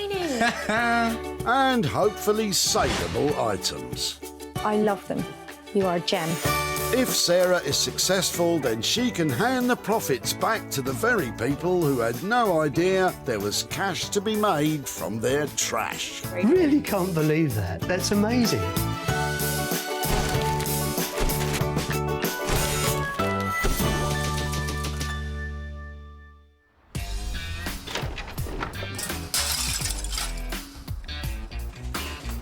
Today, Sarah's travelled to the largest industrial town in the West Midlands, Walsall. Well, the boots are open, the gloves are on, and we're game on for a great day hunting for gems in the junk. Sarah needs to find 3 of those gems, give them back their sparkle, and hopefully sell them on. Well, you'd be nuts to throw things away that have the potential to turn a profit, wouldn't you? Yeah, you would. Let me remind you, Sarah had to acquire special permission to raid the rubbish. You can't just turn up and help yourself, or you'll be the one getting chucked out. Has Kevin got anything worth transforming in his boot? Hello, hello. What are you up to? Get rid of all the rubbish that I've been using to decorate. OK, what are you decorating? At the moment, toilet and man cave. Man cave. Almost finished the toilet, and that's what a lot of this is. I bet you're looking forward to doing the man cave, though, Man cave more, but that was actually going to go in the man cave. What is it? It's an old record player. I think it's a 40s or 50s. It's got some good retro styling, though. I mean, look at that. That's fantastic, isn't it? Well, that's what attracted us to it, and it was just sat in my mother-in-law's loft, doing nothing. It used to belong to Kevin's late father-in-law, and it's no ordinary record player. It's portable. Groovy, baby. I really wanted it to work because I've got some old albums I wanted to have to play as well. But And vinyl's coming back, do you know that? I'm convinced I'm going to buy myself a new vinyl player. OK, well, if you're buying a new vinyl player, can I take away the old one and just see if there's anything that can be done with it? I Yep, would no problem. see if we can get it going again or do something with it, at least. Yep, good. Brilliant. Well, thank you for letting me have it. So, and how heavy is it? Not heavy at all. He used to carry it around to his girlfriend's house, apparently. Really? Oh, I'd hope the mother-in-law... I'm surprised the mother-in-law hung on to it for as long as she did, then. She was one of the girlfriends, though. Ah, how romantic, I think. So what could Sarah do with it? Any thoughts, Kevin? Wouldn't be at all surprised if she completely upcycled it into something crazy like a tea set holder or a drinks dispenser or something like that. That's the sort of thing that her imagination can bring to that. A tea set and drinks dispenser? Now you're talking. This thing weighs a ton. It's supposed to be a portable record player. It's actually called the Portogram. It's quite sweet. It's got some lovely retro styling. Even though it's not in perfect condition, I reckon it deserves one last spin around the block. And with the right person looking after it, I reckon I could turn a profit on it too. And that person is Mark Phillips, but everyone calls him Horse. Horse was chief engineer for a world-renowned audio recording company for over a decade. He's now taken his love for restoring vintage sound equipment and made it into a business. I like to utilise the items that look very nice but don't necessarily have much of a use in the modern age. I kind of enjoy thinking about what I'm going to do with things. I just find it very satisfying, and then actually making it and building something to fruition, I find immensely satisfying. Let's hope Horse is still in good spirits when he claps eyes on Sarah's vintage record player.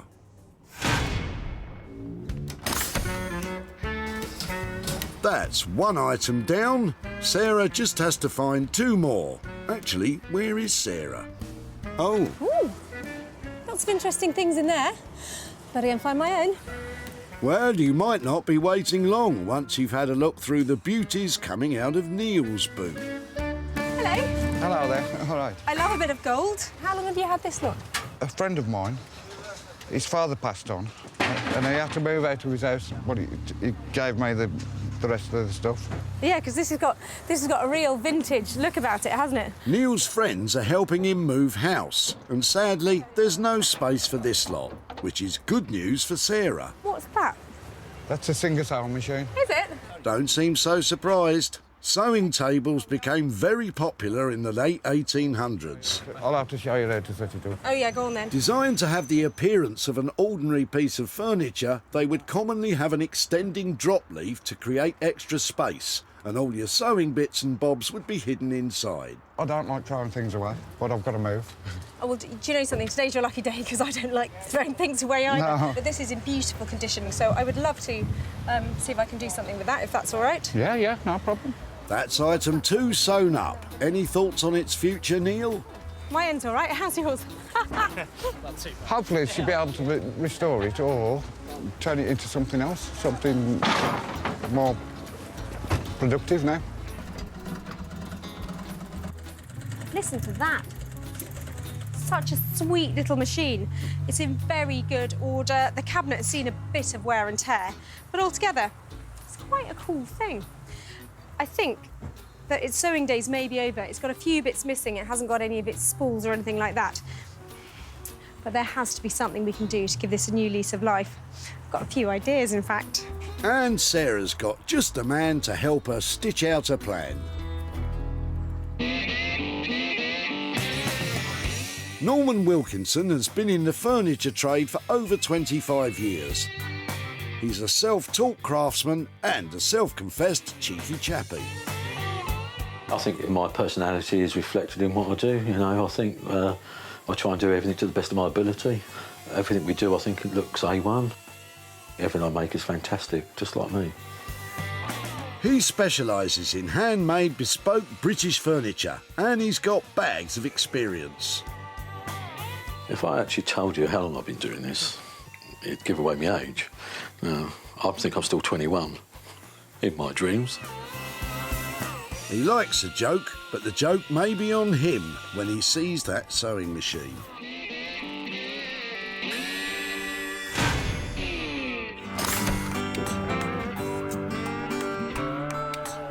Two down, one to go. The next find is for Sarah to revamp. Well, it's been a smashing start to the day here, and I've got high hopes that some little gems are coming my way. You might be right. Mark might have something interesting nestling in the back of his car. Or should that be nesting? tell me you're not chucking it, are you? Yes. How can you chuck it? It's so kitsch. Is it yours? Come on, tell me. No, it's come from my mother-in-law's house, but she died, so we had it. But it's sort of had its day. I know it's had its day, and I know it's 100% retro kitsch. I absolutely love it. Can I have it? You can have it. Yes. Is it really heavy? Yes. I keep finding things that really. No, it's not that heavy. Oh, I love it. Look at my swan. Isn't that sweet? Thank you. That's all right. You've made my day. I'm now going to swan off. Okay. Leave the comedy, Sarah. Any thoughts, Mark, on what she'll do with it? I don't honestly think it's of much value, but somebody might get some pleasure out of it. Mark's not too hopeful. But what does the boss think? Interior designers, antique shops and vintage enthusiasts love this kind of thing because pop it on a big table, it's a standalone, beautiful thing. And you have it inside, not outside. Things like this as well. They sell for loads of money. But at the moment, I'm not sure I can part with it. And neither should you, until it's laid a golden egg. That's all 3 items collected. The record player will be turned around by Horse. Norman will tackle the sewing unit and Sarah will take on the swan. Hopefully she can bear to part with it. I can't believe they were going to throw that lot away, but it's all right because they're in safe hands now. Let's go and see what we can do with them.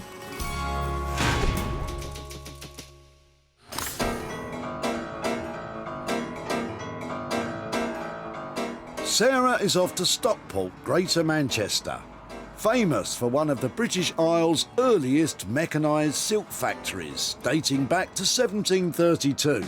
By the late 1800s, high-quality hats were also one of the main industries here. And it's also home to audio wizard Horse. Sarah's brought along her hefty record player to see what he makes of it. The ideal equipment to work on for me is sort of compact audio devices, radios, things like that. Horse wants compact. Well, it's not exactly that. Well, I bought my redundant record player to Music Man Horse, and I'm hoping he's going to be able to turn the tables on it and make this box boom again. Let's hope he can. Almost there, Sarah. Good work. Horse? Hiya. Hi, how are you doing? Yeah, good, thanks. I've got a little something for you. Right. Tell me if you think you can do anything with it. Right. Do you restore things like this? Yeah, sometimes. If it works, it'd be nice to get that spinning at least, because then you're at least making something of the function of the record player. One of my main concerns would be, is it in any way working? I've got a little test device that I can plug it into that makes it non-lethal. Now, this is very important, so pay attention, please. You should never plug in old electrics and hope for the best. Horse is using a light bulb limiter which will stop any fuses blowing and stop anyone getting any nasty shocks. So, does the record player actually work? Well, sounds. You can hear it running, yeah. That's a good sign. But does the turntable spin? Not quite though, is it? The reason it's not spinning this is because this is a heavy platter, that's an old piece of rubber, and it's not getting enough traction against the inside of the platters. So a good oiling and that should all work. I quite like the idea of trying to see if it could be more like a party box. It'd be easier to sell it if there's something about it, if it's got like lights, action. Can I leave it with you to just have a tinker with it? Yeah, definitely, yeah. By party box, Sarah means a completely renovated audio system that can play music from modern gadgets like your smartphone or tablets. And she wants some lights on it for a bit of razzmatazz. Can you give me a ballpark figure for potentially updating it? I don't know, probably around £300. OK, well, if you can make it all singing, all dancing, really making it rock, that would be amazing. Brilliant. Yeah, well, I'll give it my best shot. I know you will, you always do. Thanks so much. Horse is charged with bringing this old record player bang up to date as a party box. But just how much of a challenge is this? With this one, I'm really going to have to get my thinking cap on with regard to how to utilise the turntable, and kind of possibly putting some kind of light on it. But it's always fun to try and think of creative solutions for things like that. This is going to be interesting. Well, I feel like I've left Horse with a few hurdles there, but I think he's really going to make that box absolutely pack a party punch. I'm not completely convinced. For £300, Horse will turn this old record player into a modern tech party box. We hope.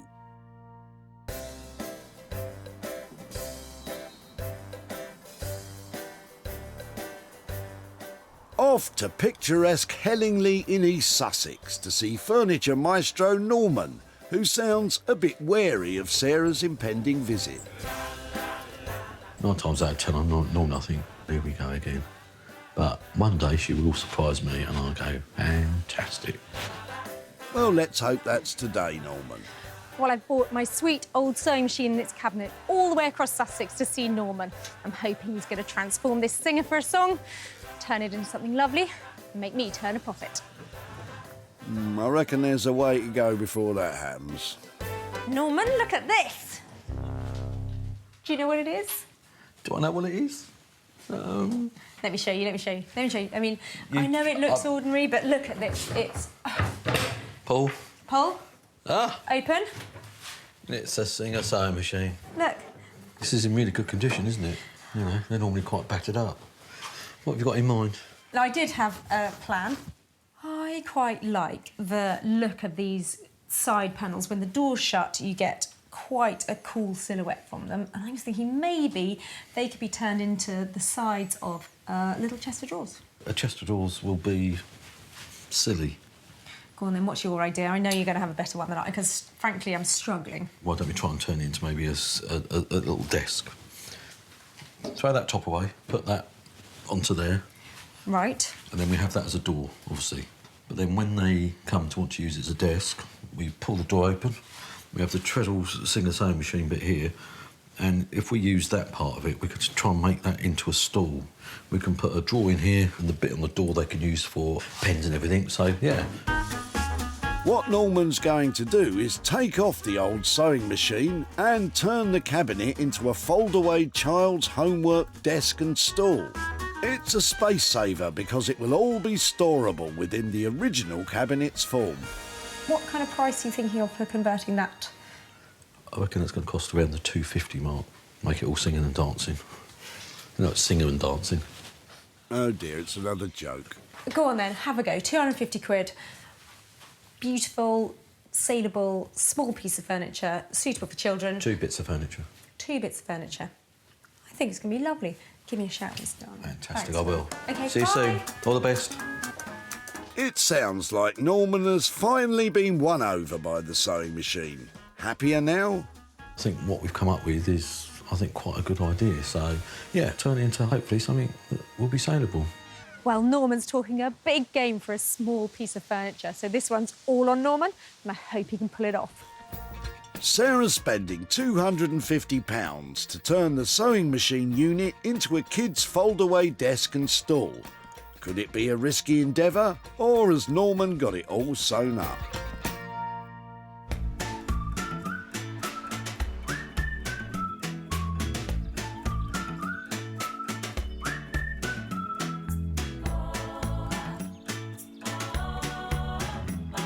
In Sussex, Sarah is taking her bird home to roost. The terracotta swan is a decorative outdoor planter. These were extremely popular in the 60s when elaborate garden furniture was all the rage. Sarah thinks this may have hidden value, so it won't require any sort of makeover. Is she quackers, or might this really take flight? Well, it looks like I'm either going to be on a wild goose chase here, or I'm going to be swanning off with a profit. I think it's profit, because I love this swan. To find out if she's right, she needs to research online. Sarah is checking auction sites to see what she can find out about its potential value. There are lots of vintage planters coming up that are swan shape, but none of them are made out of terracotta, and I'm not sure if that's a good thing or a bad thing, because normally that means you can get a good idea of what the price will be, but nobody is selling one of these, not historically, not now, not in America. So he's rare, but I don't know if he's actually desirable. But I am going to keep looking because I need to get some context for this. I really like it. I think it's got decorative appeal, but it'd be really good to have a set price that I can work on for sales. Sarah eventually found a rough guide price of around £50. If she wants to make more than that, she's got to make this bird presentable. Then post pictures of it on social media. Can Sarah's flower arranging help net some interest? Well, I'm not a natural florist, but it's certainly looking a bit more saleable, so I'm going to take it outside, take some pictures of it against the flint wall. Come on, Swanee. After a few snaps and a few uploads, all she can do is wait and see what happens. Sarah hasn't spent a penny so far. If she does manage to bag a buyer, it'll be all profit.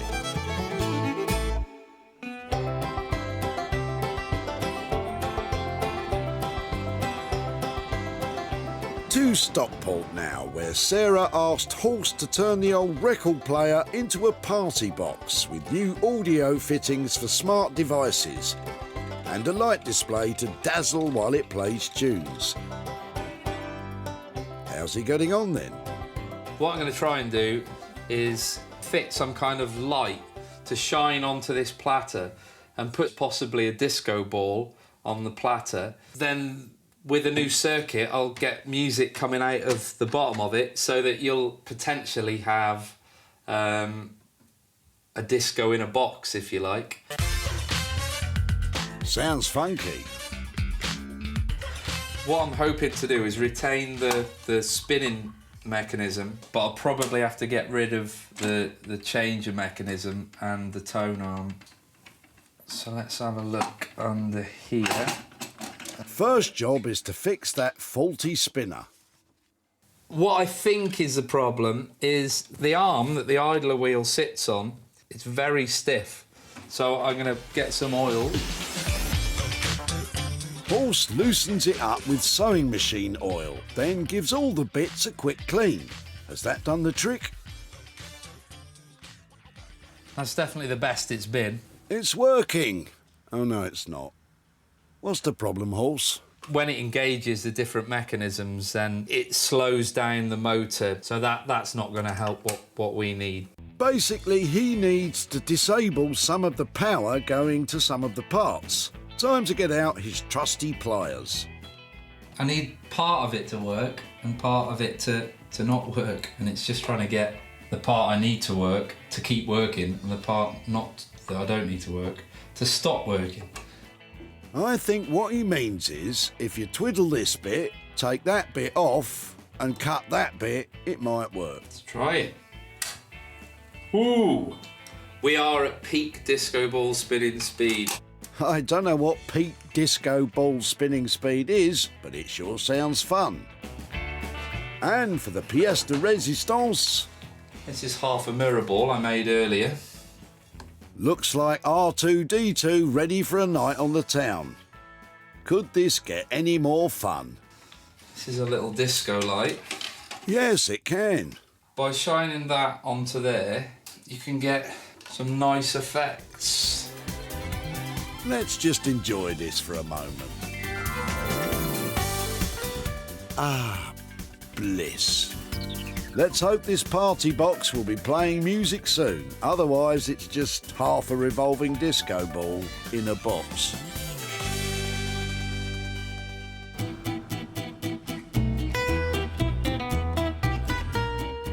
Over in Hellingley, East Sussex, Norman is starting to create his kids' fold-away homework desk and stool.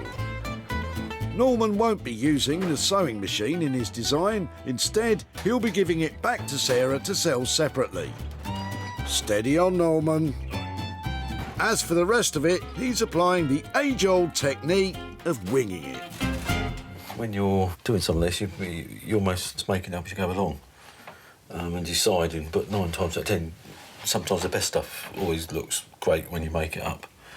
You know, I'm not one for doing sketches and doing whatever, it all comes out the head.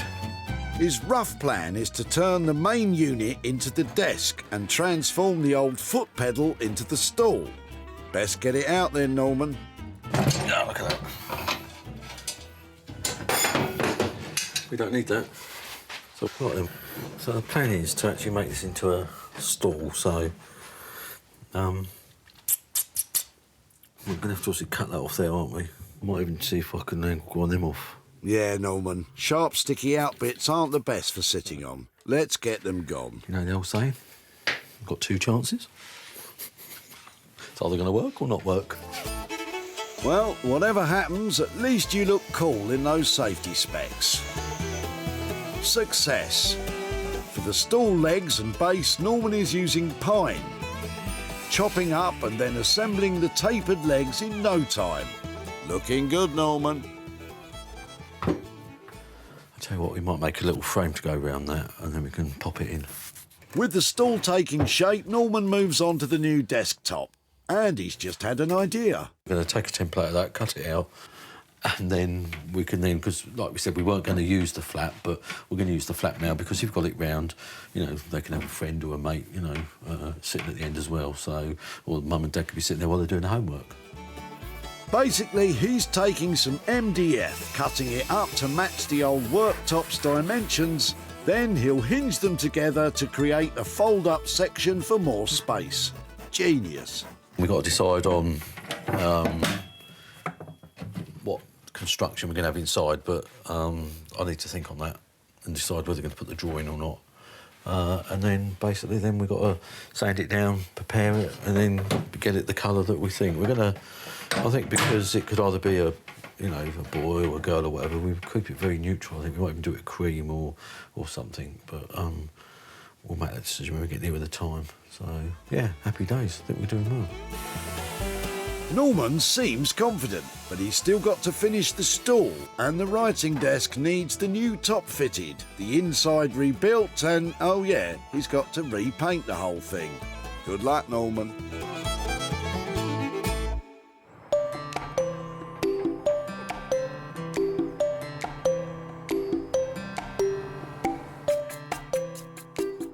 In West Sussex, Sarah has headed to Billingshurst to find a new home for her terracotta swan planter. After posting pictures of the bird online, she's had a lot of fanciers, including a vintage and retro boutique. But can Sarah strike a deal with the shop owner? Hi, Julia. Oh, hi. Oh, look at that. What do you think? Oh, gosh, it's beautiful. I absolutely love that. Well, I know you saw the picture on my page, but yeah, is it bigger than you thought it was going to be? I think it is, yes. I had no concept, really, of what it was going to be like in the flesh. It's absolutely amazing. I thought it was lovely the moment I saw it. It actually divides opinion because kitsch swans are not everybody's cup of tea. But do you think it's saleable? Oh, definitely. And I think full of foliage or, I don't know, you could fill it with other things as well. It would look absolutely stunning in the shop window or in the middle of a table, even. Sounds like the perfect place for Sarah's swan to nest, and she strikes a deal with a delighted Julia. I'm always amazed what people throw away. When I go to the tip, I see fantastic stuff being chucked in, so to throw this away seems a crime, so I'm really pleased that it's been rescued and I've got it. Sarah found the terracotta swan in the back of Mark's motor. Is it yours? Come on, tell me. No, it's come from my mother-in-law's house, but she died, so we had it. But it's sort of had its day. Sarah thought otherwise and happily flew away with the bird. I don't honestly think it's of much value, but somebody might get some pleasure out of it. And that's just what's happened. Now Julia's bought it. But how much profit was made? Sarah's in Aldridge to catch up with Mark and let him know what became of his old swan planter. Hello, Mark. Hi there, how are you doing? I'm all right, you? Yeah, very well, thank you. Nice to see you again. And you? Now, I've been really looking forward to coming to find you. Right. Because I think when I saw you chucking out your, I think it was your mother-in-law's swan at the tip, wasn't it? It was, yeah. yes, yes. I think you said I'd find out that it was worth probably not very much. I did. Have you been laughing about it since I took it away? Well, I was expecting you to come and bring me a cheque for 500,000 or something, you know. I wished. It wasn't, it turned out, a Ming swan or anything very exciting like that. Yeah. It was a terracotta yes. garden planter. Yeah. But it didn't stop me I put some pictures on social media Yep. and I was right, actually. Your swan was desirable. OK, that's good, that's good. 80 quid desirable for your swan. Dear me. He was decorative and he was beautiful, and he's gone to a shop who paid 80 quid for him. Thank you very much, that's very nice of you. What do you think of that?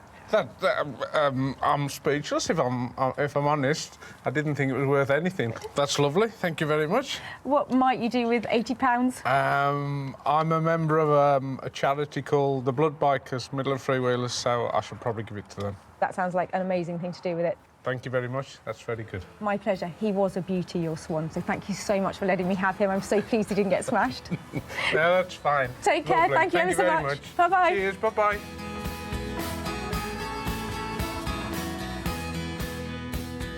Sarah didn't spend anything on the terracotta swan. She sold it for a whopping £80, meaning every penny could be passed on to Mark. Good work, Sarah.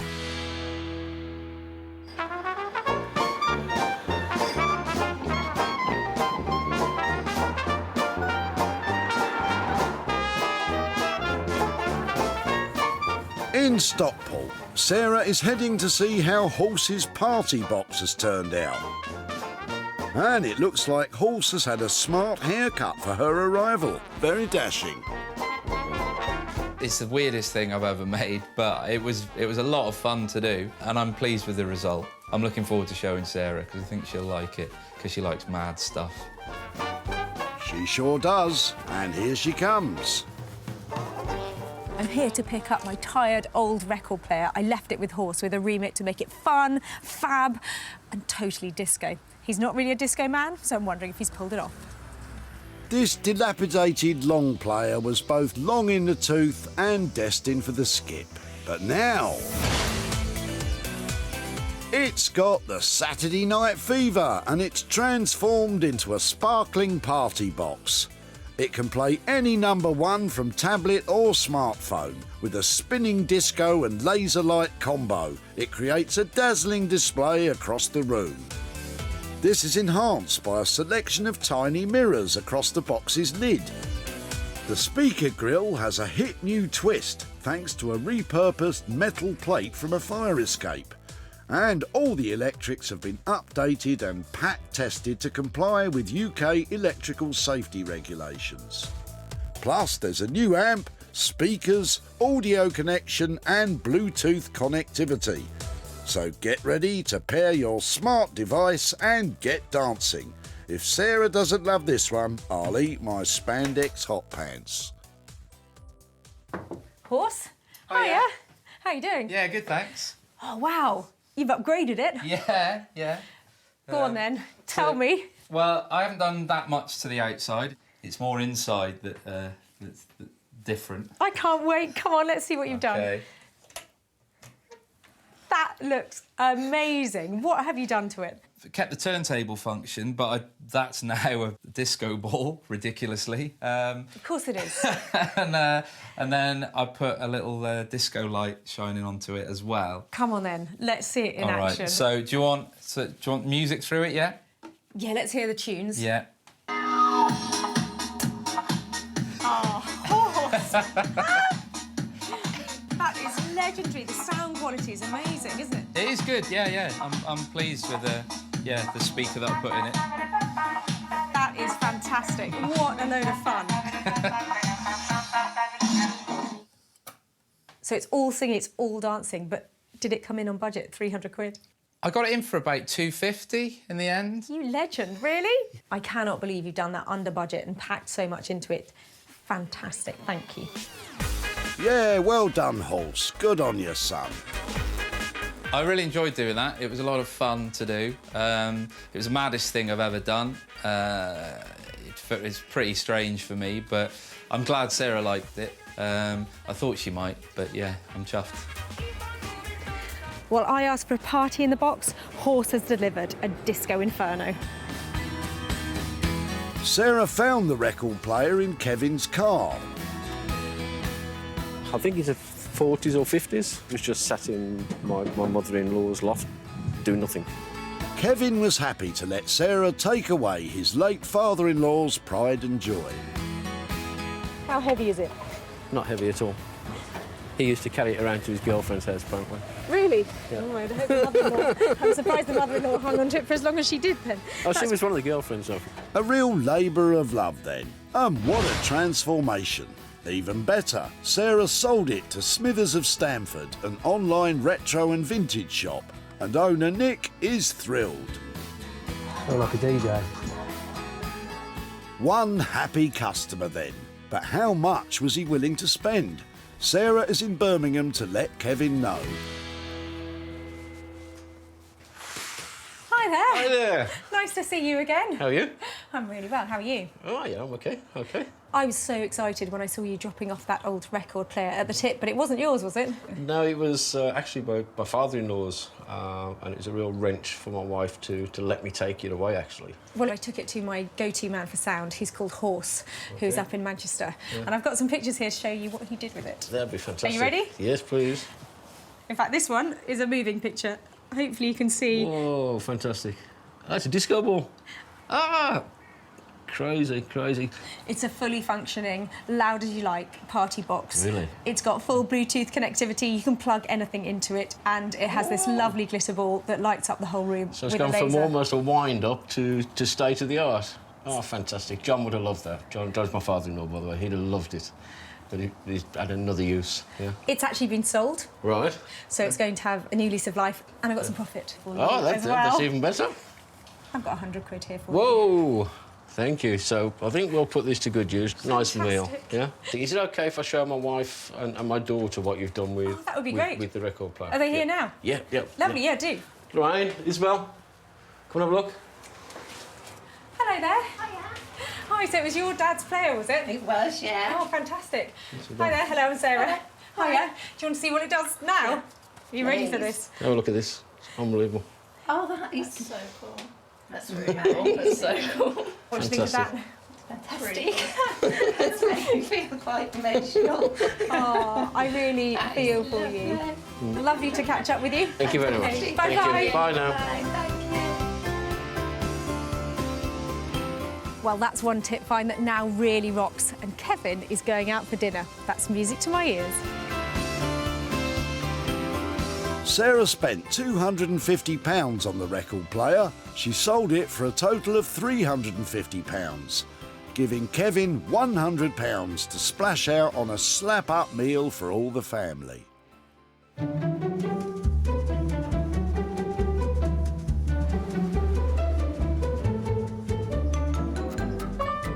Time to head back to Hellingley in East Sussex to see how Norman has transformed a Singer sewing machine unit into a desk for Sarah. I think she's going to like it. It's a cool piece. I think Sarah will be the judge of that, Norman. Well, I'm here to pick up my old sewing machine table, and I'm hoping that Norman has done something fantastic with it, because I have just no idea what this is going to look like. Time to find out if Norman's idea has paid off. And I'm delighted to see that it has. Norman has breathed life back into this old unit, making it a perfectly formed fold-away desk for a child. The hinged MDF top doubles the desk space. And inside, he's built an extra bit of storage for paper or books. The new stool is delightful, cleverly using the sewing machine foot pedal inside a bespoke frame. The whole lot has been painted with regular wood paint and sealed with a wax polish. It's modern, fresh and perfect for a little one to sit and do their sums at. But will Sarah give it top marks? Hello, look at that. There we go. It looks beautiful. What's hiding inside? Yeah, well, we've obviously done what we had to do. Got the pencil thing there. Put your pencils in. That goes over to the flaps. Love the choice of colour. The grey is really good. And the stool, beautiful. Can I try it? Yeah. Is it comfortable? Yeah, you should take your weights. Yeah, that's really neat. Yeah, and then also if kids are doing it, the mums and dads can sit there while they're doing their homework as well, if they've got to help them out or Yeah, because you whatever. can tuck in that side as well, can't you? Tuck in that side as well, yeah. So it's got the versatility of everything.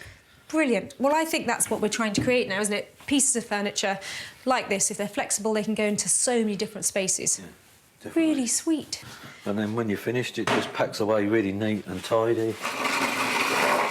And then you can still have it as a piece of furniture and do what you want with it. How did you get on with the budget?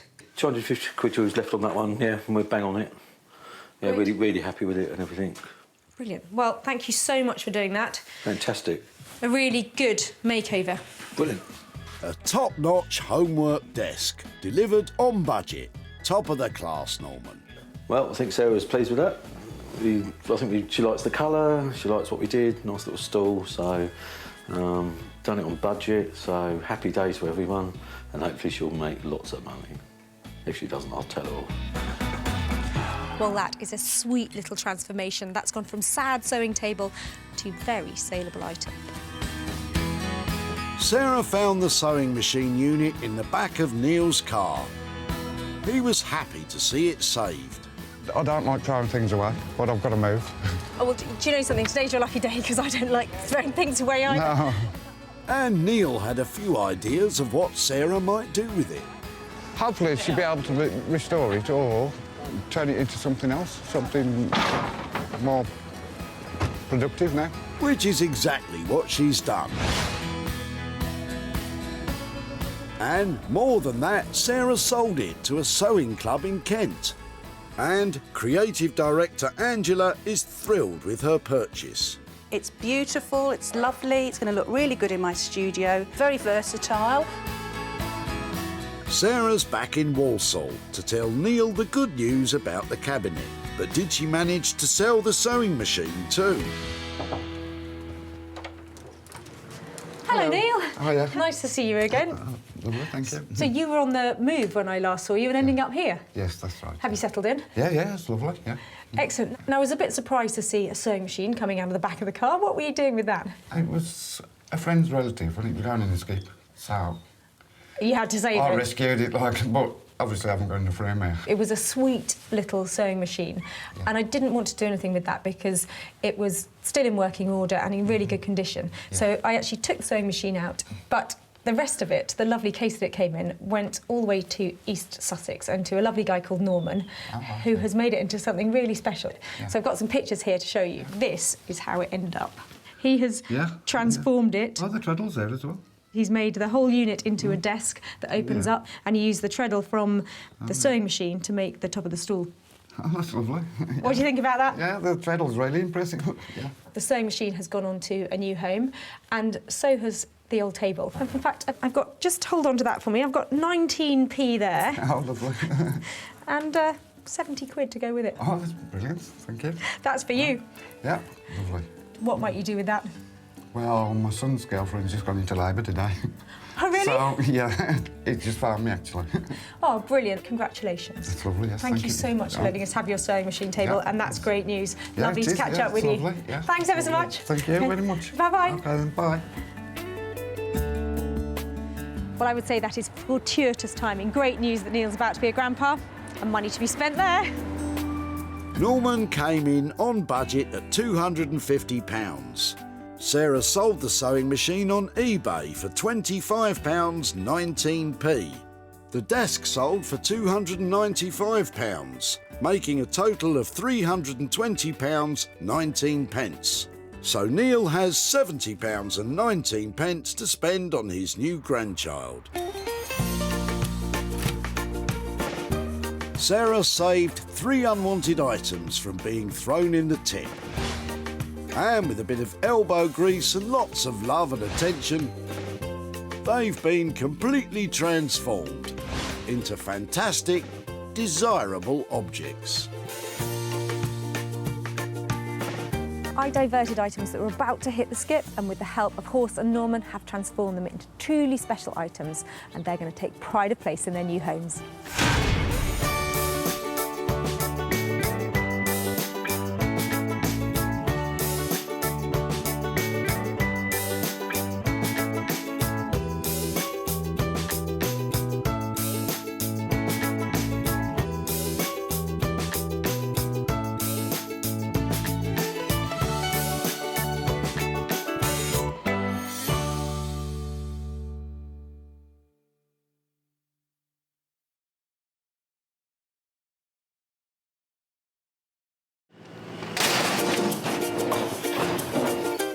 the whole three-piece suite, are you? How do you make money for nothing? What have you been smashing up? The answer could be hiding in over 20 million tonnes of household waste thrown out by us every year. Can I have them? You're welcome to them. They're only going in the skip. That's why entrepreneur Sarah Moore wants to get her hands on things before they hit the skip. I'm a passionate maker, buyer and user of old stuff, and I've turned that passion into a money-making business. I make new stuff out of old stuff and I sell it for a profit. And with some of the country's elite designers and makers... I think we can really be quite playful with this. I could make several mankinis out of this, couldn't I? She can transform her finds into desirable... That's such a relief. Valuable... Oh, it looks all shiny. and hopefully saleable items. I love them. You are a gem. If Sarah is successful, then she can hand the profits back to the very people who had no idea there was cash to be made from their trash. Really can't believe that. That's amazing.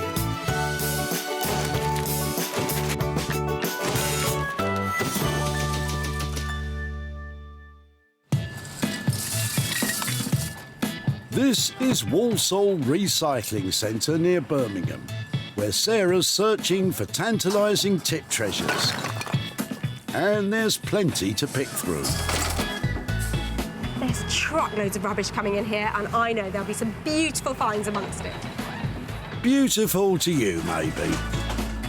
Sarah's here to find 3 items to revitalise and renew, then sell on for a profit. And fortune definitely favours the cool, calm and collected. Around here, you've got to have the patience of a saint. I tell you, it's going to pay off in the end. But remember, Sarah has special permission to be here, so don't you just turn up at your local tip and start sifting through the rubbish, or you'll be the one getting chucked out. What's Graham got then in the back of his motor? Wow, I love your legs. Oh, hi. Hello there. Hello. Hi, I'm Sarah. Hi there. How are you Graham. doing? Hi, thank you. I was talking about your furniture legs. But, OK. What is that part of? It's part of a desk with drawers to both sides and front. Wow, So, it looks fantastic. Is it all there? Is it broken or is no, it? it's all here. It's just that we're moving house and we need to have a sort out. Really? Things have to go. Well, it looks amazing. I'd love to see it out. Would it be OK to get hold of this bit? Sure. Yeah. So that's the bottom of it, is it? That's the main part. This desk was made by Beresford and Hicks, using materials such as veneered walnut and European ash. This British company sold to the masses at affordable prices and gave the Scandinavian market a run for their money. That is a fabulous piece of furniture. I would love to save it before it hits the skip. I wouldn't be against that at all, if you can do something worthwhile with it. I shall take it away in several bits and try and put it back together and make it into something fabulous again. Really lovely, thank you. First catch of the day then, a desk. And Graham, for one, sees the potential. Essentially, it's a solid piece of furniture other than the broken leg, so I'd imagine Sarah can, do a good refurb on that. That's the plan, Graham, that's the plan. Every so often, a piece of furniture turns up at the tip that I just fall in love with. It's a stunner, and I think that after we finish with it, this is just going to be one of the most fantastic designer pieces of furniture that I've ever found on a tip. It's beautiful. I know exactly who to take it to, and I can't wait to see what they do with it. This trio of talented friends are the 3 restorers. Tom, Rosie and Johnny have been crafting beautiful pieces of furniture in their Crystal Palace workshop for the last year. Our background goes back not too far long ago. Rosie and Tom met at uni doing furniture restoration. Me and Rosie obviously met way before that because we're married now, so we've known each other quite a while. With their combined knowledge in furniture and interior styles, they offer high-quality, creative restoration. No 2 jobs are the same, really, and there's a lot of problem solving. We won't just say yes to each other. I think we question everything. So we always look at something and from everyone's point of view before we do something, I think. I think we all bring different things to the table as well. Yeah. 3 heads are better than 1. Yeah. And what lovely noggins they all have. But what will these three make of Sarah's broken desk? And can they meet her high expectations for it?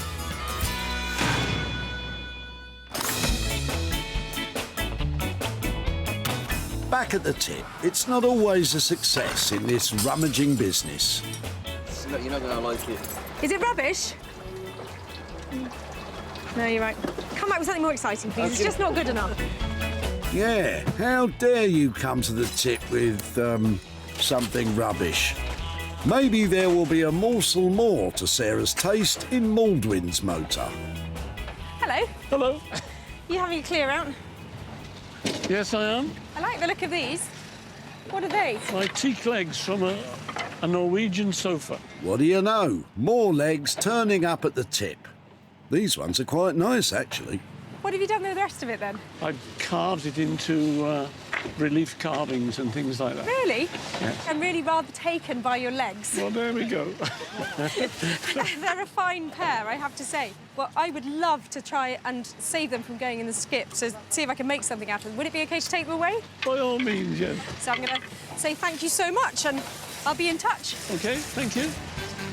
Sarah walks away with 4 teak legs. I'm stumped as to what she'll do with them. Maldwin, what about you, mate? She could make another stool or something, I suppose, or a small chair, a baby's chair. Good thinking, but whatever it becomes, folks will have to go gaga over it. Well, they might not be very big, and they might be broken, but actually, these have got heaps of potential because they've just got style. There's something about them. I don't know if it's their mid-century charm, but there's money to be made out of these little beauties. And there's a whole list of people who I think would like to get their hands on them. And at the top of that list are Lorna and Clinton, the junk gypsies. This pair are truly on board the eco-locomotive, steaming down the tracks to a greener future. Combining Lorna's upholstery skills and Clinton's design talents, they deliver quality handmade furniture with that steampunk feel that's very on trend. Using salvage material gives you an opportunity to not just be cleaner and greener, but it gives you a chance to preserve pieces of history. We're like yin and yang. Like, I love all the soft, fluffy, warm, clean side of it, and Clinton. I just love the rust and the dirt and the grime. But actually, the collaboration of the two, that's what makes our small company work. We work well together, We do, don't mate. we, love? And what better to give them a run for their money than a pair of old legs?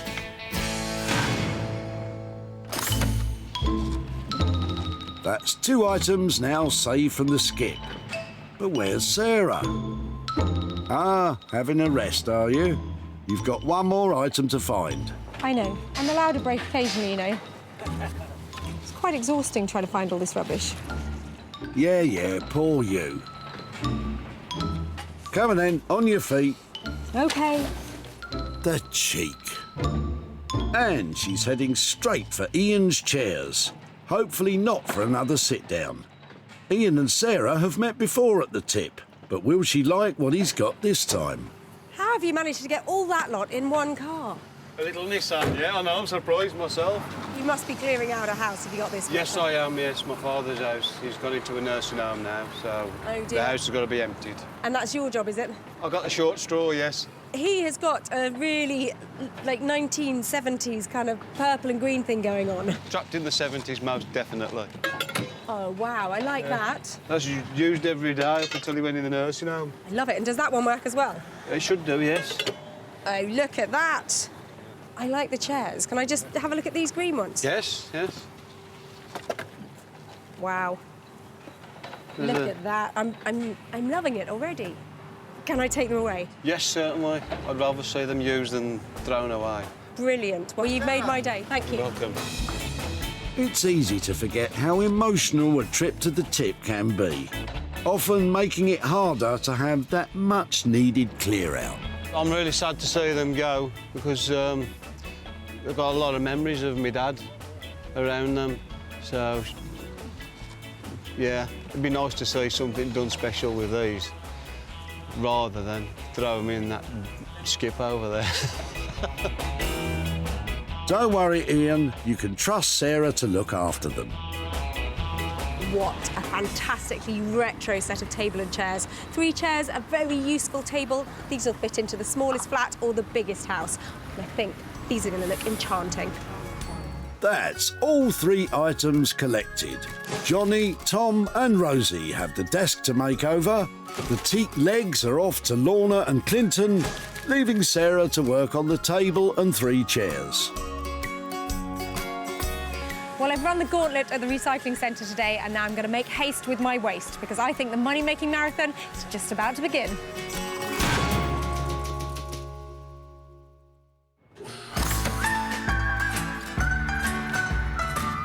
Crystal Palace in South London, an area that straddles 5 of the city's boroughs and is a hub of independent art galleries, bookshops and furniture boutiques.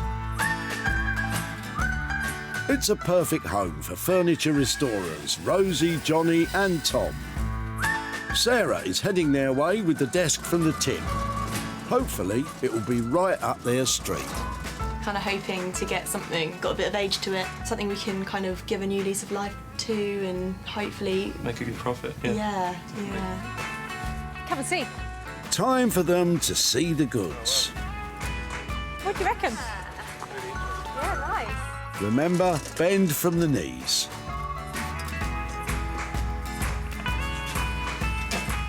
So what do you think? It's great.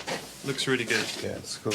So when I saw it in the tip, I just thought it would be lovely to try and bring it back to its former glory. Nothing too complicated, because I think the design of it and the details, it's got these beautiful angles on the drawers, it's got those lovely legs, it's even got lovely positioning of the hand pull there, so you can... The whole thing I just thought was lovely. Can you make it just sing again? I'd say strip it completely, strip all the old finish off it and then just refinish it, basically. I think it shouldn't need too much else. It just needs to be taken back to what it would have been, which is just a really amazing sort of piece of furniture, really nice design. It has got one really obvious fault, though. It's got a terrible repair. Yeah, it's pretty crude. And how would you repair it? We'll take these metal pieces off and we'll repair it with some wood. We'll have to let some wood in and then shape it so that it bridges this damage. That sounds like quite a lot of work, but it is doable. Yeah. I think it sounds worse and it looks worse and it Yeah, possibly I mean, at the moment is. it looks worse. Yeah. The plan then is to completely strip the desk and legs, sand them down and apply a fresh new finish. The broken leg will get properly fixed and that unsightly metal bracket will be banished for good. What is that going to cost to bring it back to its former glory? Well, what we did, thinking around 3 to 320. Yeah. And all in. Fantastic. Well, I'm so pleased you're going to take it on. I hope it comes out amazingly. Yeah, great. Give me a shout when it's done. Thanks. Sometimes in this game it's all about bringing things back to life rather than completely repurposing them. I'm really looking forward to seeing the contrast that would have been on it, you know. It's going to look quite different. Well, that is just so exciting. I think that desk is now in the best possible hands, and I'm hoping for a subtle but really beautiful transformation. For £320, Tom, Johnny and Rosie are hoping to bring the desk back to former glory. But I reckon that broken leg might be more tricky than they think.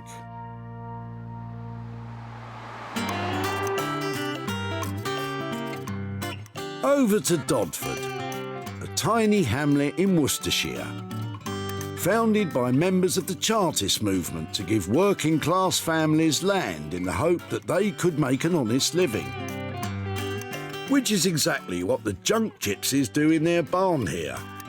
With Lorna's expertise in upholstery and Clinton's mastery of woodwork and metal, they are the perfect pair to take on Sarah's teak sofa legs. Definitely, I like to work with old pieces, lots of character in them, holes, dents, dings, rust. That's dirt. Yeah, that's where I'm at. I'm dirty. Easy now. Well, I've come to see Lorna and Clinton with my salvage sofa pieces. I'm hoping they come up with an idea with legs and I can walk away with a profit. Hello. Hey, Sarah. Hi, guys. How you doing? Good, Very well. That's nice, isn't it? Just a little lamp I'm working on. Oh, yeah. Hey, I've got something for you. OK. What do you reckon to those? So where's the rest of it? No, that's your lot, I'm afraid, Clinton. I have been thinking. Go on, give me what you're thinking.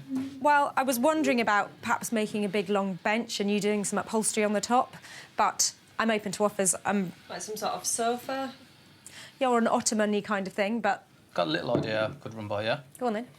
Got this trough. We could potentially have a little look at that. What do you reckon?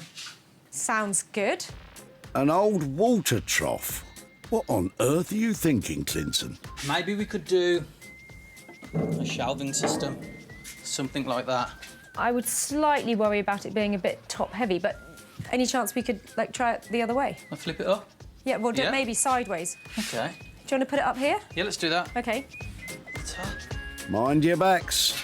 OK. Oh, OK, so you're thinking more of a sideboard, TV unit type situation? I've hidden it. It's there. Think of that? Yeah, I think it's cool. So we've got a hole ready-made for wires. Would you put shelves or anything inside it? I'm thinking a nice, just one wooden shelf. Like a single floating shelf in the middle. What about something like this? That is looking good. This rustic, hip sideboard is not to everyone's taste, but architectural salvage pieces like this are getting more popular. Can you give me a price for this one and then a price for a bigger one? Like 170 on that? I think 170 is cool. What about a big one? Because I know these come in all sorts of shapes and sizes. We've got one that's probably twice the size of this. Now, maybe we could do that for all in £300. I always like things when they're big. I think that if you're going to make an impact, you might as well go for it. If you're going to make the effort to put the legs on the end, let's do it. Let's go large. What do you think, Lorna? I think I'm with Sarah, like something big. Big is always better, isn't it? But just how big is big? £300 for a unique and big sideboard. Deal. Great. Love it when a plan comes together. Give me a shout when it's ready. OK, bye. As Lorna is an upholsterer and there's no fabric in the plan, it will be Clinton tackling this project by himself. I'm super excited about working with Sarah's legs, but I think this is a project I'm going to have to work on my own. No problem. Obviously with some expert guidance from Lorna. Yeah. Well, things evolved really quickly in there. I think I might have just commissioned the world's first water trough sideboard, but I think it sounds amazing. Going big, and now I'm going home. Going home? I don't think so. There's work to be done. For £300, Lorna and Clinton will use the teak sofa legs to create a water trough sideboard. Fingers crossed, going big doesn't create too many weight issues for those fine legs.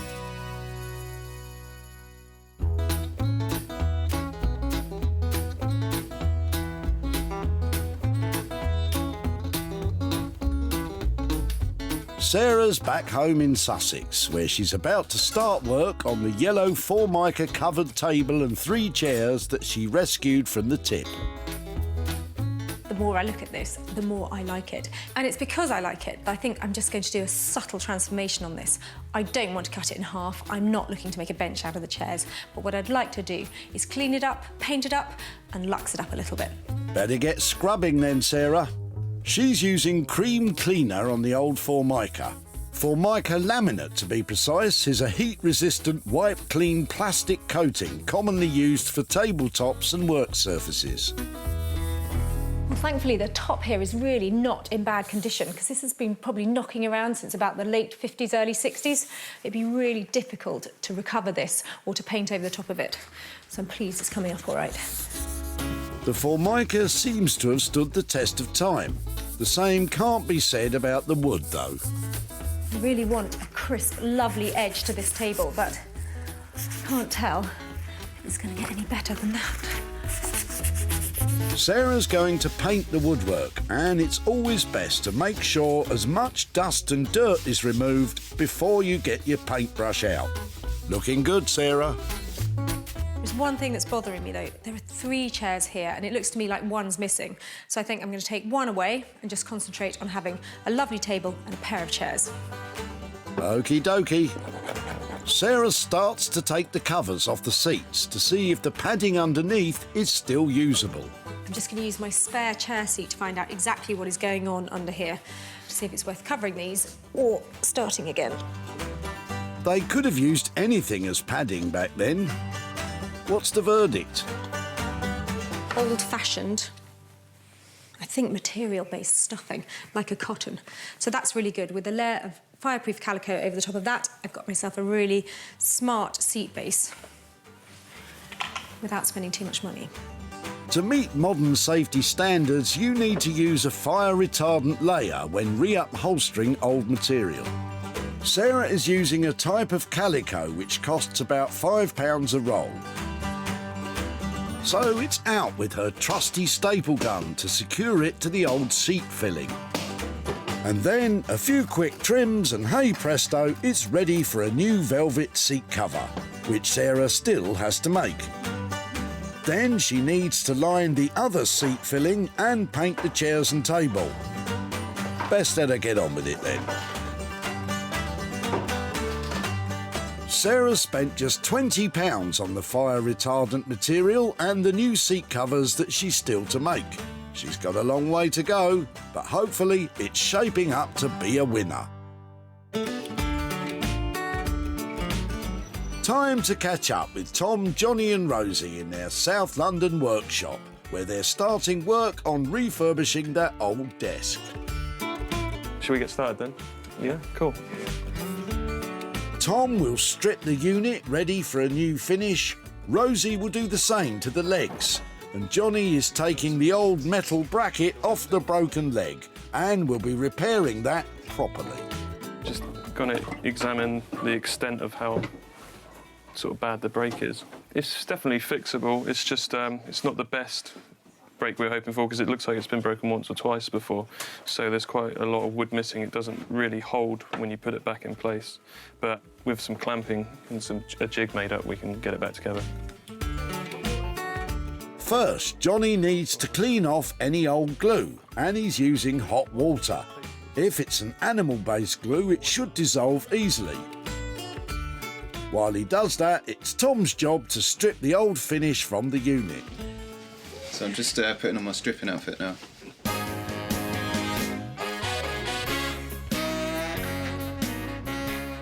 This desk isn't a Chippendale just yet, but I reckon Tom's got what it takes to shake his stuff. Take it all off, Tom.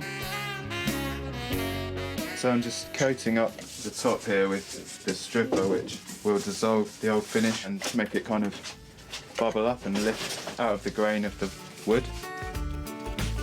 Stripping the unit bare should get rid of surface scratches, and Rosie is also giving the legs the full monty. We've decided to do this just because the all the marks and stuff we just thought touching them in won't look good. So we better just to redo them and it will kind of match the whole like newly restored look of the whole piece. Paint's coming off really nicely, so it's not too hard a task. You lucked out on that one, Rosie. Look how much Tom has to scrape off. Quite a bit of that finish has come off, which is good, so I'm just going to go over it with wire wool next. The coarser the wire wool, the better to really get into the grooves, and always go with the grain for a smoother finish. And talking of a smooth finish... It's pretty much finished. Just neutralising the stripper with methylated spirits, just to make sure that when we put the paint on, it doesn't re-bubble up and strip off again. Oh yeah, it's looking good. Johnny is now working on the fix for the broken leg. He's made oak splints to apply pressure to each end of the leg to create a smooth joint. So the idea, in theory, is that when we get this leg cleaned up, then we can stick a clamp on the bottom here and up here and get the right pressure in the right places with the best possible chance of going back sort of neatly. Looks like there's still plenty to do to get this old thing back to its former glory. Rosie's still got the legs to paint, Tom's got a fresh finish to apply, and Johnny's got to sort that wonky leg. Back in Dodford near Worcester, Clinton is about to start work on the sideboard. He's working on his own for this, as he is the metal and wood expert. The plan is to attach the teak legs to an old farmyard trough, and Sarah asked for a large one. Boy, oh boy, that is definitely large. This is the bigger trough that I was telling Sarah about. Sarah hasn't seen this one, but we dug it out, done a little bit of a clean-up for it, and this is the one that hopefully will impress her with. It certainly is impressive. First things first, though, he needs to drill holes ready to attach the legs. When drilling into metal, eye protection is highly recommended, and when dealing with heavy items like a trough, probably best to have adequate footwear on, like steel toe cap boots rather than flip-flops. Best not to copy Clinton. So we can just basically see how it's going to look. So we use a washer to spread the weight. The legs are made of very strong teak, so can take the weight of the trough. But Clinton needs to use those washers, otherwise the pressure on the joints could be enough to rip the bolts out of the wood. With the washers, the sideboard won't fall apart, and it won't be falling over, as Clinton has a plan to keep it balanced. These two holes is going to give it like double strength on each side, but it will also, hopefully when it stands, it'll have a little bit of give. So when you actually do knock it, it will have a little bit of bounce to stop it actually cracking, as opposed to something being so rigid that when you push it, it just snaps. Time to see if it all works then. All right. Success! Those fittings work perfectly. This architectural salvage look wouldn't look right in my front room, but it's completely on trend. And Clinton is cracking on, staying true to the plan. I always try to work with what the material and the features that the material has to offer. Try literally to keep all the things authentic as we can. Clinton has still got the shelves to make and wants to put panelling up on the back of the trough for safety, as it's full of rusty holes. For this, he'll be using wood from a table that used to be a door. Talk about repurposing. He'll also be using some longer pieces from an old ladder. If I can get it right with the wood and it all comes together nicely at the end, I think Sarah's going to absolutely love it. But if it's wrong and there's too much chunks missing and dents and stuff, and I don't think it's going to work, so it's kind of in the balance. You're not wrong there, Clinton. I can't wait to see how your water trough sideboard turns out. Time to head back to Sarah's in West Sussex, where she's adding the final splashes of colour to the table and two chairs. That's better. Let's have a look then, shall we? From junkyard trash to retro smash. The vintage Formica surface has cleaned up beautifully. The yellow now contrasts with the dark green and orange paintwork on the table legs and chairs. Sarah used acrylic eggshell paint, which gives that sharp, crisp look. And for a touch of lush, she's covered the seat pads in a black velvet. All in all, a striking and distinct makeover. The colours make the whole thing stand out like a cool and funky tropical insect. I think that's a good thing. Now, all that's left is for Sarah to grab some snaps and sell it online. Well, it's certainly had a facelift, hasn't it? It's bright, it's now got a really hard-wearing, durable finish, luxury velvet seat pads, and this is going to fit into all sorts of different places. Just need to get it sold.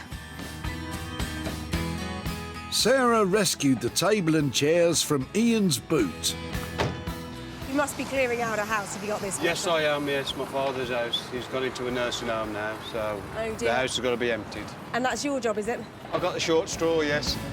Ian was more than happy to let Sarah give them a brand new lease of life.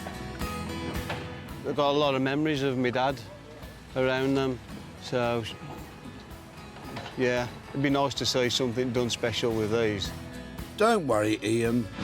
They're definitely something special now.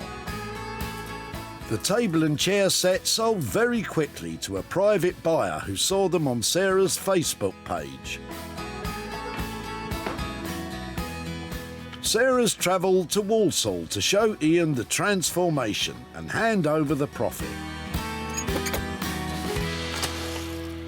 Hello there. Right. Nice to see you again. Right. How are you doing? All right, thank you very much. I'm here today to catch up about table and chairs. Do you remember those in your dad's house? I certainly do, yeah. I've seen them for quite a long time. I suppose you could say they were dated, but you could also say they were retro. Did you wonder how we might update them or try and make some money out of them? Well, I'd be amazed if you could do anything with them, to be honest. It was actually me who worked on the table and chairs. Brilliant. I've got some pictures here to show you how it ended up. Are you Right. ready? Yes. Oh, no. Is that oh no, oh yes, or oh no, oh no? That's good, yeah, that's brilliant. Do you recognise it? No, I wouldn't have, no. I think that's brilliant. That's excellent. So I've sold them. I've got. Oh, you have, yeah? Yeah. Oh, right. I've got profit. Oh, no. How much do you think? 50 pence. 50 pence. I've got 200 quid for you. You're joking? No. No. Thank you. That's amazing. What are you going to do with 200 quid? Oh, I'll probably try and fight the children and the wife for it, but lose the battle, as always. It'll come in very handy. Lovely Good. to catch Thank up you with ever so much. Hope Thank you you. have a nice time with that. Thanks, I'm sure I'll manage to get £10 out of it. Well, you take a tenner from me, and it was lovely to see you again. Bye-bye. Brilliant. Thank you very much. Thank you. Bye, then. Sarah spent just £20 on the velvet material and paint for the table and chairs. She sold them for a cracking £220, giving Ian a whopping £200 to share with the family. Sarah's back in Crystal Palace to see the refurbished desk that Johnny, Tom and Rosie have been working on. Tom is giving it a last-minute polish. Hurry up, she'll be here in a minute. Are they pleased with the way it's turned out? Yeah, it's come up exactly how we wanted it to. Yeah. It's a really, really nice piece. We're really happy with it. I think she'll like it. Feeling pretty confident. I'm here to pick up my designer desk. It needed TLC, it had a nasty fracture to the leg, and I'm hoping it's had some serious cosmetic surgery. Well, if it's rejuvenation you're looking for, how about this one? The desk has now been brought back to life in all its original glory. After being completely stripped and sanded, complementing shades of wood now offer a stunning contrast between the veneered walnut of the main unit and the European ash of the drawers. Both have been lovingly treated with Danish oil, which gives a gorgeous low sheen. The teak legs have been given a classy, glossy black shellac finish, and the broken one has been expertly fixed and sanded, so the join is invisible. But what will Sarah think? Hello. Oh, my word. Isn't it fantastic? Yeah. Oh, guys, it is amazing. Doesn't it look cool? The brass and all the bits. The legs as Came well, up yeah. really nice. Do you love it? Yeah, we really love it. I'm going to be sad to see it go. Kind of want to buy it ourselves. It looks just mint condition. Wow, it's amazing. And, oh, the broken leg. Yeah. You don't even notice which one was it? It's this one here. You'd never know. Yeah, That no. is a serious, serious restoration. I am so pleased. It feels like it's perfect now. It pretty much is. Absolutely is. How much does it cost to make something look like that? And we stuck to budget, didn't we? So 320, we said. Obviously, Including materials. Including materials, yeah. I can't thank you enough for making it look like that because I think it's fantastic. Yeah. Sarah is over the moon, and no wonder. It's a job well done by Tom, Johnny and Rosie. This piece sort of sums up exactly what all three of us love doing, you know, uncovering something that has kind of been hidden from years of just, you know, being used. So to be able to sort of present this to Sarah and, you know, and we're so proud of it as well, it's just been a really nice piece to work on. How good was that? Those guys clearly loved working on that piece, and what they have created with that finish, well, it's amazing. I'm going to go all out to sell that for a proper profit. Sarah rescued the desk from the back of Graham's hatchback. What is that part of?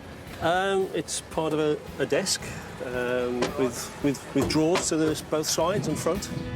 That is a fabulous piece of furniture. I would love to save it before it hits the skip. I wouldn't be against that at all, if you can do something worthwhile with it.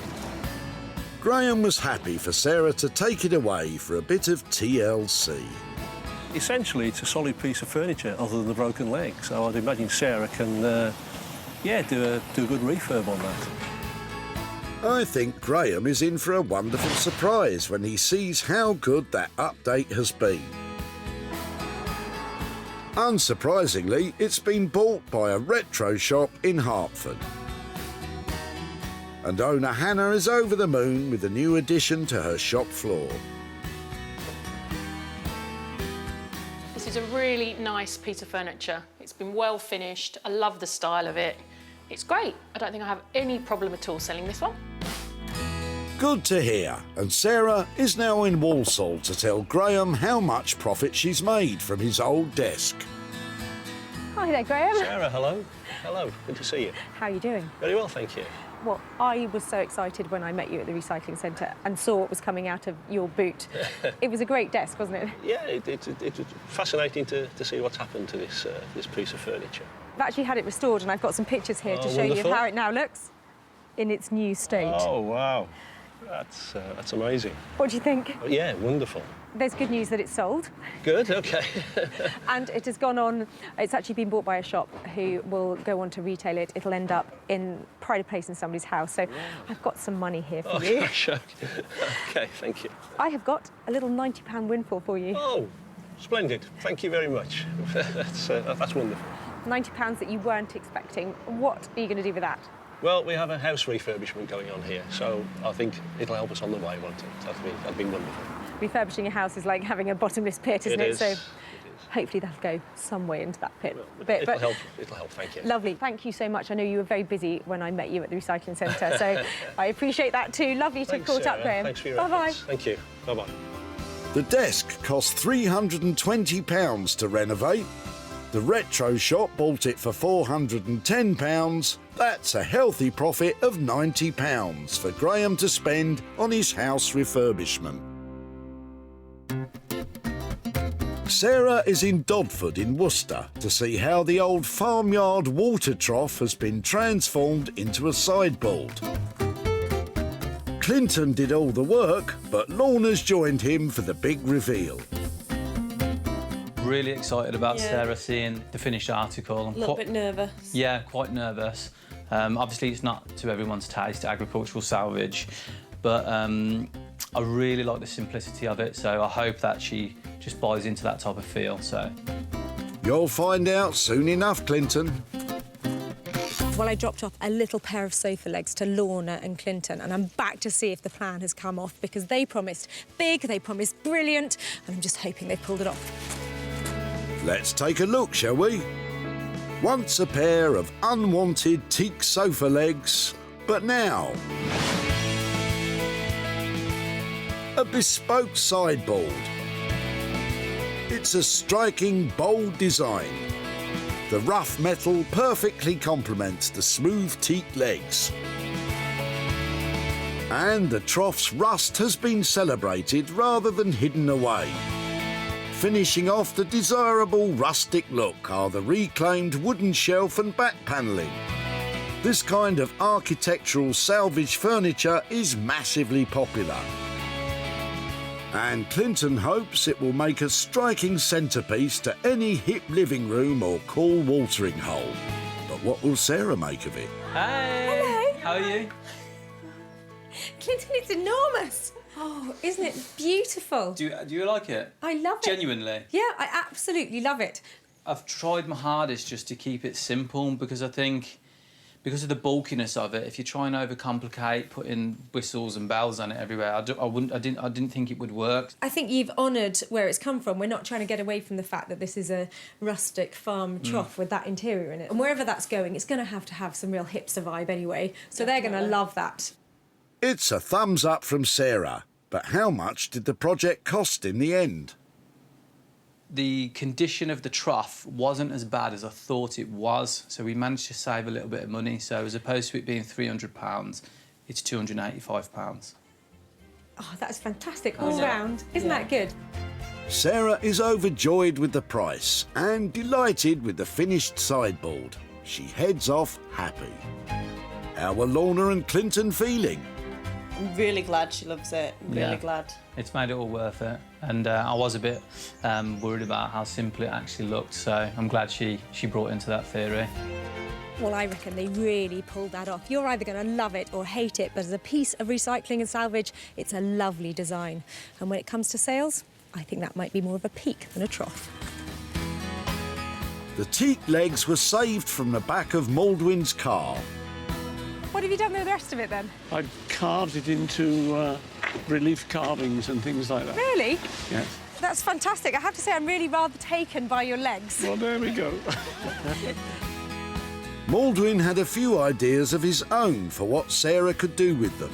She could make another stool or something, I suppose, or a small chair, a baby's chair. Furniture was in the right ballpark.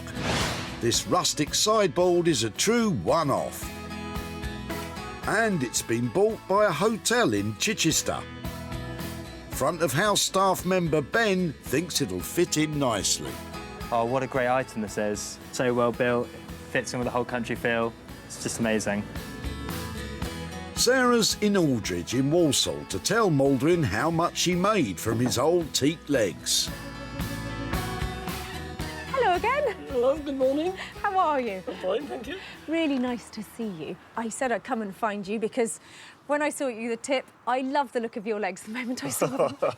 They went to a fantastic couple called the Junk Gypsies, who specialise in taking things like your legs and mixing them up with old materials to make new stuff. So here is a picture of how your legs have ended up. Good Lord. They have been put on the end of an enormous trough to make a sideboard. A trough, yes, I can see that. Yes, that's excellent. What do you think? I think it's marvellous. I'm impressed. It's a very rustic piece of furniture. Yes, It's it is. huge. It's gone to a beautiful pub in West Sussex, and they have a lovely, big, rustic country interior, and that old trough sideboard has fitted in perfectly. Oh, fun. Oh, Yeah. well, there we go, then, that's it. A great place for you to go and visit Right. if you ever need to catch up with your legs again. And it's sold at a profit. Well, that's excellent, isn't it? £80 here for you, for your legs. Well, that's something, yes. What are you going to do with that £80? I'm going to give it to the National Children's Home. Oh, fantastic. Well, I was throwing it away, wasn't I? They might as well have it.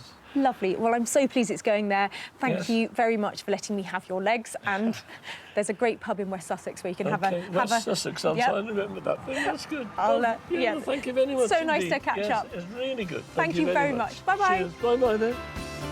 Sarah spent £285 on the sideboard and she sold it for £365. That's a great profit for Maldwin to give to the charity known as Action for Children. Sarah saved 3 unwanted items from being thrown in the tip. And with a bit of elbow grease and lots of love and attention, they have been transformed and given a whole new life. Well, 3 fantastic finds that were about to be binned have been transformed into unique and valuable items. And what's more, we made some money for nothing along the way.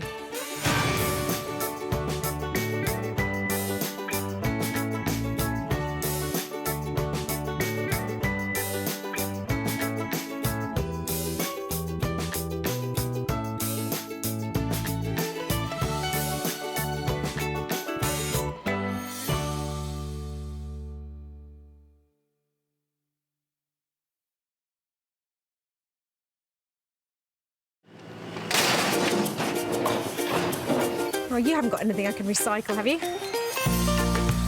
How do you make money for nothing? Wow, look at that. The answer could be hiding in over 20 million tonnes of household waste thrown out by us every year. Well, don't get rid of it too quickly. This stuff looks amazing. That's why entrepreneur Sarah Moore wants to get her hands on things before they hit the skip. I'm a passionate maker, buyer and user of old stuff, and I've turned that passion into a money-making business. I make new stuff out of old stuff and I sell it for a profit. And with some of the country's elite designers and makers... Don't know what to say. Did you drag it here behind the truck? She can transform her finds into desirable... It's enormous. Valuable... Isn't that fantastic? And hopefully saleable items. It's just giving me goosebumps. If Sarah is successful, then she can hand the profits back to the very people who had no idea there was cash to be made from their trash. Thank you very much. Marvellous.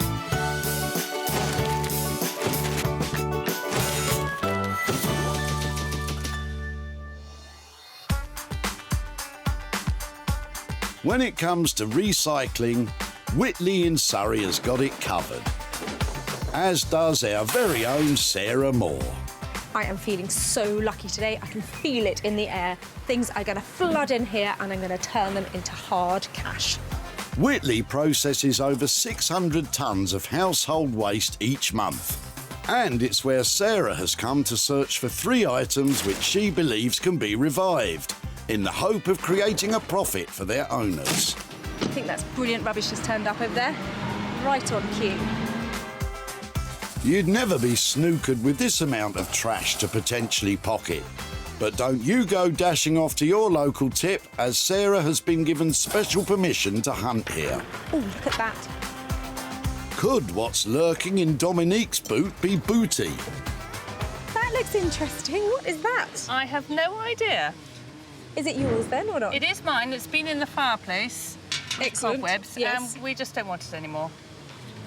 I wonder what it was. It looks like some sort of hopper, doesn't it? I've no idea what it was used for. It's just always been in the fireplace. I love it. Okay. Have you polished it for years? No, Just as it is. So it's obviously made of copper, and it looks like it might have been the kind of thing that was feeding some sort of industrial or farm-related, possibly, yes. you know, or coffee Yes. beans or something like that. Yeah. I really like it. Can I have it? You can have it. Yes, sure. Excellent. I'm not sure which way up it'll go, but I'm going to say thank you so much and run away with that. That's Pleasure. brilliant. Okay, bye-bye. Bye. Though Dominique has no clue as to this little hopper's history, does she have any idea of what Sarah might do with it? I hope she's going to get inspiration from it and make it into something really special. OK, who knows what that is then? Well, I don't like to be a smart aleck, Sarah. Well, actually, I do. It's a copper beer funnel used in the process of brewing beer in days gone by. But I do know one thing about it. Metallic trends are still really strong in interiors, and this is a great copper colour. So somebody's going to like it. I just need to find somebody who really likes working with metal. Who will that be? Meet Josh and Ollie, designer makers and best buds. These boys really think outside the box, and the results are always interesting. I think what's probably most exciting about what we do is the fact that we have this workshop and we have like all these different materials that we can work with. So there's just quite a large scope for what we could potentially make. Quite often when I'm at home, I just have like a little idea come into my head, and it's really nice to then be able to come in. You've got all the tools, all the materials that you need, just to then be like, right, I'm actually going to make this thing. And that's really satisfying. The good news is that Sarah's already had a little idea for the copper hopper, and it will look great as a hat.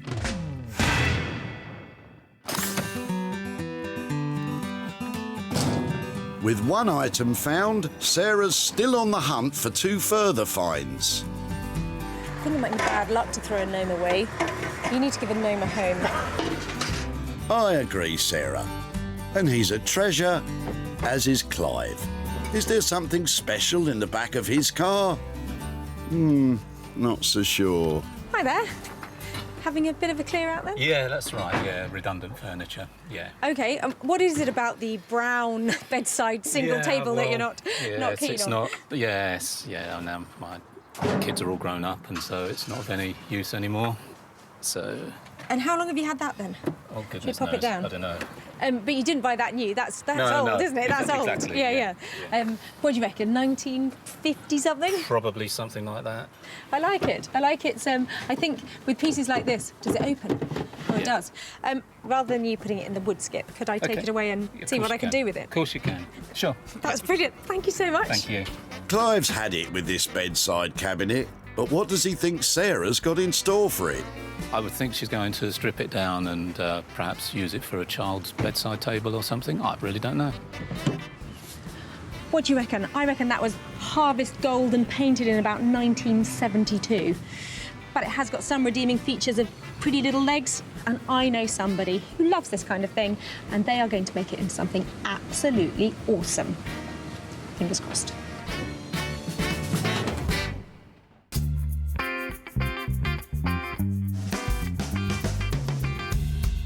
Emma Walker is a furniture restyler. She takes furniture destined for landfill, expertly restores it, and lavishes it with layers of luscious coverings. Emma likes to get to know a piece of furniture. Does that mean she talks to the furniture? That's exactly what it means.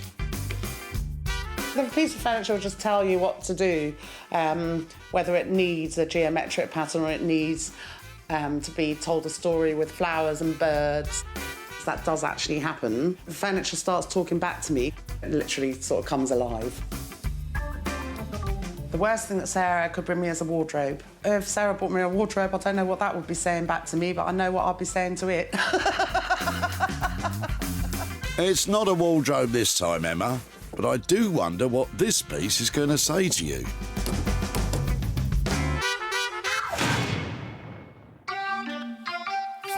Two items taken, leaving Sarah with just one to find. An item which she can work wonders with herself. An item which suits her to a T. This is the one I like. Yep. This is my favourite one. How much use did that? Oh, it looks like you might have... I use that extensively. Leave the golf to the professionals, Sarah, and get back to it. Ah, I recognise these two. Sarah's met David and Vanessa here before. Have they something else in their car which might reflect a profit?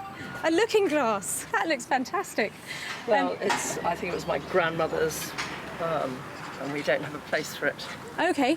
And it's kind of big and heavy, and someone's painted it, which clearly they shouldn't have done.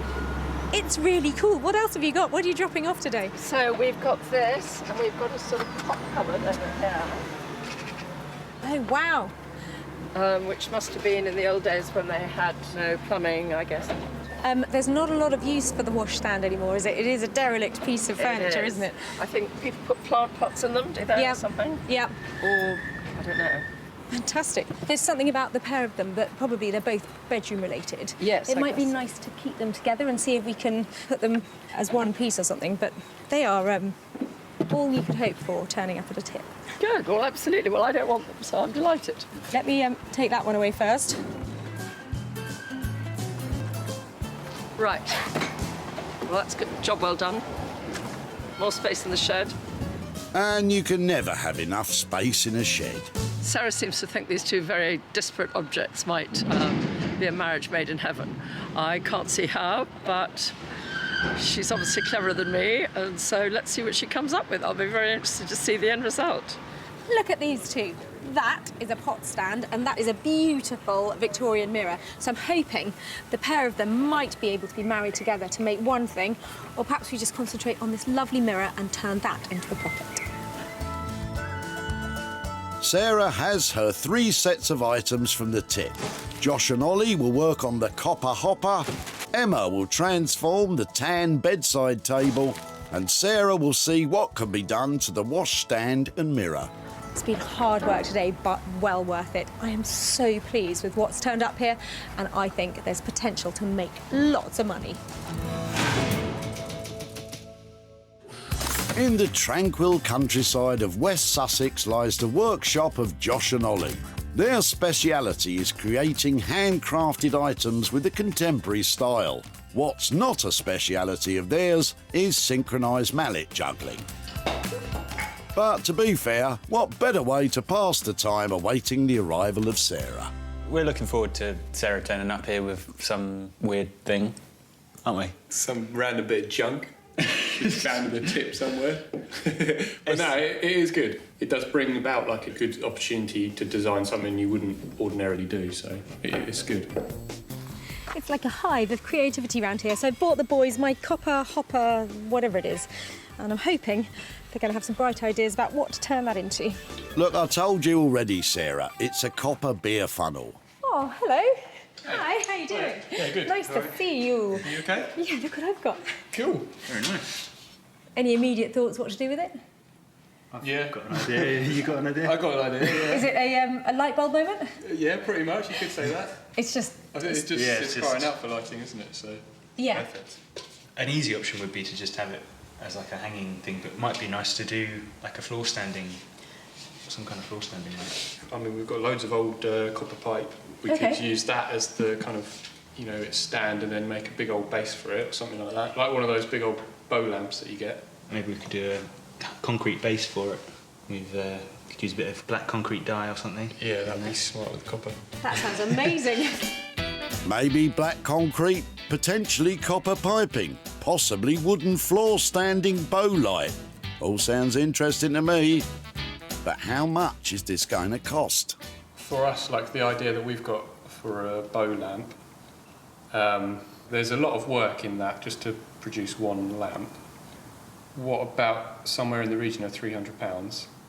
I think that sounds fine. 300 quid, floor lamp, statement piece. That should be all right, shouldn't it? Yeah. Sounds great. Okay. Looking forward to seeing how it turns out. Yeah. I love the surprise.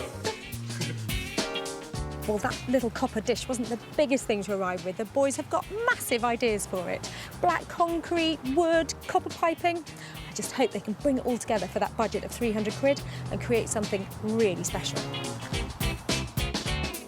Let's make some money for nothing! Rarely am I lost for words, but what can you say? Sarah has left a budget of £300 to turn the old copper hopper into a beautiful bow light. With so many elements undecided, will the boys be able to pull it off?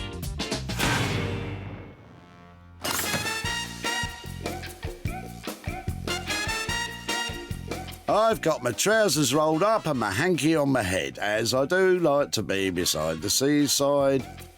Which is just as well, as Sarah has arrived in Brighton to deliver the tan bedside drawers to Emma.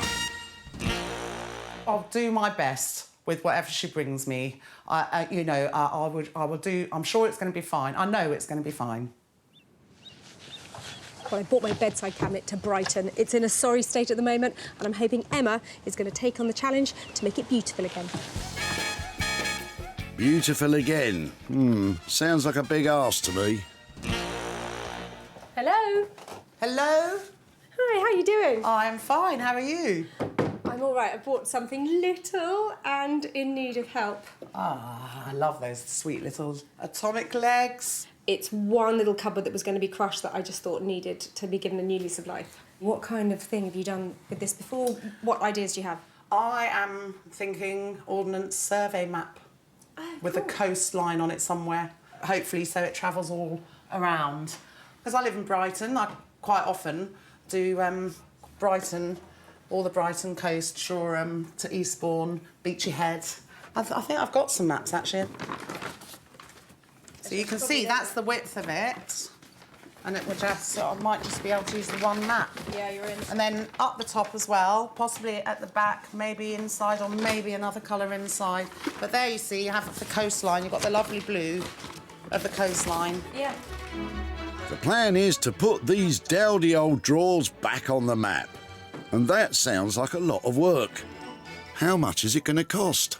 Not sure what I'll do with the inside yet, and I'll do the insides of the drawers as well. It will be a smart piece.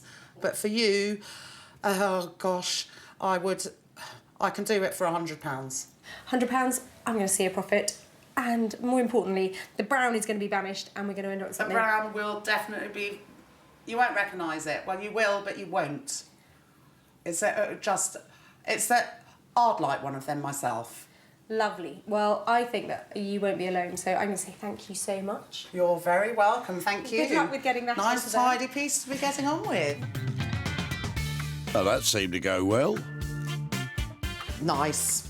I think, you know, I can see that that's just going to turn out quite the ticket. Happy with that. Well, who'd have thought you'd get such a passionate response about a small brown side cabinet? Emma's got the idea nailed, and I think she's going to make it look fantastic. £100 will map out a fabulous new future for those drab little drawers. But will Brighton mark the spot when it comes to a profit? Mirror, mirror on the wall, who's the most creative of them all? Back home in Sussex, Sarah's decided that the washstand is likely to sell in its original condition, so she's going to concentrate on the dressing table mirror. Well, as it stands, this dressing table mirror is just not commercial, so I think I'm going to try and give it a really lovely new lease of life, inject some colour, a bit of paint, and hopefully turn it into something that's saleable. But before I start, I need to dismantle the mirror and also try and sand it down a bit to get a good surface to paint on. This has had so many coats of paint, I can't even get a screwdriver into the screws, let alone undo them. I thought this was going to be a bit of fun, but I think it'll be more hard work than I was thinking about. Come on, Sarah, persevere. You've only just started. Well, that's great. It's finally in 2 pieces. And I've got this idea, turning it from white, pale, not very interesting, into dark and really handsome. And I'm hoping with a bit of floral colour on top, it might really pop. So I've got some card here, because I want to try and work out the designs before I begin, so I know that the whole idea is actually going to work. It's a good idea to try out designs before rushing headlong into applying paint. Gauging size and scale helps when designing the layout.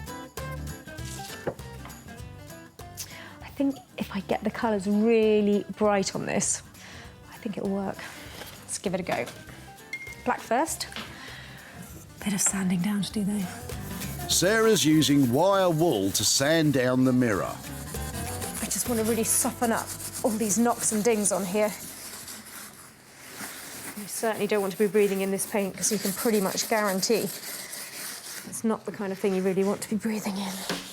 Up until the 1960s, lead was widely used when making paint, and lead is, of course, a toxin if inhaled.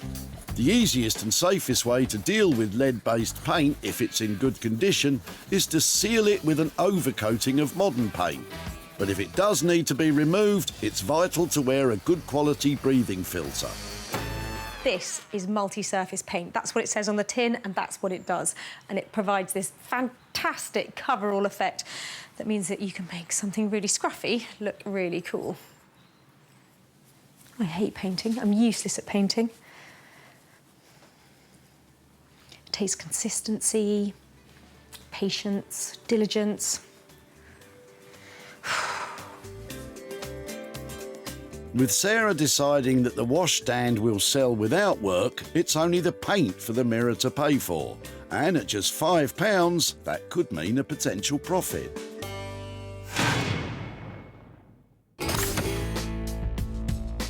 "10 miles away from Sarah in Halnaker, Josh and Ollie have been left with the copper hopper. And the boys are well underway with the design process. Their initial thought was to make the stand of the lamp from salvaged copper pipe, but it looks like there's been a change of heart.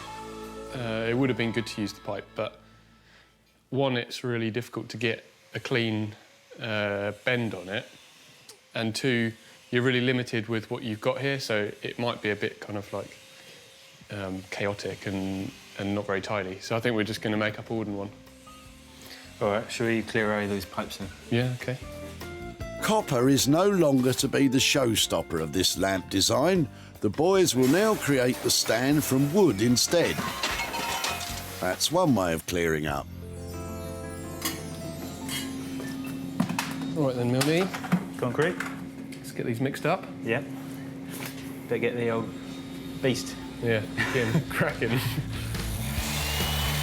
The Beast, that's a strange name for what's simply a mains-powered handheld mixer used to mix the concrete for the lamp base.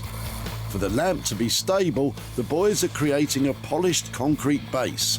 They will colour it black using concrete dye added to the mixture. And yes, probably best to avoid the head banging. That's an age-old technique handed down through generations for getting bubbles out of concrete.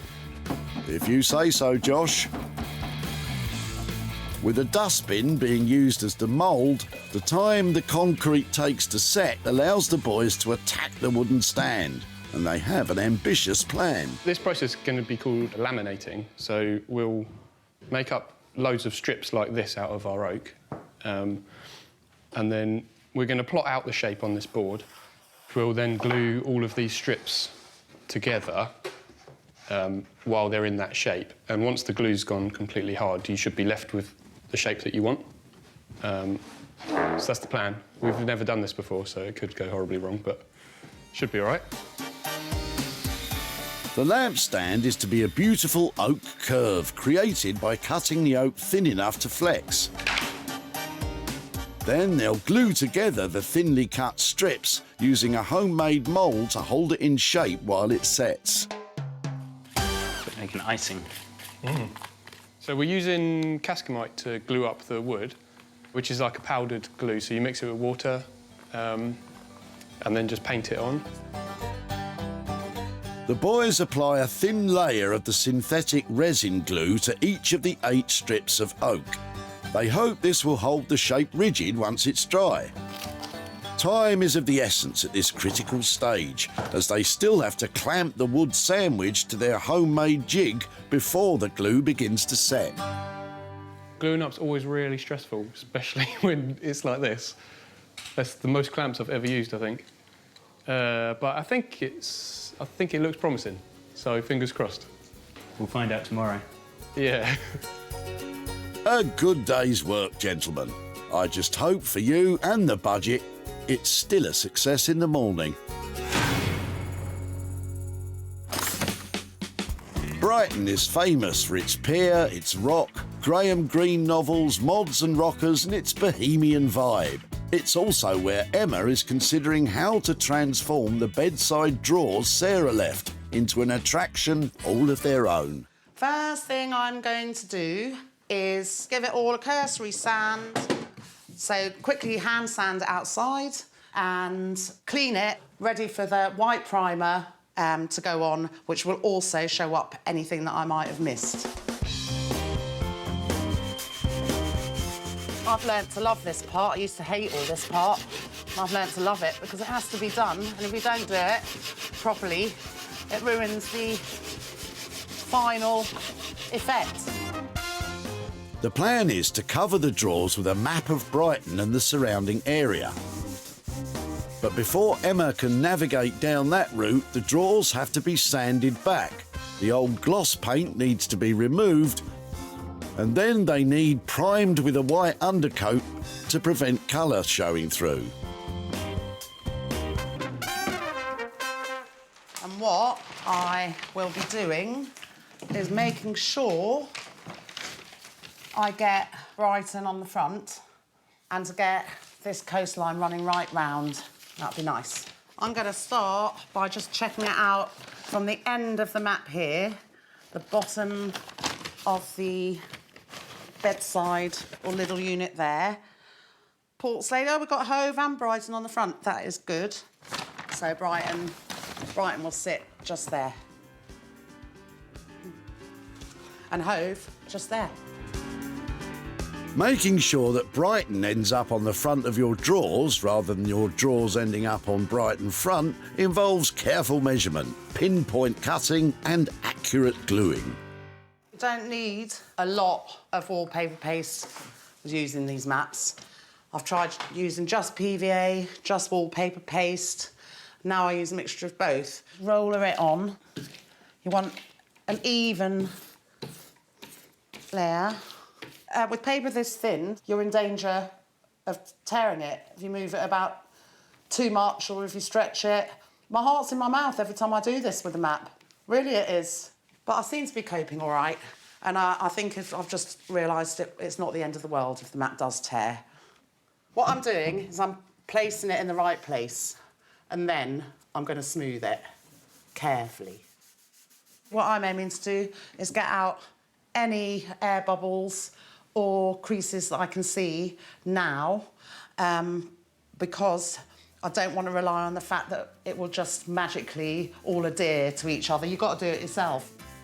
Now I haven't torn it, I probably won't tear any of the rest of it that I'm going to do because I can see it's acting all right. It's all in a good mood today, like me. Should look lovely.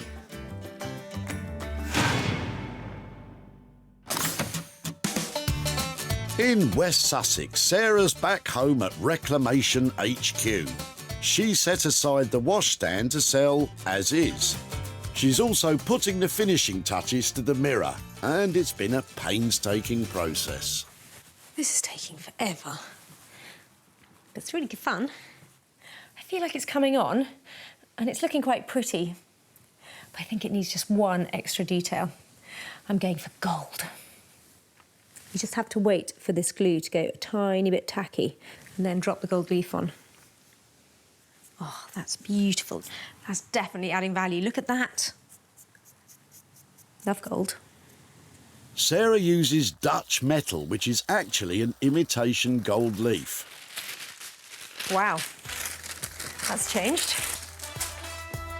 When Sarah saved the mirror from the skip in Whitley, it was dull and distressed.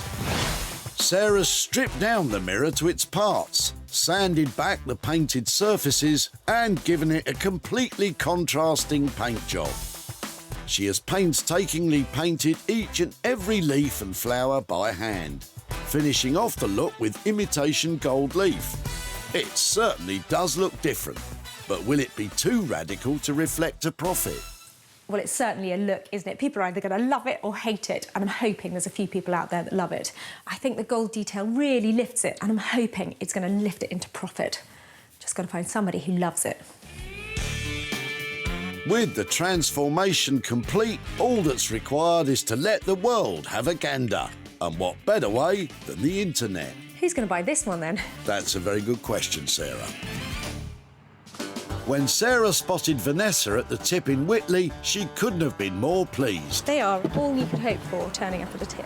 Good, well, absolutely. Well, I don't want them, so I'm delighted. It was the dressing table mirror which caught Sarah's eye. She's obviously cleverer than me, and so let's see what she comes up with. I'll be very interested to see the end result. Sarah decided it was the mirror that needed a revamp, as the washstand might just sell as it was. Altrincham Market was the final destination for the mirror. Stallholder Gareth snapped it up after it was advertised online. So as people who upcycle ourselves, we can really appreciate the work that's gone into the mirror that Sarah's put in, and because it is such a beautiful piece, we're going to gift it on to my mother-in-law and my partner's mum to say thank you for all the hard work she's done over the years to help us build this business. Hello, boys. Not only did the mirror sell, but the washstand cleaned up too, after Sarah posted pictures of it on Instagram. Sarah's back in Godalming to tell Vanessa what became of her throwaways and to reveal if they've made a profit. Oh, hello, Vanessa. Hi, Sarah. How are you? I'm very well. How are you? Fine, thank you. Fine. So I said I'd be back in touch when you turned up at the recycling centre with all that stuff that was coming out of the back of your car. Is literally the stuff of my dreams. Tell me about the dressing table mirror and the washstand. I think it must have been my grandmother's, and I think somebody painted it white at some stage. Yep. Maybe my South African mother, looks like, but I don't know, but I don't need it. Well, it had lovely age to it. They aren't hugely commercial because we just don't sit at dressing tables as much. No. But they are things that are decorative, so I went down that route. I thought it'd be lovely to make it look as pretty as possible and see where that led. So I've got some pictures to show you what I did with it. Yes, I hope you approve. Your mirror now looks like that. Psychedelic. Oh, it's amazing. I hand-painted the frame with lots of little leaves and detail, and that's how it ended up. It's amazing. You'd never recognise it. And it also came with that lovely little washstand. Yes, I remember, yes. I thought that might be a nice project for somebody else to take on. So with the sale of the mirror and the sale of the washstand, I've got some profit here. In fact, I have £165 here for you, for your mirror and your washstand. Oh, Sarah, well done. Thank you very much, especially as you did it all yourself. So what would you do with £165? Oh, well, right now, probably some new hoovers. I love a woman with lots of hoovers. Great to catch up. Thanks, Sarah. So nice glamorous. To see you. Bye-bye. Thank you.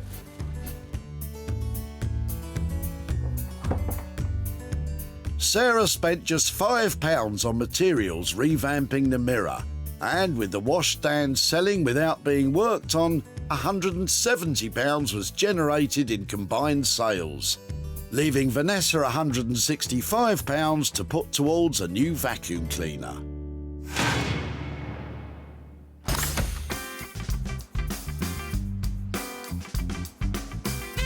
Sarah has returned to the seaside, to Brighton on the south coast. Not for ice cream or deck chairs, but to catch up with Emma, who's been remapping the future of the old brown bedside drawers. Can never be sure, but I think that Sarah will quite like a bit of Brighton map and coastline on this dinky little piece of furniture. I've gone the extra mile with this one as well, just for Sarah, just for her approval. We need her approval. Well, I'm here to pick up my small, sad side table that I left Emma with. I'm hoping that she's given it a total makeover, put it back on the map. This small chest of drawers was saved from certain destruction and was brought to Brighton for a transformation. And what a transformation it is! Emma's provided a fresh, contemporary new look by sanding, priming and covering it with a map of the local area. Emma has revived it completely, adding a glass top for durability. The legs and the interior of the drawers have been painted complementary colours of green, white and red. Let's hope Sarah will appreciate the route Emma has taken. Hi! Hi. Ooh. Let's see it. See the front of it, all the way around. Looks really cool. Yeah, well, it's a really neat shape. This right on trend. This shaped furniture, and the inset handles here and what have you, all nice and streamlined. It was brown, glossy. I mean, personally, it wasn't my cup of tea at all. Now it looks lovely, and you've managed to get some glass on the top. Yeah, I put some glass on the top. Don't often do that, but sort of smartens it up, makes it a more complete piece of furniture as well. Wow. Little pop of colour. That's fantastic. I love that. That's what they say, isn't it? OK. So I think we were hoping for around 100 quid to convert it to make it look, lovely again. How are we doing on that? Well, still 100 for the work, and I used an extra map as well. But if I could put £10 on top for the glass that I didn't factor in, would that be OK? Yeah, that's great. Excellent. That's no problem. Yeah. So 110. We're going to make some money on that, aren't we? I think so, yeah. I think you've done a very good job on it. I hope so. I think, yeah, someone will want this, whether they're in Brighton or not. Yeah. Yeah. People like Brighton, don't they? They've got a soft spot for it. I'm going to take that away and get that sold. That's brilliant. Thank you so much. You're I'll be in welcome. touch. It's lovely to see you. And you. Thank you. Bye. Bye. Well, before it was dowdy, dull and a little bit depressing. Look at it now, bright and beautiful. Yeah, I'm happy with that. I have done a few map pieces before, but this one was just went a little bit more slick with the glass and boxing in, so I learnt a couple of things on it, and I think it turned out well. When Sarah met Clive at the tip, his chest of drawers were done. Having a bit of a clear out then? Yeah, that's right, yeah, redundant furniture. Having had it for years, the appearance was wearing thin. So you keen on that nice brown colour? Not in particular, no. He did have some original ideas as to what Sarah might do with it. Perhaps use it for a child's bedside table or something, I really don't know. That's very considerate, Clive, but Emma had other ideas. Sarah advertised the chest online, and it was Chris who spotted its potential. It now has pride of place in his reclaimed furniture shop, Modish Living, in Haywards Heath. We absolutely love this bedside table. I think it's beautiful what she's done, and the quality of the finish is just amazing. And for us, being just outside Brighton and Hove, the locality of the map is just perfect. Sarah is at the vicarage in Milford, where Clive is the local vicar. But does Sarah have a profit for him? Hello there. Oh, good morning. Hi, Clive. How are you doing? Good, thanks. Yeah, how are you? Yeah, very well, very well. Good. So just remind me, we took a bedside cabinet from you. Yes. It wasn't yours, but you've been helping and storing it for a while, is that right? A couple of years, and it's redundant. Yeah, yeah. It was a fantastic brown colour, wasn't it? It was, yeah. What did you think was going to happen to it after we took it away? Any thoughts at all? I haven't got a clue. Emma was the person who refurbished your cabinet. Right. She's down in Brighton, and Okay. she does something really special with furniture, and I've got some pictures here to show you what she's done. Oh, excellent. She has done this to your bedside cabinet. My word. That's incredible. She has covered it all with a map of Brighton because that's where she lives. Yeah. She's painted it inside and outside. She has really refreshed it and, well, made it look quite different to that. How hasn't it? lovely. That's really good. I mean, beyond imagination. Oh, well done her. Well, she's very good at it. Yeah. It was a sweet little cabinet, but because it's so small, it's quite difficult to make money on something that's that small. Sure, money's not the object of it. I mean, it's fine. There is money, though. There's a little. There's a £25 little windfall for your brilliant. bedside cabinet. Oh, thank you. Well, that's great because as a church, we support lots of things, yeah. Fantastic. Yeah. If that goes into those coffers, I'm Yeah, delighted. thank you. Thank you so much for your time today and You're for catching welcome. up again. Well, good to see you. Bye-bye. Thank you. Bye.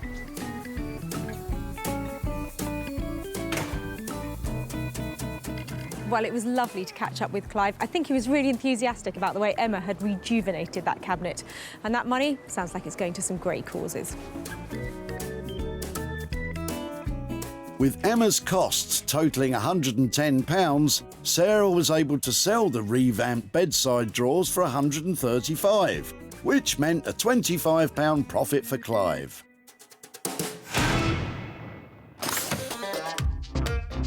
With the old dressing table mirror turning a profit and the revamped drawers off to a new home, Sarah has returned to West Sussex and the workshop of Ollie and Josh to find out what became of the copper hopper. Yeah, it was quite a fun project, this one.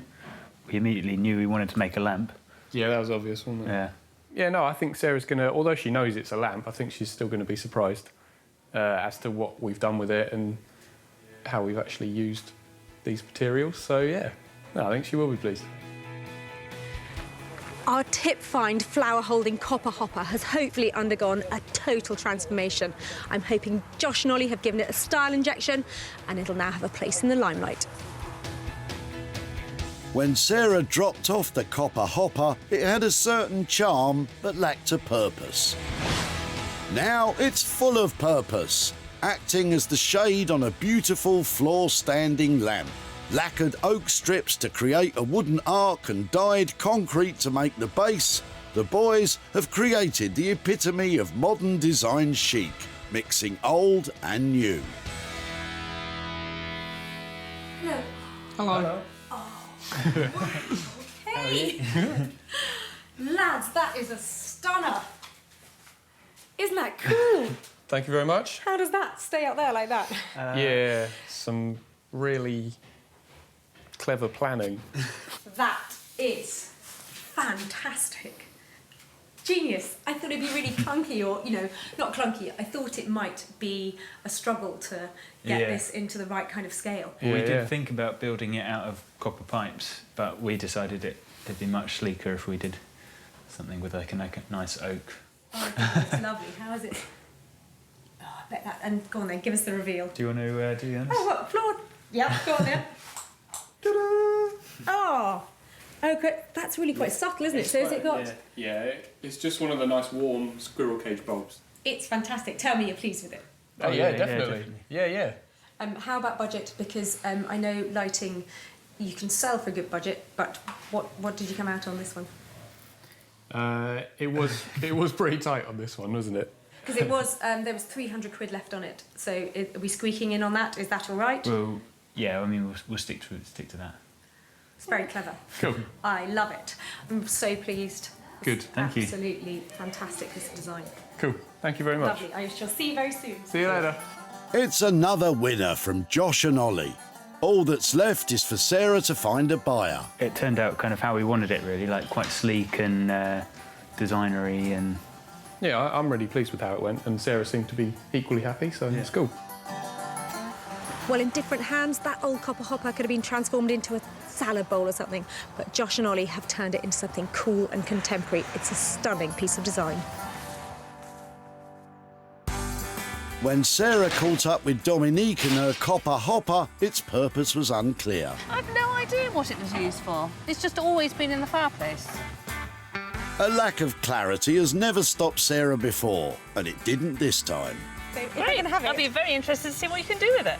Happy to see it go, Dominique hoped for the best. I hope she's going to get inspiration from it and make it into something really special. Is there anybody there who likes working with metal? Sarah advertised a lamp online, and it was lighting shop owner Matt who bought it. A really great industrial style lamp, especially with a concrete base. Goes in with the rest of our stock. We'll be able to get rid of it pretty quick. Sarah is in Hazelmere in Surrey to catch up with Dominique and show her what became of the copper hopper. Hi there. Hello. How are you? Thank you. And you? Yeah, very well. Nice to see you again. Thank you. So the copper thing that you brought to the tip was in your fireplace for a while, is that right? That's right, yes, yes. And it actually went down to West Sussex to a couple of great guys called Josh and Ollie. And do you want to see what they made of it? Please. So, here is... That's beautiful. It really is. I'd have that in my house. I'm really pleased to hear you say that, but you're not the only one who has admired it, because there's a company called Arc Lighting who make lighting but also buy bespoke lighting, and they snapped it up. So I did sell it, and I've got a little profit here for you. I have got £150 worth of profit for you. That's amazing. Thank you very much. It's a pleasure, it's a pleasure. So I'm pleased to be able to hand that over, but what might you do with it? I'd like to give it to the Monte San Martino Trust, which is a charity close to my heart. I loved that hopper the moment it turned up at the tip, so thank you so much for letting us have it. Pleasure. Thank you very much. Bye-bye. Thanks, bye. It turns out Dominique's chosen charity provides bursaries for Italian students who come to the UK to study English. Well, I'm happy that Dominique's happy, because I knew the moment I saw that copper hopper that it had money-making potential.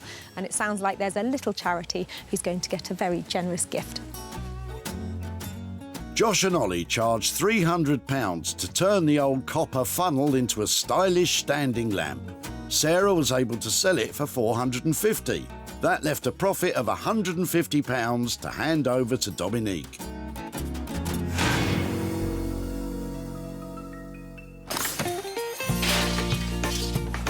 Sarah salvaged unwanted items from the Whitley Recycling Centre. Clive's bedside cabinet was remapped by Emma. Dominique's copper hopper was lit up by Josh and Ollie. And Sarah took on Vanessa's mirror and washstand. Well, with the help of my talented friends, we've managed to save stuff from the skips and turn them into stylish, saleable items. And we've handed over some money for nothing too. That's a bonus.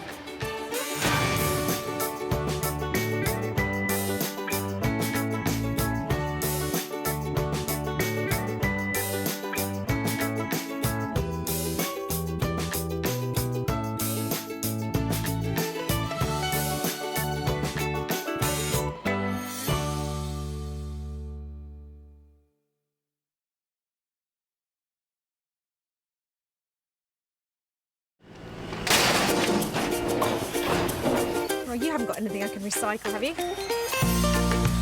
How do you make money for nothing? Wow, look at that. The answer could be hiding in over 20 million tonnes of household waste thrown out by us every year. Well, don't get rid of it too quickly. This stuff looks amazing.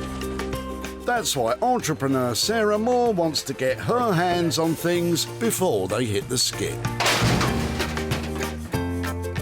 I'm a passionate maker, buyer and user of old stuff, and I've turned that passion into a money-making business. I make new stuff out of old stuff and I sell it for a profit. And with some of the country's elite designers and makers... Don't know what to say. Did you drag it here behind the truck? She can transform her finds into desirable... It's enormous. Valuable... Isn't that fantastic? And hopefully saleable items. It's just giving me goosebumps. If Sarah is successful, then she can hand the profits back to the very people who had no idea there was cash to be made from their trash. Thank you very much. Marvellous.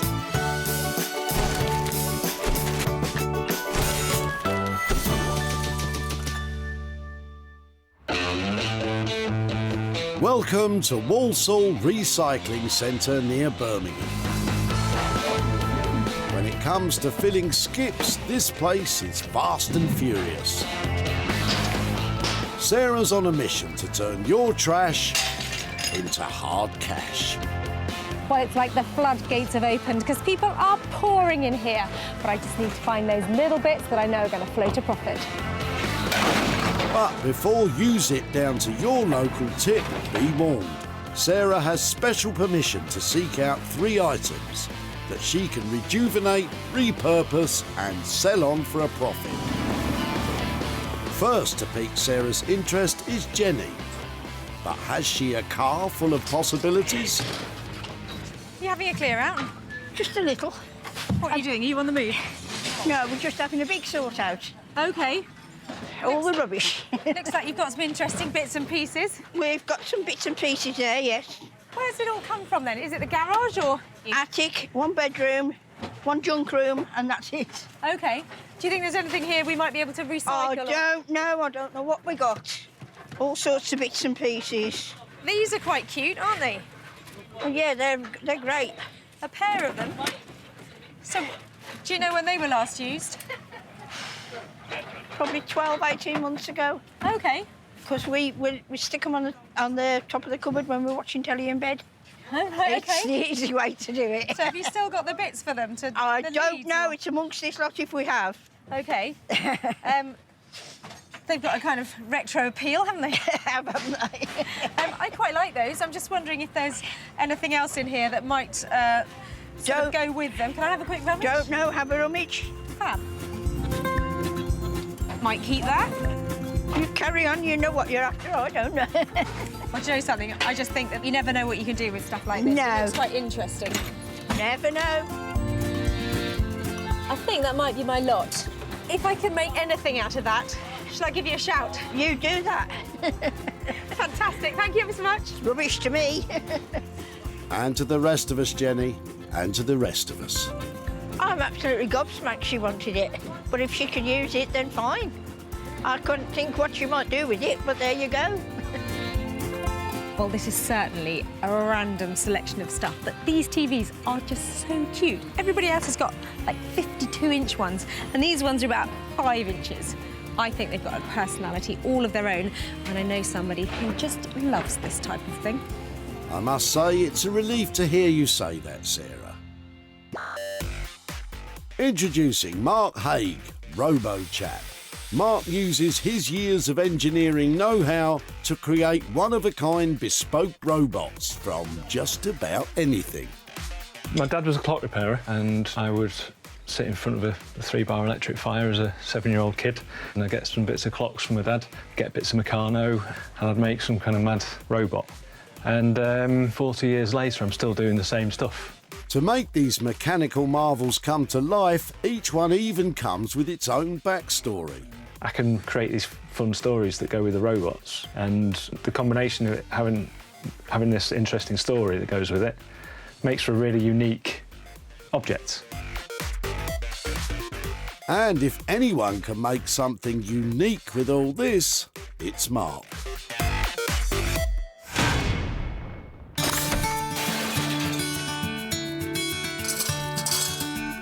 Righty-ho, that's 1 off the list and 2 to go.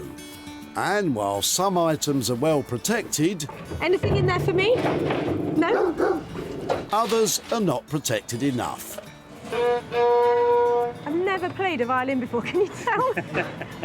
Yes, we can tell. Could Martin and Annette have something more palatable in their trailer? Something to bag Sarah some cash, perhaps? I can see clouds of woodworm dust coming out of that. What are you throwing away? It's basically wood chippings from an old shed that's been stored for probably 30 years. OK.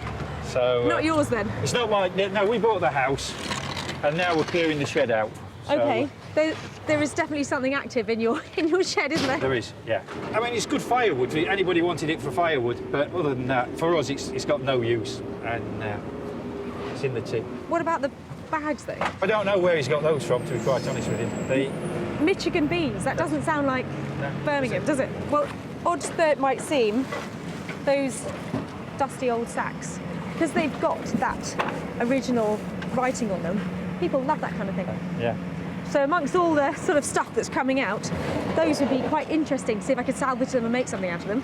Yeah. Oh, you're more than welcome, because all I was going to do was put them in the skip anyway. Yeah. Okay, Right, well, so- I'm going to fold those up and say thank you very much.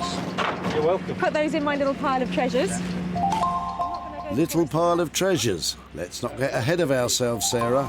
If I can do something with them, I'm not sure what it will be, but can I come and see you at your house and show you what I've done? Yeah, no problem at all. We're surprised that Sarah wanted the sacks. I mean, they're interesting enough with the terminology on them and that, but what she's going to do with them, who knows? Yeah, I mean, a sack's a sack, isn't it?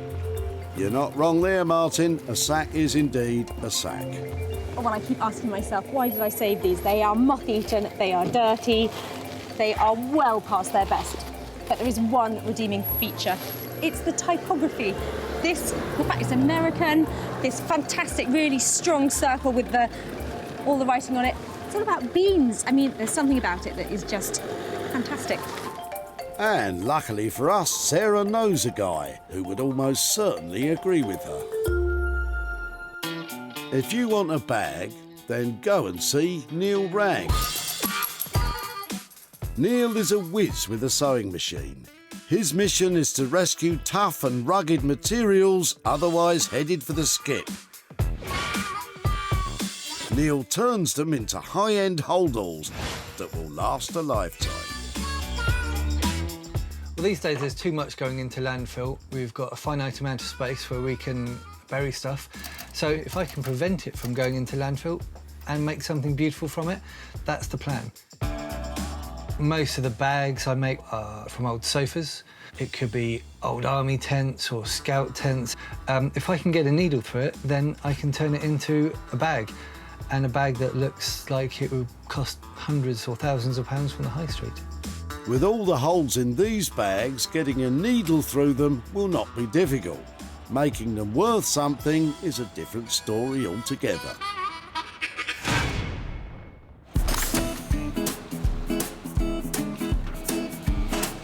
Two items loaded into the money-for-nothing van. Now it's time for Sarah to search for her own pound-making project. Maybe, it depends how old it is though. So sort of 1950s stuff. Isn't he friendly? Right, buddy, you better get in there. We've got some work to do. Yes, you do, Sarah. And hopefully it will be Barry's furniture that piques your interest. Hiya. Hiya. They're nice. Are they going that way? Well, that's the intention, yes. Where have they come from?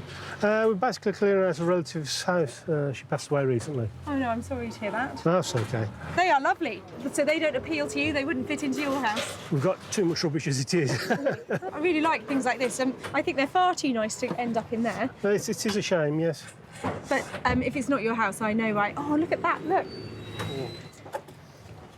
So these probably bought in the 1950s. I would say that, yeah. These are a cracking pair of chairs. If you didn't mind me taking them rather than ending up in there, I'd be really pleased to try. Please do. It seems such a shame to throw them. And what about that? Did that have sort of those lovely spider plants or something in it? Yes, full of spider plants. Yeah, it's just such a classic look. Well, I tell you, as a little group, a pair of retro chairs and a lovely little plant stand, they're the kind of thing that people love, you know, this sort of retro look. That's right. Particularly those sort of 1950 legs. Can I take them away? Please do. Fantastic. And can I keep in touch as well? Because I'd love to be able to show you what happened to them or where they go to. Would that be all right? Yeah, I'll be fine, yes. Fantastic. Well done, Sarah. 2 chairs and a plant stand. Good luck with that. What are Barry's thoughts? Well, I suspect that Sarah will probably renovate them because they're worth a little bit of attention, especially the plant. I mean, that's quite a classic little item, that is. And the chairs are very nice as well. So have you noticed? These chairs are Urkel. These are British-made, stylish, collectible. There are heaps of people out there who absolutely love this furniture, and grouped together with this 50s plant stand, they look fantastic. There you have it, 3 items found. Mark will get switched on with Jenny's mini TVs and bits. Neil will grapple with Martin's printed sacks. And Sarah will tackle Barry's chairs and plant stand. Well, they might have wanted to bin it, but I want to bling it. Now's the time to turn those diamonds in the rough into money-making gems.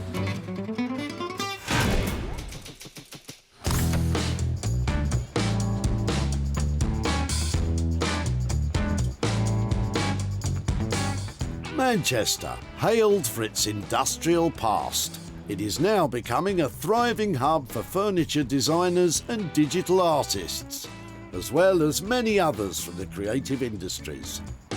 One such gentleman is Mark, who's waiting patiently for Sarah's challenge. I'm looking forward to Sarah coming down to my studio. Hopefully it's something metallic that I can work with, but I'm prepared to work with whatever she gives me. Glad to hear you say that, Mark. Well, I've picked up some random stuff at the recycling centre in the past, but this lot, well, this has to take the biscuit. I brought it to Mark, and I'm hoping he's going to recycle this into a robot with attitude. Mark? Hi. Hello, Sarah. How are you? Yeah, I'm really well. How are you doing? I'm very well, thank you. What have you brought me this time? Well, I saw these, and obviously I immediately thought of you. That's nice. It is nice, isn't it? That's like a laser gun. It is. Actually, it was these little bad boys that made me think. I just thought, you know, like little spacemen, like helmets. So I thought, definitely. If anybody can do anything with them, it's going to be you. What do you reckon? Look. Yeah, I reckon I can build with those. And I'm looking on the back. It's got a video input on the back. Right, OK, that's a good thing then. It's a good thing. That one hasn't. OK. So I don't know what I'd do with that one. I could make something with it. Right. But this is my preference. OK, well, let's pop that one down there. When I saw them, I thought they had a bit of attitude. I was kind of thinking maybe some, like, punk styling or something like that. But I bought you these other bits in case they're useful. Put them in the bin, add them to the stash if not. But there's definitely something about these little bits that they looked quite cool in the yeah. Like that? Yeah, I think something like that might work, mightn't it? But, I like that. It's totally up to you because I know you are the robot master. Robot master he may be, Sarah, but what happens when the robots take over and Mark becomes their slave? Right, no more coffee for me today. Any little surprises, or shall I wait till I come back? I think you should wait. I think there's something else I might be able to do with it. OK. To make it a bit more interesting, but leave it with me. Hit me with a ballpark budget then. What kind of price are we looking at to make that an all singing, all dancing new robot? Well, he's going to end up being sort of that kind of size, isn't he? So he's going to be quite a big fella. About 150 quid. OK. Something like that, 160 quid. Yeah, I'd say that budget's absolutely fine. I love the 80s, so as much 80s singing and dancing in that would be fantastic. Thank you so much. No problem. Bye-bye. OK, bye now. Well, Mark's channeling the 1980s. I've always loved a bit of Dire Straits, maybe a bit of Money for Nothing. I can see that robot. It's going to be right on track. It's going to be an interesting one. It's working with plastic, which isn't the perfect thing that I like to work with, but I've got some nice ideas for it in my head, so fingers crossed it should go well. I have complete faith in you, sir. Mark has a budget of £150 to create an 80s-themed robot from this tray of bits and bobs. Am I excited about this one? Affirmative.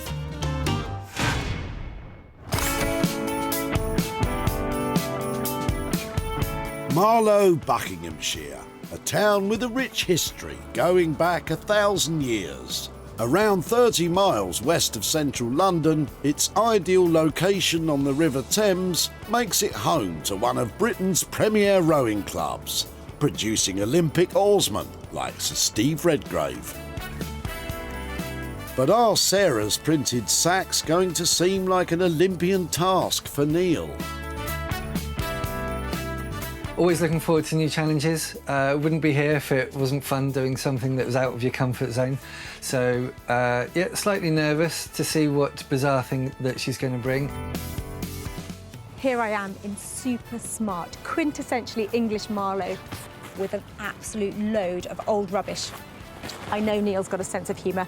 I just hope you find something to laugh about with this lot.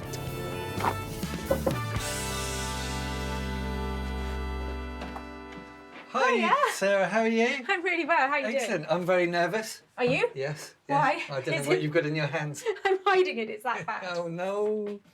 So, what are you hiding behind your back, Sarah, what do we have?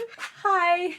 Hi, well, the sacks, we've got sacks. They've got a lovely print on them and they are covered in, I haven't touched them at all, they are tip fresh and they are covered in cobwebs.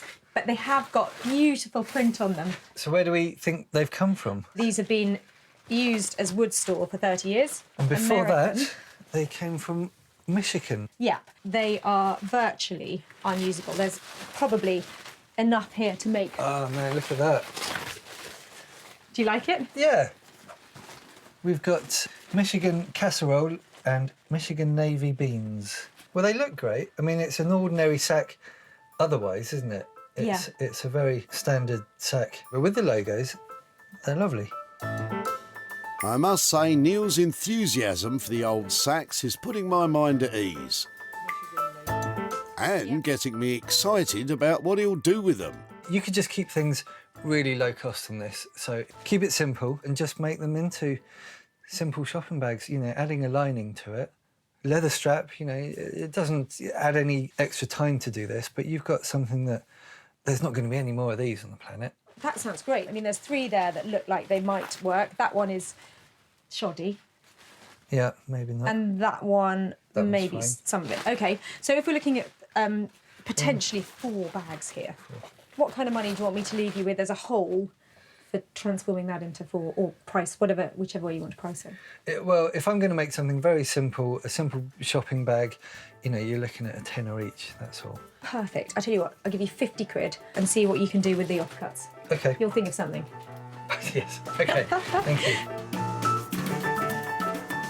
A sack's a sack, you know, and they're standard sacks, but the fact that she's found something that is utterly unique is very exciting because the logo is really cool. So it is something that not many people are going to own, 4 people possibly on the planet. There are not many people as enthusiastic and creative as Neil Ragg. He seems like he's going to take up the challenge with relish, and I cannot wait to see what he does with those old sacks. But with a budget of just £50, will they be strong enough to deliver the goods?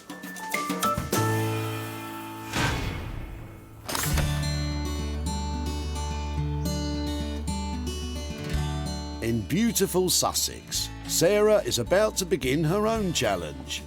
And she's happy to be working on a furniture favourite. Always lovely when Urkel shows up at the recycling centre. It's a sweet pair of chairs here, and this plant stand is oozing 1960s.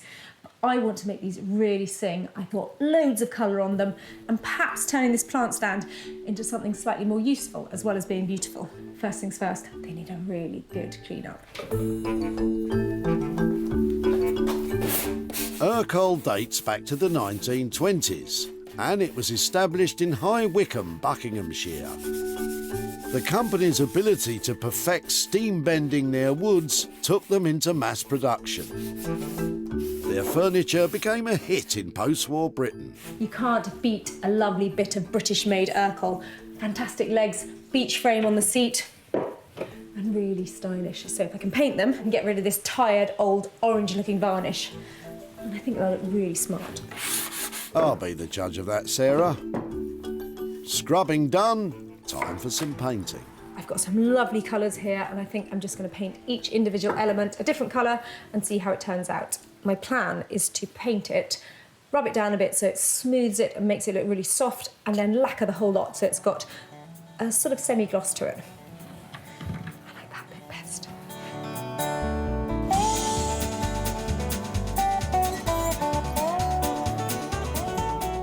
To get the best result when painting Urkel, treat it very gently for around 30 days after completion. This is because paint doesn't reach its hardest point till then. I love colours together. I love pinks, I love greens. I love them to be bright and fresh. I like natural, beautiful, mossy colours. But most of all, I just love stuff that makes you really happy when you look at it. Yeah, like a very colourful picture of me, for example. I get it. You can update Urkel with colour and it looks really good. It's not everybody's cup of tea, because some people like it really pure, just as it came off the factory line. But for me, if it sells it and it makes it look lovely, then I'm happy to paint it. My I've got a bit of experimenting to do, but I think this will probably work. What do you reckon? A bit of that next? Probably best I leave the colour choices to you, Sarah. It's as good as any. Sarah has spent £10 so far on materials, and hopefully this colourful approach is the bright idea that will help us turn a profit. While Sarah cracks on, it's time to head to Manchester, where Mark has begun the process which will hopefully introduce a new character to the world. So I normally work by putting my parts down on my table, seeing how it looks as a sort of two-dimensional sculpture. 1980s kind of feel of a body, some arms, something like that, just to get a feel, and some legs, something like that. But to be honest with you, as I'm looking at it, I'm not really feeling it as a sculpture. It doesn't really appeal to me. So I'm going to go against Sarah, which I might get into trouble for, and I'm going to change the design. I've got to do what I feel, so that's what I'm going to do. Mark, we trust you. Go for it. Even though the TV is 80s plastic, Mark believes that a steampunk theme is the way forward. Steampunk is a term that originated from science fiction novels. It takes its inspiration from the Industrial Revolution, Victorian Britain and the American Wild West. I've got various wooden boxes around and things. Somewhere around here I've got something that is the right size. It's already got that kind of steampunk feel to it with the dark wood, but I'm going to dress it as well. So there'll be dials on there and knobs and sort of steampunk dressings on there. At the moment, I'm just getting it for scale. Which is where the fun part of the process really kicks in. I'm just going to go to my leg collection. A leg collection. Every robot maker's dream. I'm feeling that a lot more. It's looking a lot nicer. As a scale, I'm quite happy with that. Once Mark is happy with the scale, it's a case of layering on parts from his treasure trove of bits and pieces to help give the robot character. So I'm going to put the legs on. That entails drilling through the tin on here. I'm ambidextrous, which always comes in useful when you're building robots. Very handy.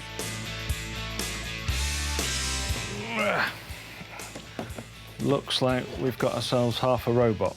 So I'm going to have a look in my arm collection and see if I can find something else. Arm collection, also very handy.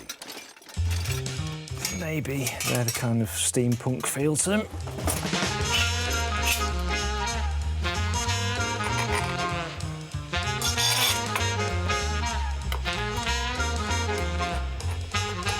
And just temporarily, I'm just going to put the head on the robot just to see where we're up to as a sculpture.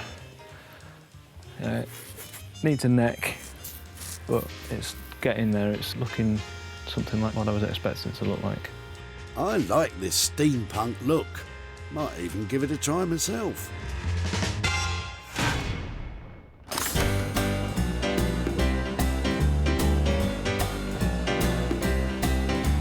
Over in Marlow, Buckinghamshire, Neil Ragg is about to begin the task of producing bags for life from old sacks that had no future at all. It's a lovely looking logo, although they are obviously old, which adds to their charm. So I'm going to have to do something to maybe reinforce to avoid these holes, the fraying bits, and make a bag that is going to stand the test of time as well as look nice. Good plan, Neil. Let's do this. We're going to use these old curtains, just line the inside of the bag. Neil has decided to use curtains as the lining material, as it is soft but strong fabric that will not tear, and has the Brucey bonus of feeling nice to the touch. Excellent. relatively simple, just sewing the two right sides together, and then I'll turn them inside out, and that way we've got no raw edges, it's nice and neat, a very simple bag, but will look quite different to any other bag for life you get.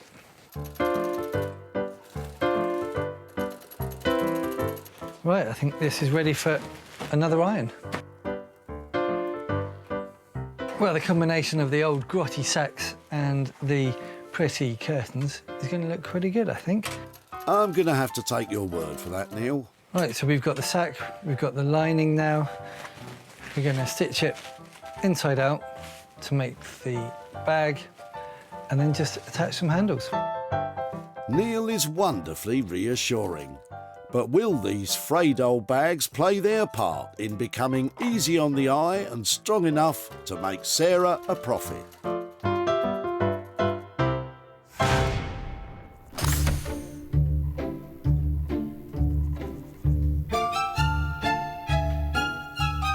In Sussex, Sarah is hard at work putting the finishing touches to the chairs and the plant stand.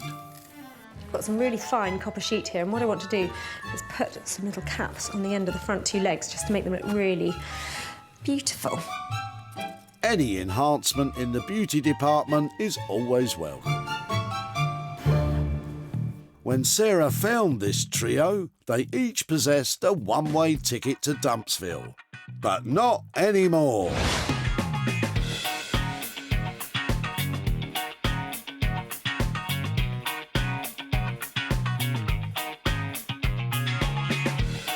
The two chairs are now colour-tastic, with variations of blue leading the way. Copper sheets round off the spectacle, as well as linking it with the contrasting copper spray covering the plant stand. Good job, Sarah. I reckon these blues are working really well together. I'm a big blue fan, and I think getting rid of those softer, babyish colours has really sharpened these up. Now we've got a plant stand and a pair of chairs. I think they can either be sold all together or perhaps just the pair of chairs separately. But time now to get these out there, see who wants them.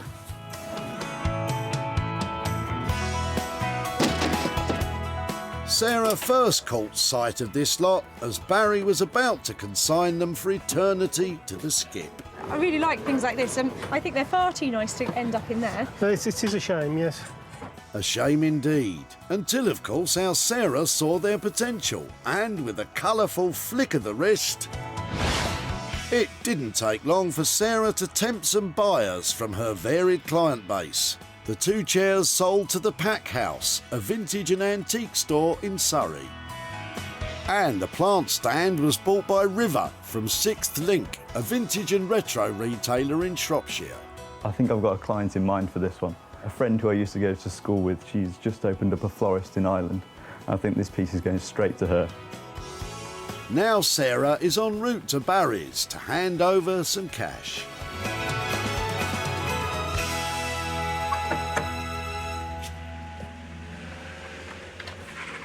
Hi there, Barry. Hello, how are you doing? I'm really well. Lovely to see you again. Yes, nice to meet you again. And you, and you. Now, you were being a really helpful relative when I last saw you. That's right, yes. Did you wonder what might happen when I took away your old Urkel chairs and your plant stand? I'm still actually wondering what's going to happen to them. Well, I thought they were lovely. They were really stylish, and they were something that I worked on. So I've got some pictures here to show you what I've done with them. Are you ready for this? Yes. Your chairs and your plant stand now look like that. Wow, that's really stunning. Basically, I've given them a fresh, new look, some copper tips to their legs, and I've planted up the plant stand so it looks decorative. What do you think to that? Brilliant.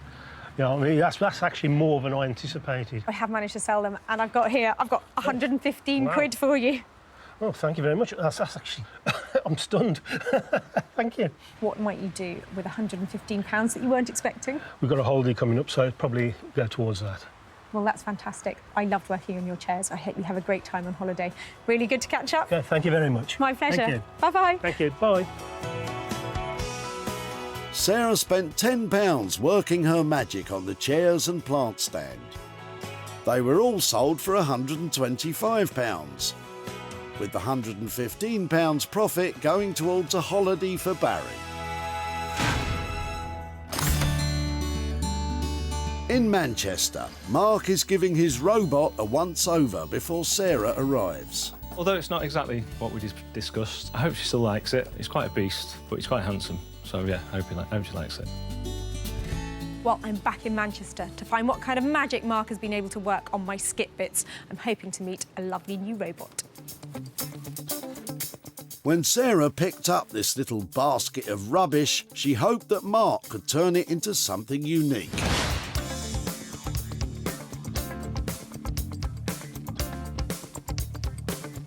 And Mark certainly has delivered. Feet made from lampshades, arms made from cooking utensils from the 1940s, rubber from a car suspension, all put together with imagination and skill, resulting not just in a robot, but in a personality. I wonder what the little guy's called. Hi, Mark. Oh, wow, how are you? I'm fine, thank you. This is Smurf Tickler. Smurf Tickler, my friends, is a robot who tickles little blue Smurfs. And I kind of like him. I love Smurf Tickler. He's amazing, look at that. Originally, I built him on this wooden box. Right. But it was too thin, so the head's quite wide. Yeah. So depth-wise, it didn't work. So I found this baking tray, and it was exactly the right size. I love the way you combine things so it looks completely appropriate, because they feel like they're all of an era. There's something really cool about him. Yeah. Was he tricky? He was tricky to build, yeah. He may have been tricky to build, but that hasn't stopped Mark from including a little surprise. There's a media player inside there, so he does something. He talks. Does he? Yes. I press play. OK. Hello, what's your name? My name's Sarah, hi. That's a nice name. Mine's Smurf Tickler. Where do you come from? Just near Chichester. What do you like about where you come from? The green fields, mainly. That's wonderful. That is just so funny. What a lovely idea to add that element to it. Will the person who buys it be able to program their own stuff onto it? Is that possible? There's a media player inside there. Right. And it's driven by a USB stick. OK. So you can put anything on that USB stick, and it will show it on there, and it will play the audio out of the speaker as well.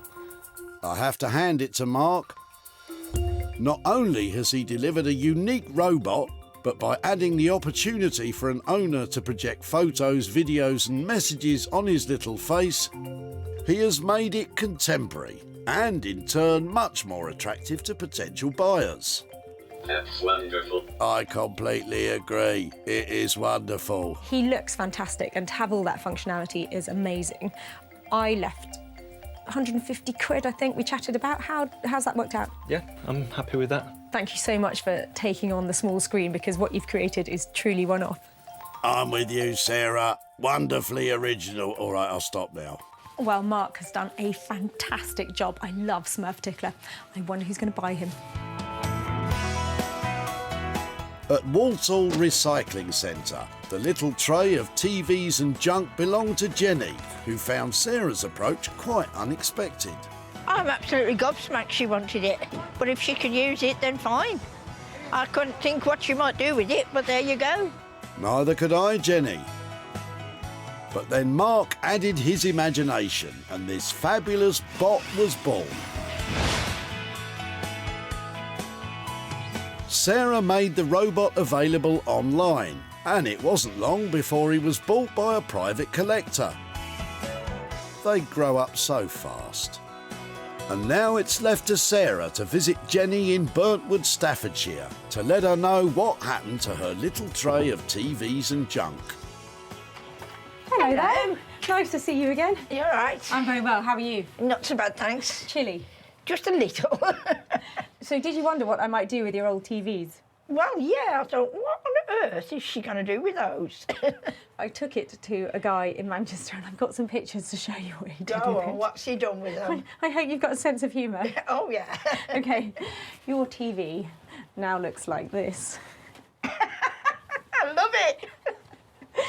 Oh, yeah. Do you recognise it? Yeah, I love it. So your TV has been completely remade into a talking robot. What do you think to that? I think when the grandchildren see that, they're going to laugh their heads off. Well, I took some pictures of him and shared him over social media to see if anybody else fancied the look of him. Wonderful. And he's made you a little bit of profit. Oh, he wonderful. Has turned the old TV into a £50 profit. Oh, thank you very much. That is welcome. Oh, well. What am I going to do with that, I wonder? Yeah, well, go on then, tell me. What might you do with 50 quid? Well, I've got to take it to my brother and see what he wants to do with it, because the telly was his. Oh, well, I hope he finds a good use for it. It was a funny project to work on. I bet it was. I bet it was. Mark charged £150 to build the robot. Sarah sold him for £200, with the £50 profit going to Jenny.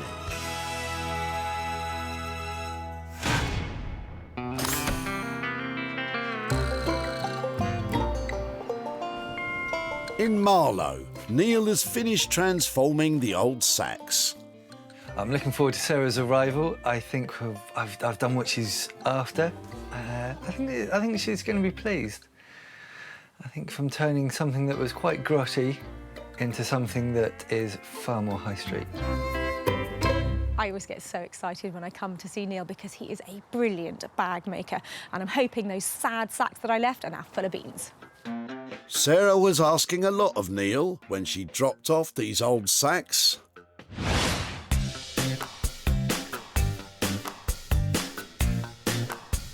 I have to admit, this is impressive. Neil has taken these old factory sacks, frayed, full of holes, ready to be dumped, and transformed them.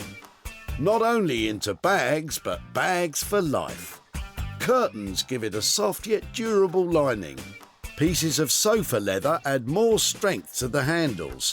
And a layer of protective glaze adds more strength and shine, which brings it all together. Very impressive indeed. Hi, Sarah. Come on in. Thanks, how you doing? I'm very well. So, Here we go. You've got 4 old bean sacks, and they're still old bean sacks.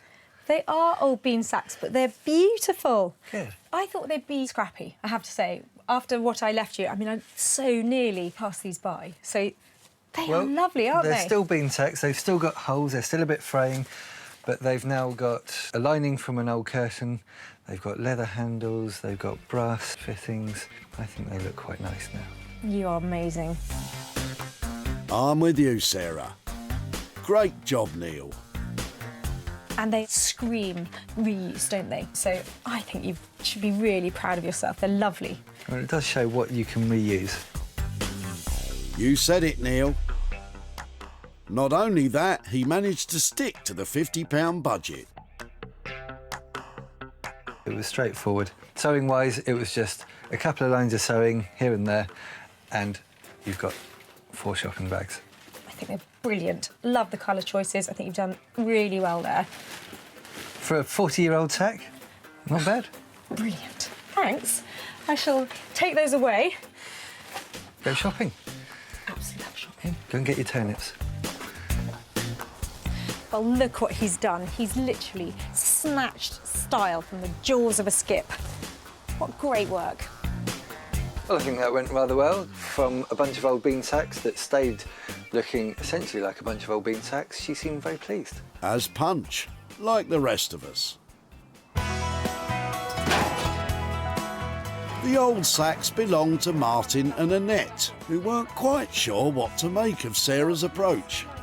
We're surprised that Sarah wanted the sacks. I mean, they're interesting enough with the terminology on them and that, but what she's going to do with them, who knows? What she did was bring them along to Neil, who got out his trusty sewing machine, and voila, job done. The bags were snapped up by Nick from online retailer Smithers of Stamford. According to Neil, these are bags for life, and I don't think we're going to have any problem shifting these. I really think the ladies are going to love them. And now it's left to Sarah to hand over the profit.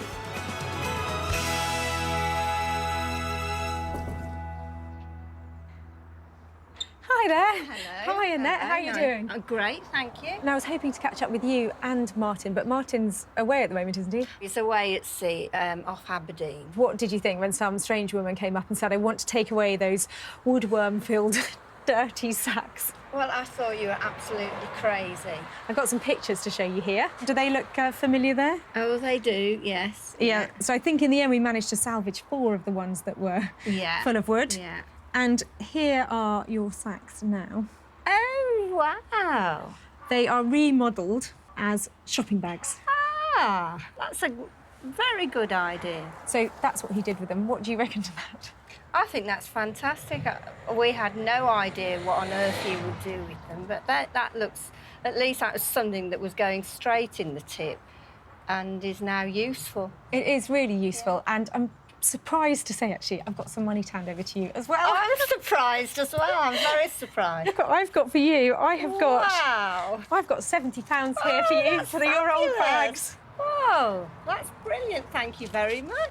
What might you do with £70? Well, I'll put it towards, I'm going to have my kitchen refurbished, so it will go towards that.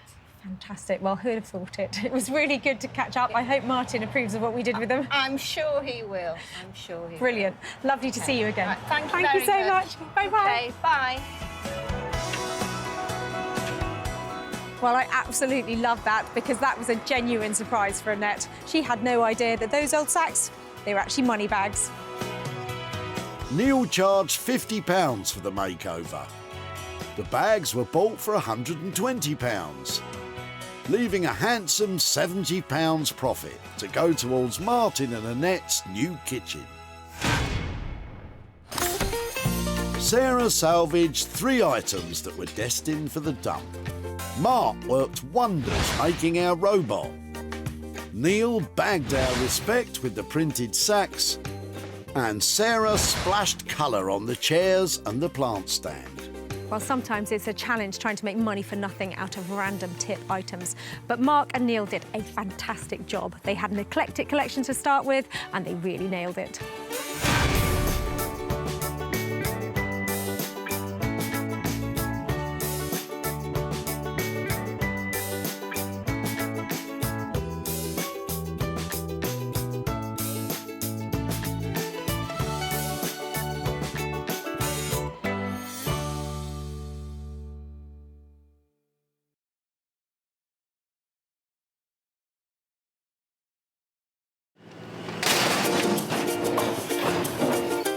The whole 3-piece suite, are you?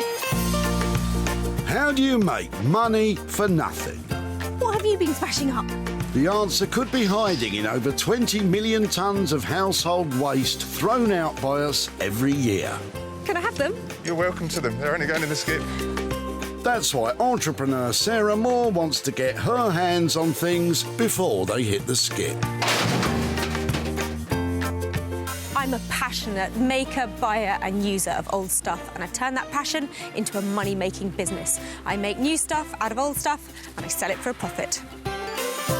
And with some of the country's elite designers and makers, I think we can really be quite playful with this. I could make several mankinis out of this, couldn't I? she can transform her finds into desirable, That's such a relief. valuable Oh, it looks all shiny. and hopefully saleable items. I love them. You are a gem.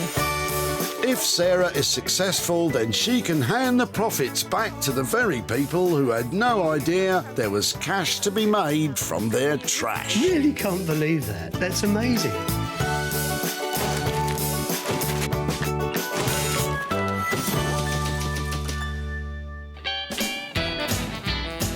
Today, Sarah is in Altrincham at the Woodhouse Lane Recycling Centre.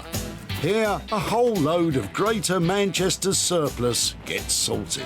Look at that. That is a department store for rubbish, a playground for junk. A massive opportunity lies just there. In fact, I don't know what I'm doing here. I'm off to see what I can find. Sarah's looking to salvage 3 skip-bound items into which she can breathe new life. Come with me, let's go and find something. Come on. It's really good fun. You should try it. Not here, though. You should get told off. Sarah has a point. She has special permission to rake the refuse in Altrincham, so don't you dash down here hoping to do the same. Two folks who have dashed down here with stuff to dump are Mum Wendy and daughter Rachel. Is there loot lurking in their boot? Hello, hello. Hi. Now, what are a pair of nice girls like you doing with that dirty chunk of metal? You helping? Yeah. If I help you get it out? Yep. How'd you get that in there, then? No, it's not coming out. Wendy and Rachel are turfing out an old water tank. Come on, girls, give it some welly. Oh, well done. Mind your car. There we go. Fantastic. Pop it down on the floor. Let's have a look at it. So, whose is this? It's Rachel's, really. Oh, really? Are you having some work done? Yes, we are, yes, yeah. With this being like 50 years old, it's not acceptable to have it in the house. It's probably slightly past its best, isn't it? But yeah, you haven't been drinking out of that, then? Yes. Have you? Yeah, it has. Yeah, that's why it had to go. Yeah, well, I'm sure it's improved your immune system no end. If it's all right to say, please, may I have it? If I can make something out of it, of course. Can I come and find you and show you what I've done? Yes, you can. Brilliant. Galvanised water tanks can be found in lofts of older houses. They often supply cold water to all areas but the kitchen. These days they're plastic, but these old tanks can be made into all kinds of things, so I'm told. Any thoughts, Rachel and Wendy? A table. Like pubs tend to go for all that kind of stuff, don't they? The old-fashioned stuff, you know. But it'll be interesting to see what she does out of it. Well, this is beautiful, isn't it? Look, it's got rivets, it's got rust, it's got old taps sticking out of it. But I think it needs saving. It's got a lovely look to it because you can't recreate age like this. I've got a big plan for this, and I think you're going to love it in the end. But currently, not looking good. I think you're going to need some help with this one, Sarah. Just as well, you know who to take it to. Introducing Lorna and Clinton, the Junk Gypsies. This pair are on board the eco-locomotive, steaming down the tracks to a greener future. Combining Lorna's upholstery skills and Clinton's design talents, they deliver quality handmade furniture with that steampunk feel that's very on trend. Using salvage material gives you an opportunity to not just be cleaner and greener, but it gives you a chance to preserve pieces of history. We're like yin and yang. Like, I love all the soft, fluffy, warm, clean side of it, and Clinton. I just love the rust and the dirt and the grime. But actually, the collaboration of the two, that's what makes our small company work. We work well together, don't we, love? It's difficult to see the soft, fluffy side, but I think Clinton's going to be happy.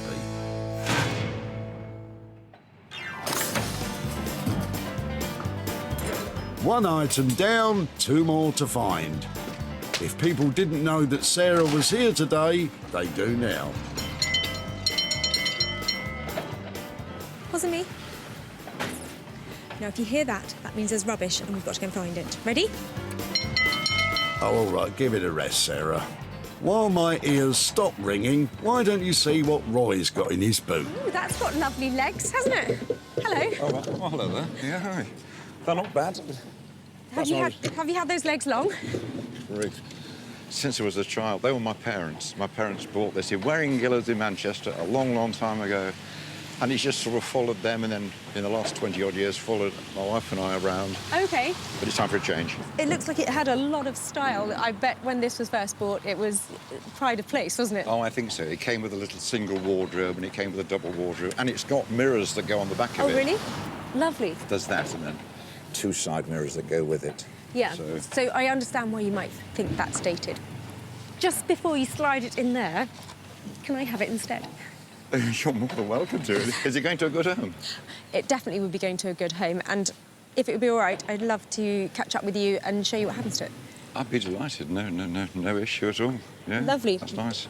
I normally say, can I take this away now? But what would be really helpful is if you could help me. I'd be delighted to.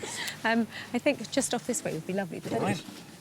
The old things are always heavier than the new ones. Certainly are. Roy's dressing table and mirror combo are a hit with Sarah as she sees a future for them. But does Roy have any ideas about what could happen to them? I haven't got a clue. I hardly think she's going to paint it in green gloss paint or something, but maybe she is. I don't know. I know nothing about restoration. I just know the way it was and what it was meant to be, but what will be, will be. This is just the kind of piece of furniture that you see all the time, given a lovely new coat of chalk paint and upcycled for somebody's bedroom. I think we can make it more cutting edge, though. It's got a good shape, it's got nice legs, and some really useful mirrors, so something must be able to be done with this.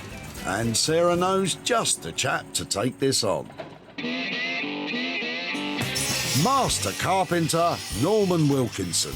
Norman's skill and attention to detail shines through in everything he makes, and Sarah is never disappointed.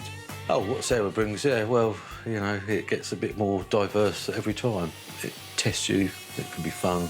As long as the job comes out looking good, saleable, and someone loves it at the end of it, that's all that matters. Norman brings with him over 25 years of experience and is the definition of old school. I'm not into this modern world and the modern sayings. Upcycling is a new word. I mean, we create, I suppose, that's what we call it. I'm one of the lucky people in life. I get up in the morning and I look forward to coming to work, so can't ask for any more than that, can I? That enthusiasm might be dampened somewhat when Norman claps his eyes on the old dressing table Sarah's saved for him.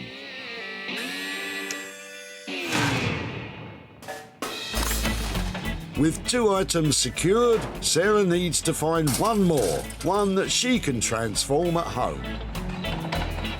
That is what I'm after, not that. Well, you might find something in the back of Robert's boot. Ooh, are they prints? Not sure. These yours, then? They are. Have they been up in the sitting room, then? Unfortunately, no, they've been hidden away in the attic. So we're just clearing them out. So what do you think of them, then? Are these your cup of tea? Not my cup of tea, no, myself. But, you know, I can see them being hung on the wall in a nice house somewhere. OK. What is that? Hold on. Malata, Paul Malata, is a young Hungarian artist living in Holland since 1958. What's the reckoning? Is Paul Malata going to be... I reckon it's just going to be... A good bet? Well, it's safe to say, yeah, a good bet. I think there is something about them that means they shouldn't go in there. By all means, if you think there's something about them, and I'm free to a good home. Well, I'll take them away, and if I find out they're worth anything, or that people just snap them up, I'll be back in touch. Yeah, no worries. Thanks very much. You need that. Oh, yeah. That's provenance, you know. Yeah, that's traceability. Provenance is a massive, massive thing in the art world, but thank you so much for these. OK, no worries. OK, bye-bye. Bye now.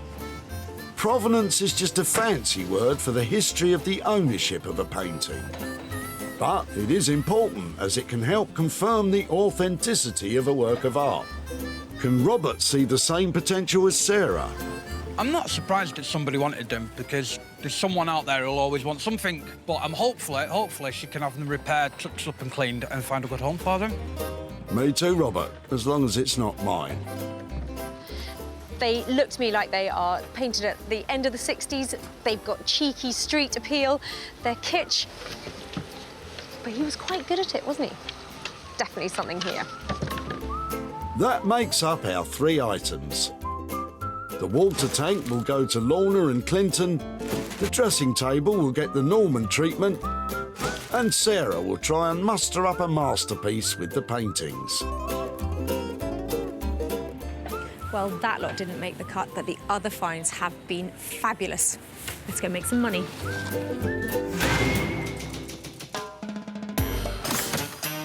For our first stop, we're off to the village of Dodford on the outskirts of Bromsgrove. Sarah's lugged along the rusty water tank to see what Lorna and Clinton make of it. I actually hope I can get my hands on some metal, some wood, something really bulky that I can turn into like a bit of a showpiece. I'm praying for a chair. You want a chair? I want a really old chair. OK. Uh-oh. Well, I suppose you could sit on it, if you had to.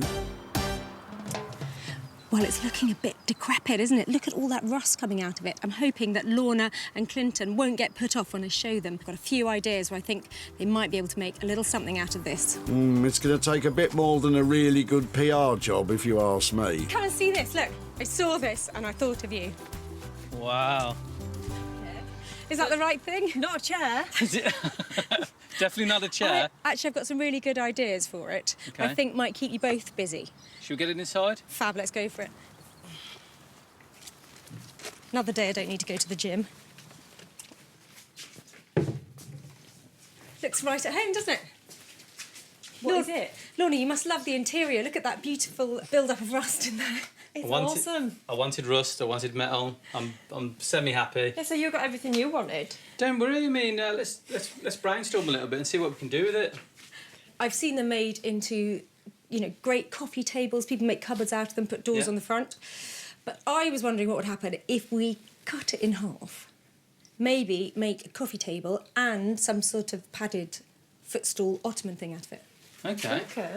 Does that sound possible? Yeah, sounds good. So what we're talking is maybe cutting it in half, yeah? I'll take the top portion, I'll make that and focus on making a coffee table. Yeah. I'll leave this bottom portion to you, and then we can come together and then we'll see if it works. Yeah. Well, there's your plan, although Lorna isn't that convinced. She has the task of making the bottom portion of this rusty old tank into a footstool, while Clinton makes the top half into a coffee table. Now, how much will all that cost?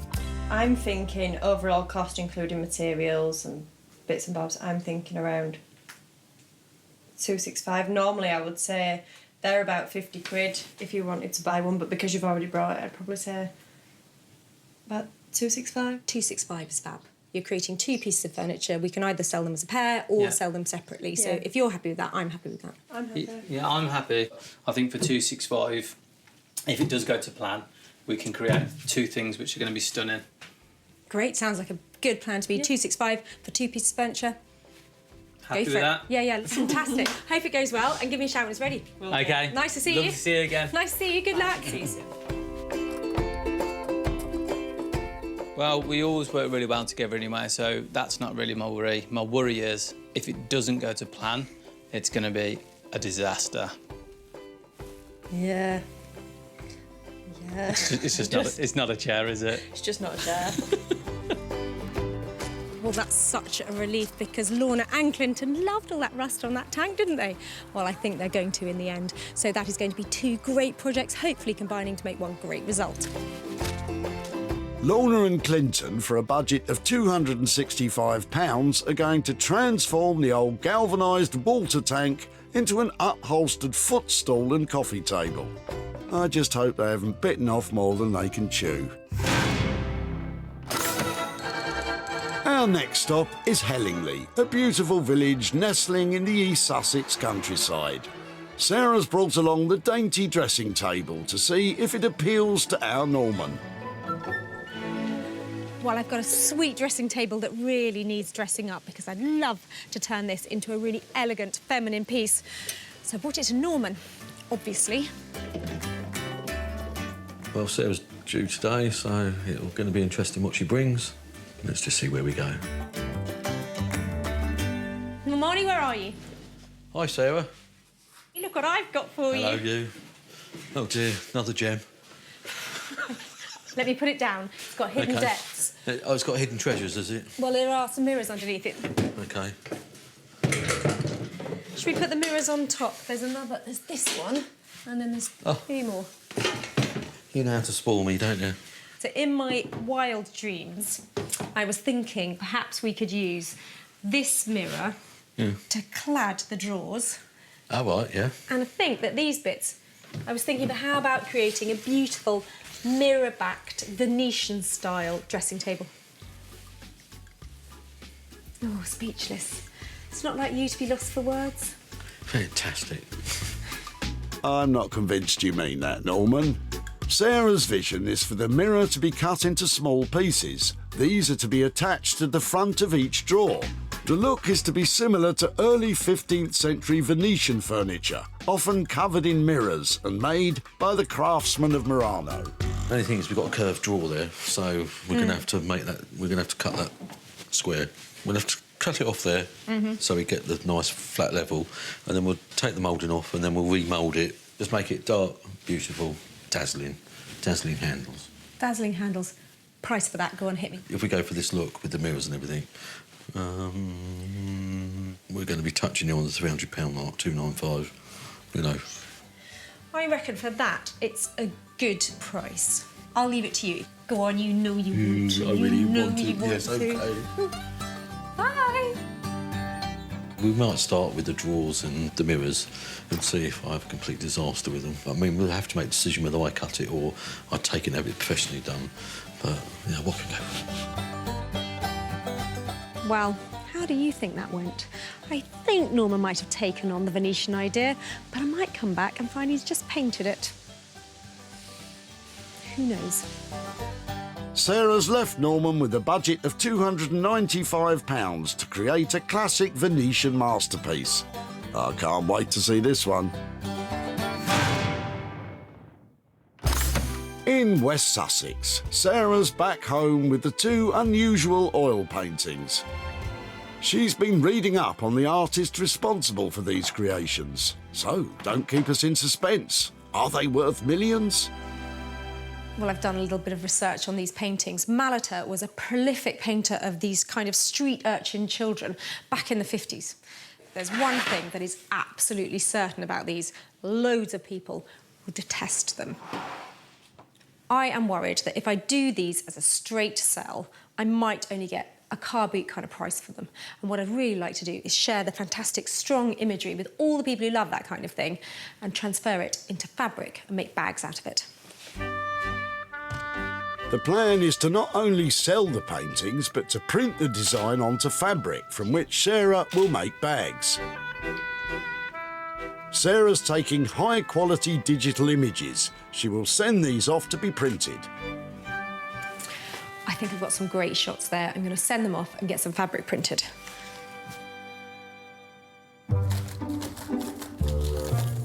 And 48 hours after the picture taking, Sarah's printed material arrives back. That is just perfect. I want these bags to look really strong. I want them to look kitsch and vintage. And I think this is just ticking all of those boxes. Well, that's the easy bit. The fabric looks great. All I've got to do is make a dozen tote bags out of it. How hard can that be? Tote means to carry by hand, so tote bags kind of translate to handbags, which is strange because you're more likely to sling them over your shoulder. Well, there they are, 12 panels of each, perfect for turning into tote bags. So it's a pretty simple process. All I've got to do is put the panels right sides together, like that, line them up nice and neatly, and sew all the way around the outside. But before I do that, I think it'd be much easier to get the handles in place. So I'm going to turn a little hem over the top and then use some of this canvas fabric cut into strips to make some really strong, sturdy handles. Sarah's got to make 24 handles. This could take some time. She's probably using lovely oatmeal-coloured thread, but I'm going for pink. Very nice. It was just the one that was left in the machine. Oh, and here's me thinking it was all part of the design. Once the handles are sewn in place, all that's left to do is to sew a lining on the inside. Then the two sides can be sewn together. I think that'll be just about all right. It's strong enough. It's going to be handy over the shoulder, and I think it's going to look really unusual. And that's in a good way. Whatever you say, Sarah. So far, Sarah's spent £60 on material and printing. They certainly are unusual, but will anyone want to buy them? Back on board the upcycling locomotive are Lorna, who's making a footstool, and Clinton, who's creating a coffee table, both items from the old water tank that Sarah dropped off. We've started with the tank that Sarah brought. We've measured and cut the two pieces that we're going to work on. This is my favourite, like working with rust, metal, rotten wood. So, yeah, when Sarah brought me this rusty bucket, Lorna weren't too impressed, but I actually really loved it.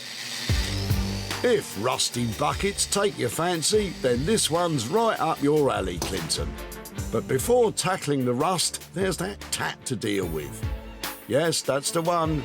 Now, to remove all the loose rust, brute force in the shape of a mallet should do the trick. As you can see, a lot of the surface type rust that was about to fall off has dislodged quite a lot of it.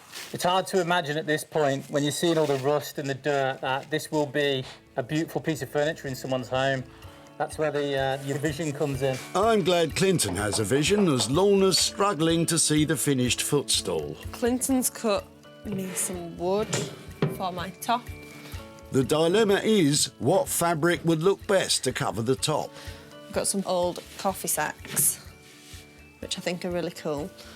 Or I was thinking, like patchwork leather pieces. I think leather. I think I'm going to lean towards leather. However, I like the simplicity of this, Ian. Because these items that we work with are so old, they're not exactly square. So if I order a square piece of glass and just measure it across there, when you actually come to put the piece of glass on, it's not going to look right. It will sit square, and if this is slightly out. So the way I always combat that is simply going to use a piece of card. You literally want to be the same size as the top of the lid, because it will make it look super nice and refined. It's a simple process of drawing round the edges and cutting round the shape. So there's your template. All you do now, pop that in an envelope and send that off to the guy who makes my glass. Back on the upholstery side, Lorna's about to start cutting out the padding for the new cushion. So I'll basically measure this out with my wood. But she still hasn't made a decision about the fabric for the cover, which isn't a disaster, because it looks like this project is going to take a while. I feel like I would be here for about a month with this. Better let Sarah know not to rush back.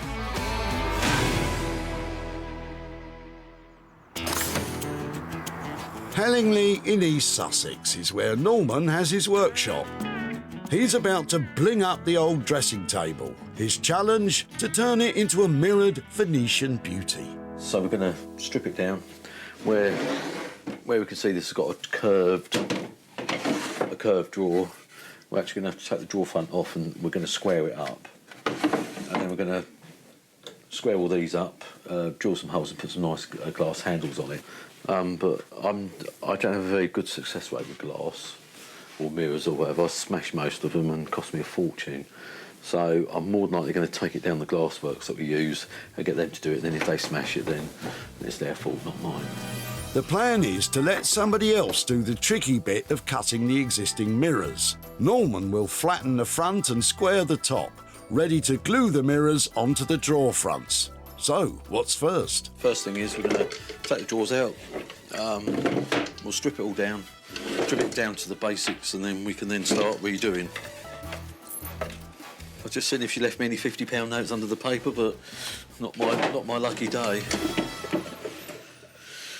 Yeah. Well, there's no screws, so it's a case of hit and hope. Hit and hope? I don't like the sound of that. I'll give it a tap first. Yeah. Oh, I love smashing things apart. Love it. But this one's actually going... I'm really pleased. This one's just pulling off lovely. You know, there's many a time when the glue sticks on, you do that and the whole thing comes apart with you. So, you know, someone likes me today, makes a change. We always like you, Norman. Anyway, so that's just a bit of thin old veneered wood on it, so it was obviously made the cheapest way it could in the time when they made it. I've got the drawer fronts to sort out. I've got to try and get them... I've got to try and get that moulded edge off, so they've got to be nice and flat. We have two chances. We can either replace the drawer front or, I mean, I can cheat and run them through the saw and see where we go. So I think I'll try cheating first. All that's required to remove the moulding is to shave the thinnest morsel from the front of each drawer. I think we've got lady luck on our side. Yeah, that was looking great. We've lost the beveled edge, so I'll give that a light sand and then we can get the glass on it, mirror on the wall, and yeah, superb. So far, so good, but there's still lots to think about. A paint finish, perhaps? What will the glass handles look like? Will there be enough mirror to cover the front? I think we'll leave it to you, Norman.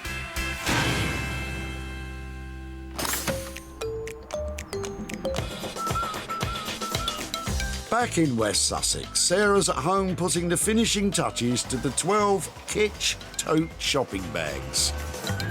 Well, it's been a bit of a process, but I think it's well worth it. I mean, who else has got a tote bag with an original oil painting on each side?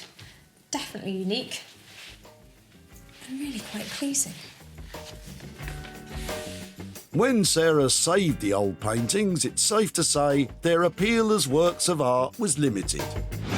But by taking those very same images, she's broadened their appeal, making them into 12 totally amazing bags.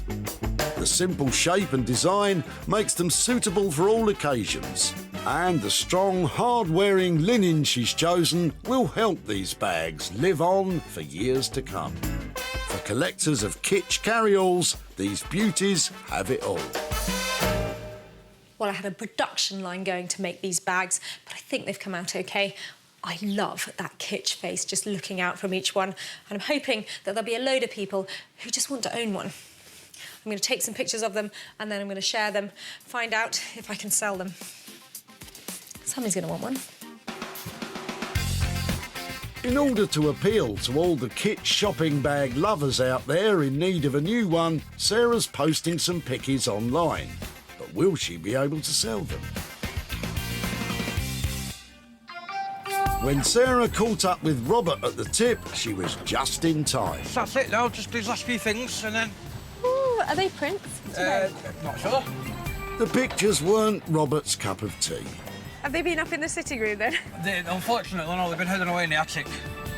Despite not being his brew, Robert still had high hopes for them. Hopefully she can have them repaired, touched up and cleaned and find a good home for them. Well, Robert, that's exactly what happened. Sarah shared pictures of the bags on social media, and all 12 were snaffled by private buyers. Not only that, she sold the paintings too. Sarah's in Partington in Greater Manchester to give Robert the good news and hand over the profit. Hello, hi, Sarah. How are you doing? I'm really well. How are you? I'm fine. Fine. Yourself? I'm very well. Now, I really was amazed to see those pictures coming out of your car boot. Did you wonder what I might do with them if I'd sold them? I thought you would have salvaged them and cut the little pictures out and stuck them on some benches or something like that. I actually sold the pictures and with the profit had some fabric printed using their images. And I've got some pictures here to show you of what I did with them. Yeah. You ready? I am. Your pictures have been turned into bags. And I made a dozen of them. What do you reckon? Really good, that. Yeah? No, still not my cup of tea, but someone would like them, yeah? Well, somebody did like them, actually. In fact, I sold all the ones that I'd made. Oh, did you? So I've got some money for you. Oh. I've got 240 quid here for you. Be joking. 240 quid? That's actually astounding. Is that a surprise? That's a surprise, yeah. So, £240 that you weren't expecting. What are you going to do with that? Oh, 10% I'm going to give to a local charity. And probably treat myself to a new bag. Fantastic. Well... But I'll never look at a picture the same now. Lovely to catch up with you. Yep. Any more pictures like that, send them my way. I will do. No worries. Thanks so much. Yeah, cheers. Bye. The cost of making the tote bags was £60 for the picture-printed fabric. The sale of all 12 bags and the pictures themselves made £300. That left a profit of £240 for Robert to share between a brand new bag for himself and a local charity.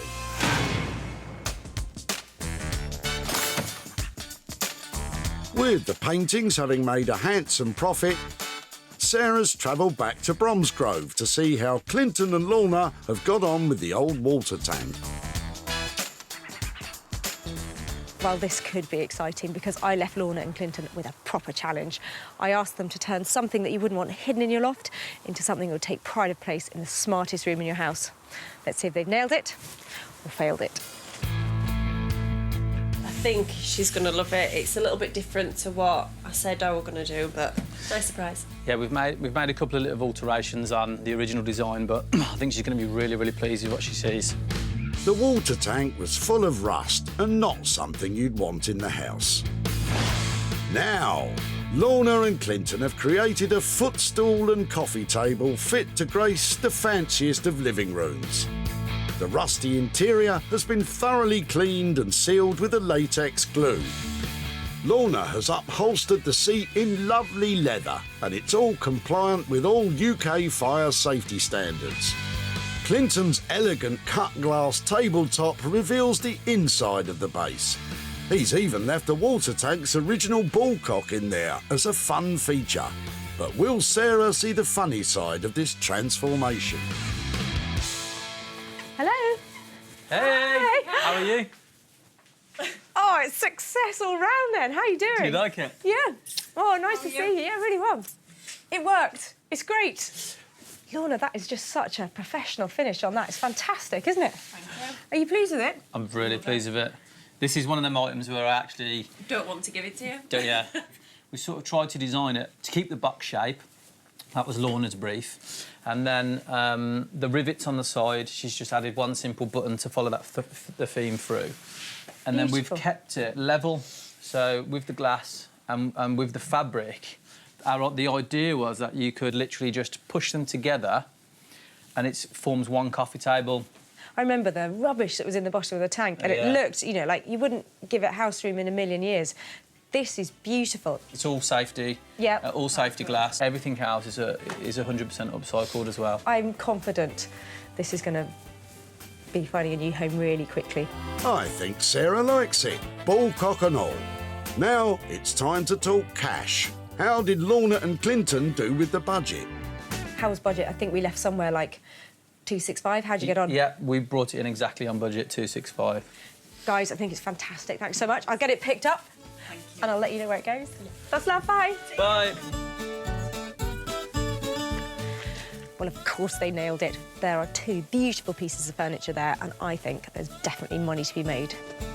I'm glad we got Sarah's seal of approval. I actually felt in my bones it was a good piece anyway, so I'm glad she really liked it. And you know what, that's going to be... Someone's going to give that a nice home. The better. Yeah, picture of me and you on it. When Sarah met mother and daughter, Wendy and Rachel, she was pleased to see them. Hello, hello. Hi. Now, what a pair of nice girls like you doing with that dirty chunk of metal? They brought their old tank to the tip for a good reason. With this being like 50 years old, it's not acceptable to have it in the house. Wendy had ideas about where it might end up. Pubs tend to go for all that kind of stuff, don't they? The old-fashioned stuff, you know, but it'll be interesting to see what she does out of it. Well, Wendy, it's Clinton and Lorna you have to thank for this one. In fact, they did such a good job, Sarah had no problem finding a buyer. Home furnishing shop French Cottage Inspired Living in Petworth, West Sussex loved their look. And manager Michael couldn't be happier. We think they'd be ideal for our customers. We do the unusual stuff here, and this is just perfect. Sarah's travelled to Urmston in Manchester to tell Wendy the good news and hand over the profit. Hi there. Hi, Sarah. Hello, nice Hi. to see you again. Thank How are you? All right, thank you very much. So you were being a really helpful mummy the last time I saw you. Yes, I was. So helping your daughter clear out her house. Yep. How's that all gone? We're still halfway there from doing it.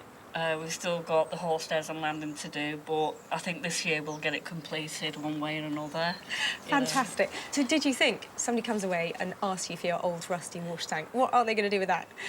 Well, I have thought about it and it's rattled my mind in what you were going to do with it, and we've sat there and discussed it, but I haven't got a clue. I've got some pictures to show you. That is how I think you might remember it. Yeah? It now is a coffee table and footstool set. Oh, that's brilliant. That looks fantastic. Do you like it? Brilliant. It's great. It's gone from the loft, where you wouldn't want to see it, into a shop where they just love the look of it. They're going to sell it. There's a little bit of profit for you. Oh, brilliant. A smashing 45 quid here for you, for your old tank. That is absolutely fantastic. What might you do with that? I'm going to go and have a holiday, a long-earned holiday after all the work that we've been doing.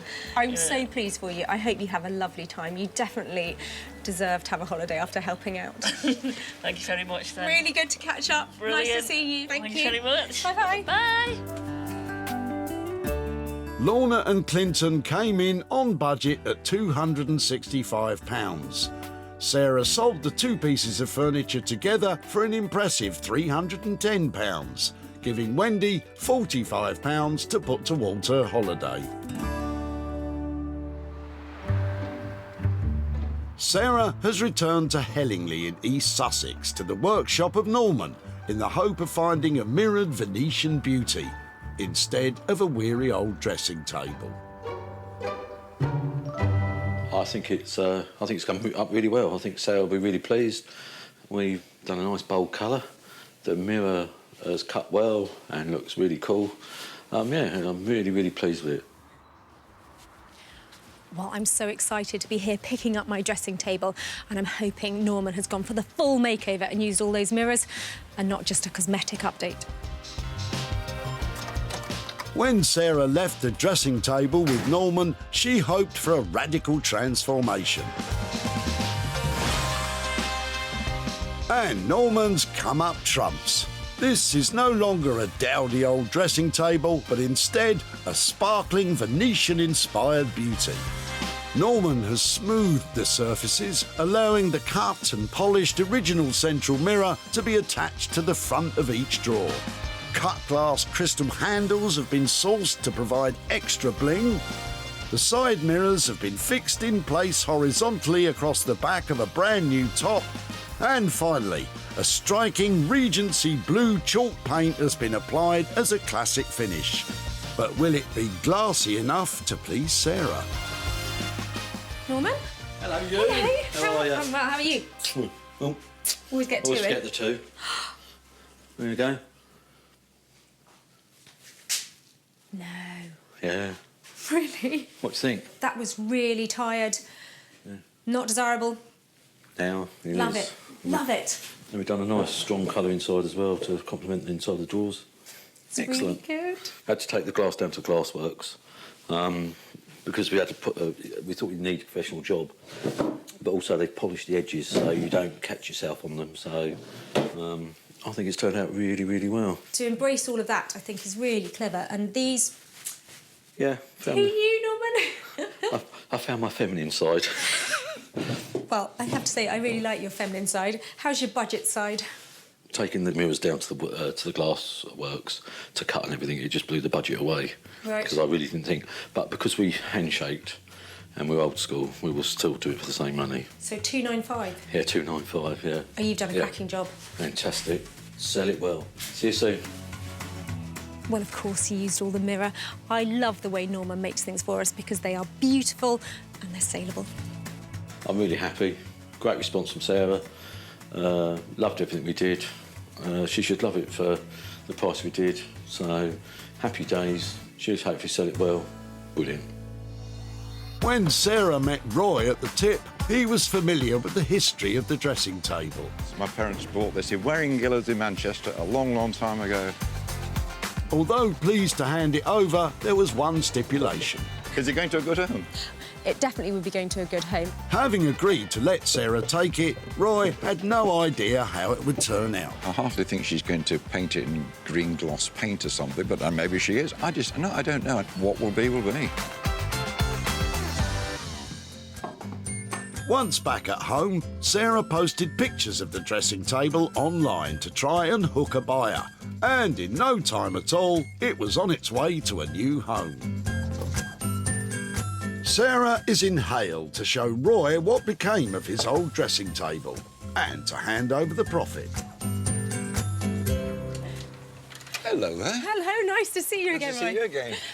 Good weather for it? Oh, isn't it? You never know what's going to happen next with this weather, do you? No, it's just the way it is. Your old dressing table was ending up at the tip, wasn't it? Exactly. It had to go. It was past its sell-by date, so to speak, so it had to go, yeah. When you got home, did you wonder what I might do with it? I wonder whether it was salvageable, whether anything could happen to it, but I don't know. Well, I took it to a great mate of mine, Norman, so I've got some pictures here to show you how it ended up. My goodness. It's changed colour as well. So, what do you think of it? Do you approve? I wouldn't recognise it, I must confess. That is super. It's actually been sold, so I've got some profit here for you. Oh, well. Not a huge amount, but I have got £40 here that was profit after we sold the dressing table. That's for you. Well done, you. Well done, you. Well, that's... Yes, everyone's a winner. Indeed. That is good. That's good. What might you do with £40? It'll go to a charity, but I don't know. I'll talk it through with my wife and we'll decide which one. But no, we were expecting nothing. It was just going, it'll go to some charity. What did you say that? Well, I'll pass on your approval to Norman. I know he was really pleased with it, so I'm glad you liked it. Oh, please do. It is great. I Brilliant. can't believe it's the same thing. Sarah, thank you so much. Well done, Thank you. Thanks Bye-bye. a lot. Look, cheerio now. Bye-bye. Take care. Norman charged £295 to do up Roy's dressing table. Sarah was able to sell it for £335, making a profit of £40 for Roy. Sarah salvaged 3 items travelling to the trash. Lorna and Clinton worked wonders on the water tank.